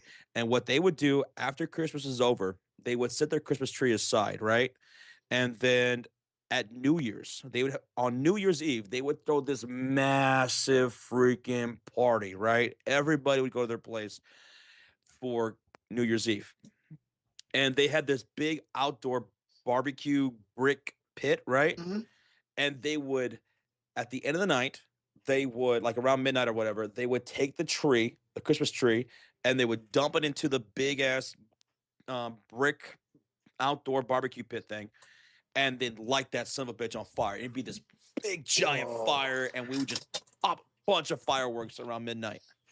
That's awesome. And So, we did that every year. because that makes the tree not go to waste. At least they got it something out of it. That's really cool. Shut up. Arturo says, I don't know if this is a hot take, but drone shows over fireworks. What do you guys think? Drone shows or fireworks? Because I still like me a good fireworks show. But these drones are pretty wild. I have not seen a drone show in person, so I got to go with fireworks. I'm right there with Josh. I love me a good old fashioned firework display. Never seen a drone show in person, says Rozier. Same. I've never been to like a baseball game or football game that's had one. I think me and Sean saw one when we went to a baseball game. I think we went to an outdoor baseball game. It was not a Rangers game. It was a local affiliate team. And I think they had a drone show or was it fireworks? I don't remember. One of the Something. one of the minor league teams, I'm guessing. Yeah, in Okay. Frisco. Yeah, Frisco, the Rough Riders. Josh, where were you when Selena Quintanilla passed away? I was living in San Antonio, Carlos. And that is the most hard hit celebrity death ever in my life. Because we in South Texas and San Antonio, like San Antonio and Corpus Christi and so on, like she was one of us, man. She was one of us. She could have been your next door neighbor. She could have been your cousin. Like we felt so attached to Selena. And when she died, that hit the city and all of Texas so hard. I will never forget that. I will never forget how everyone was crying everywhere at church. You're driving down the street and you would see all the people like decorating their cars. Rest in peace, Selena. You see people wearing their t-shirts, people just with signs and everything. Even the gangsters, they were shedding a tear for Selena. I'll never forget that. Ever. That was the hardest hit celebrity death of my life. I think honestly, just hearing the stories of, I think it's the hardest celebrity death ever. That and Michael Jackson. You said Michael Jackson? Yeah, that and her and Michael Jackson. I think the top two. Selena. I was living in San Antonio when Selena died. Wow, that's How did she die? Antonia, she was shot. She was shot by her friend and someone who ran her fan club. Oh my god, what was that? What oh was that chick's name? Am I blanking? oh my god. No. Oh my god, I forgot what her name was, but she was shot and killed by somebody she worked with. I What literally about Princess Diana? I remember when that happened too. Yolanda, thank you, MFO. It was Yolanda. That Yolanda. fucking bitch. Oh, to this day, there's people who are wanting her to get out of jail. They want her to get out of jail and go get her. Okay. I know she was up for parole this year, but I think she got denied. Yolanda Salvador. Salvador. Yeah. Princess Diana, though, that was another big celebrity death, Arturo. That hit the world Yeah. because, I mean, outside of the royal family in England, who hated Diana? She was for the people, man. She was a real one. She was a real one, and they killed her. That car crash outside the tunnel. I'm always learning more and more about that situation. I don't even know who that is. Josh says coast to coast. You don't know who Selena Quintanilla is? Wow. You know who Selena Gomez is, right? She's from Texas, and she's named after Selena Quintanilla. Yep. She was a big deal. You never saw the movie Selena, played by Jennifer Lopez? So good. It's so good. Anything for Salinas. I love that movie. It's so good. What were y'all two when Eddie and Chris died? Eddie Guerrero. Um, I think I was going to go play basketball when I heard about Eddie Guerrero's death. Same thing with Michael Jackson's death too. I was playing basketball, and Chris Benoit. I found that out when I was watching Raw. I put it on Raw, and they had Vince McMahon announce the death of Chris Benoit and everything. That's how I found out. I was watching Raw live. I don't remember Eddie's, but I remember talking about my friends talking about it because we all used to watch wrestling back in the day. My friends at that time I was in middle school. No, I was in elementary school, and I remember me and my friends talking about it the next day after we found out Monday Night Raw he died. For Michael Jackson, I was on the way to the basketball court. I heard it on the radio. I pulled up to the court, and everyone was talking about it. Everyone was talking about Michael Jackson died. I was like, what the fuck? I was walking down the hill, walking towards the court. Me, Sean, everybody, all the boys were just talking about it. I'm like, yo, did you hear Michael Jackson? Yeah, I just heard about it on the way here on the radio. For me, I was hanging out with my best friend at the time.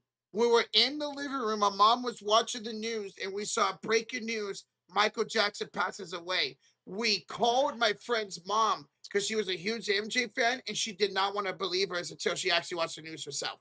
So that's right up there with the biggest celebrity deaths of our lifetime, man. I mean, Selena was the one that hit the hardest, closest to home.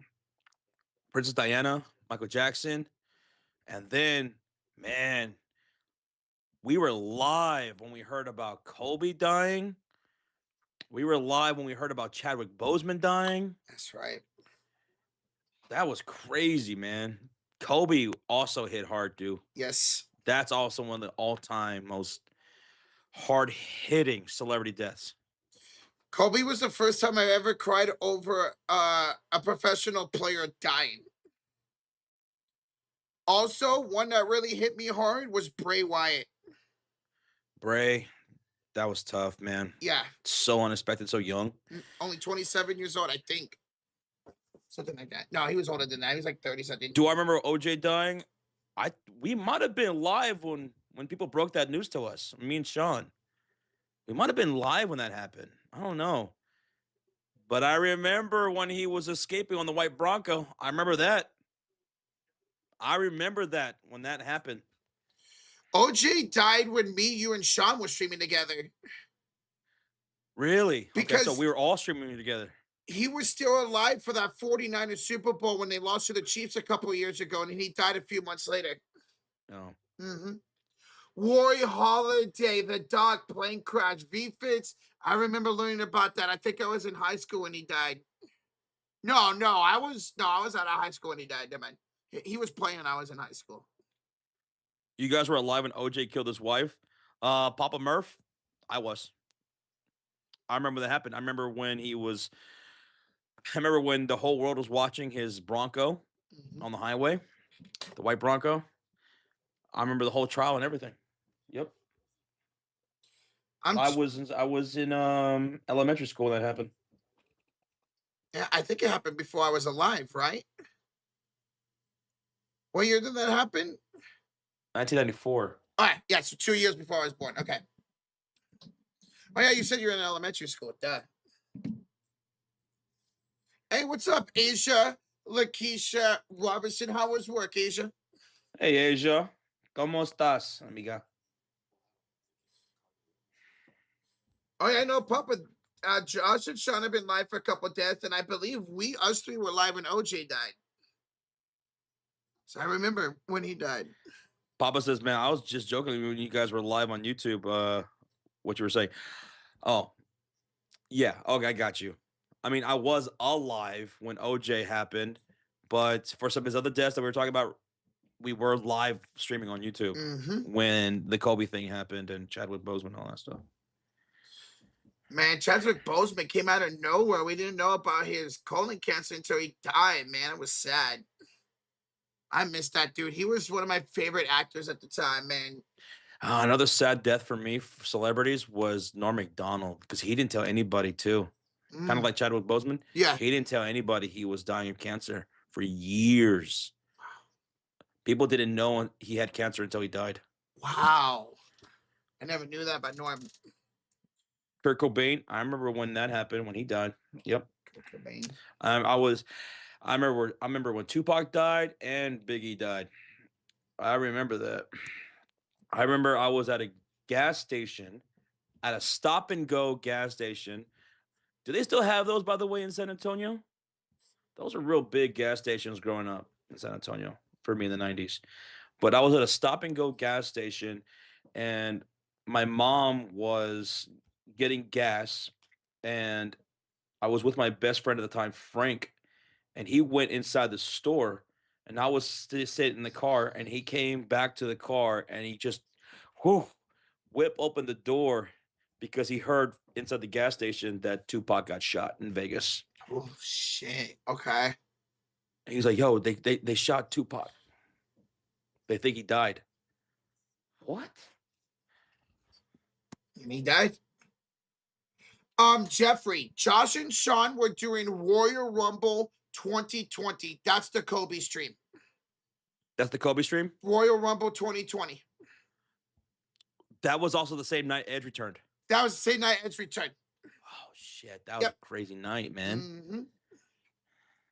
Yep, he died that afternoon, and then the Royal Rumble was that night. I remember that's one of the most watched Royal Rumbles ever because everybody just wanted something to watch to get their minds off of Kobe. I think that was an accidental timeout there for Erica P by Arturo. Oh. I think what she meant to say, Arturo, was that it sucked about the Aaliyah death. Yeah. And Left Eye. Yeah. Dude, you could go see how Left Eye died. Like, that video's still out there. She was driving and they were recording because I think she was doing a documentary and she was driving. Where was she? Colombia or something like that? But she was with her homegirls and they were driving, right? And all of a sudden, the car just started swerving and they started screaming and she went off the road.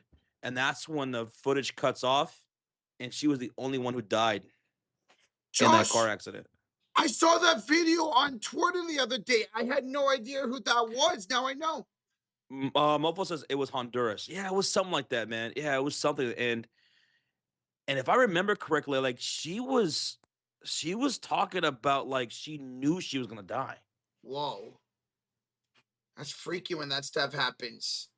Dude, I saw that video on Twitter the other day and I had no idea who it was. Now I know. That was Left Eye Wow, from okay. TLC. Huh, okay.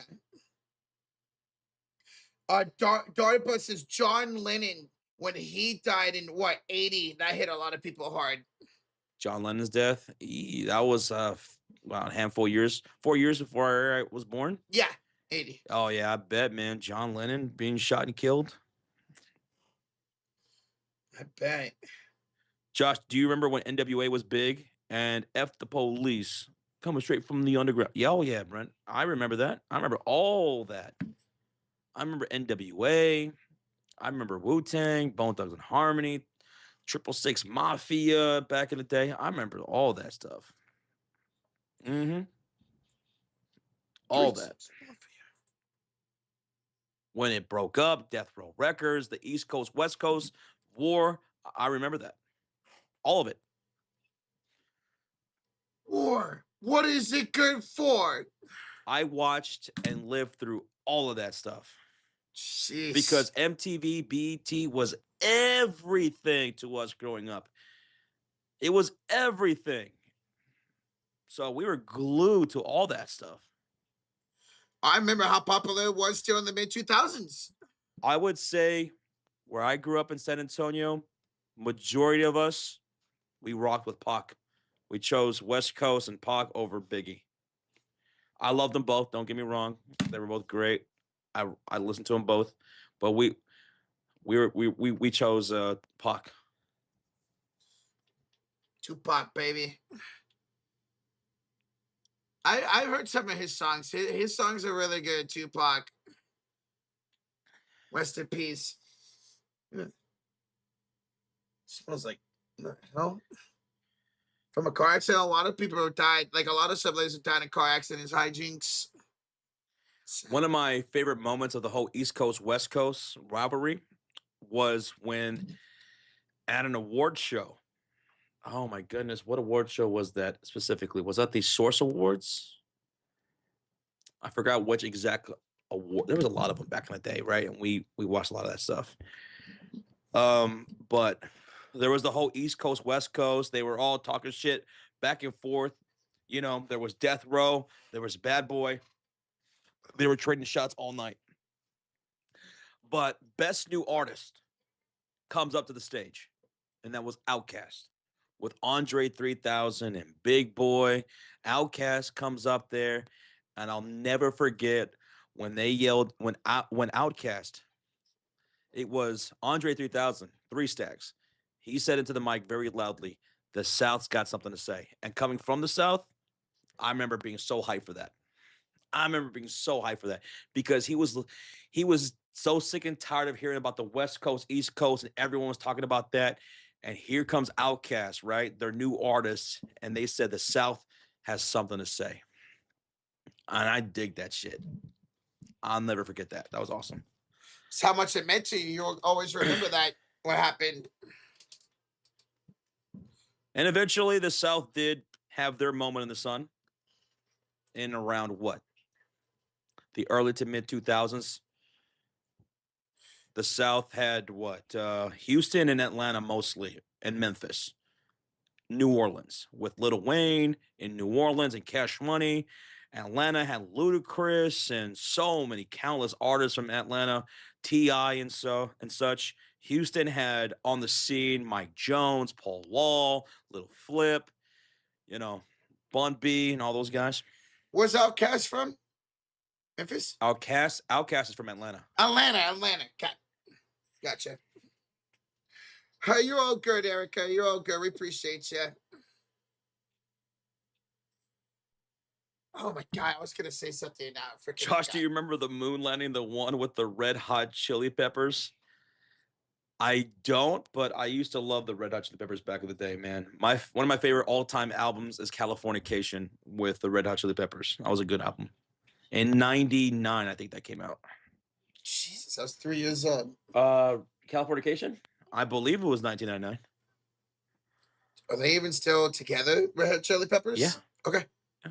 I barely ever hear them, to be honest.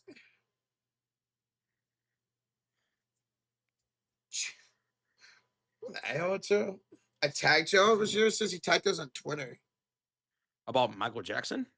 about MJ.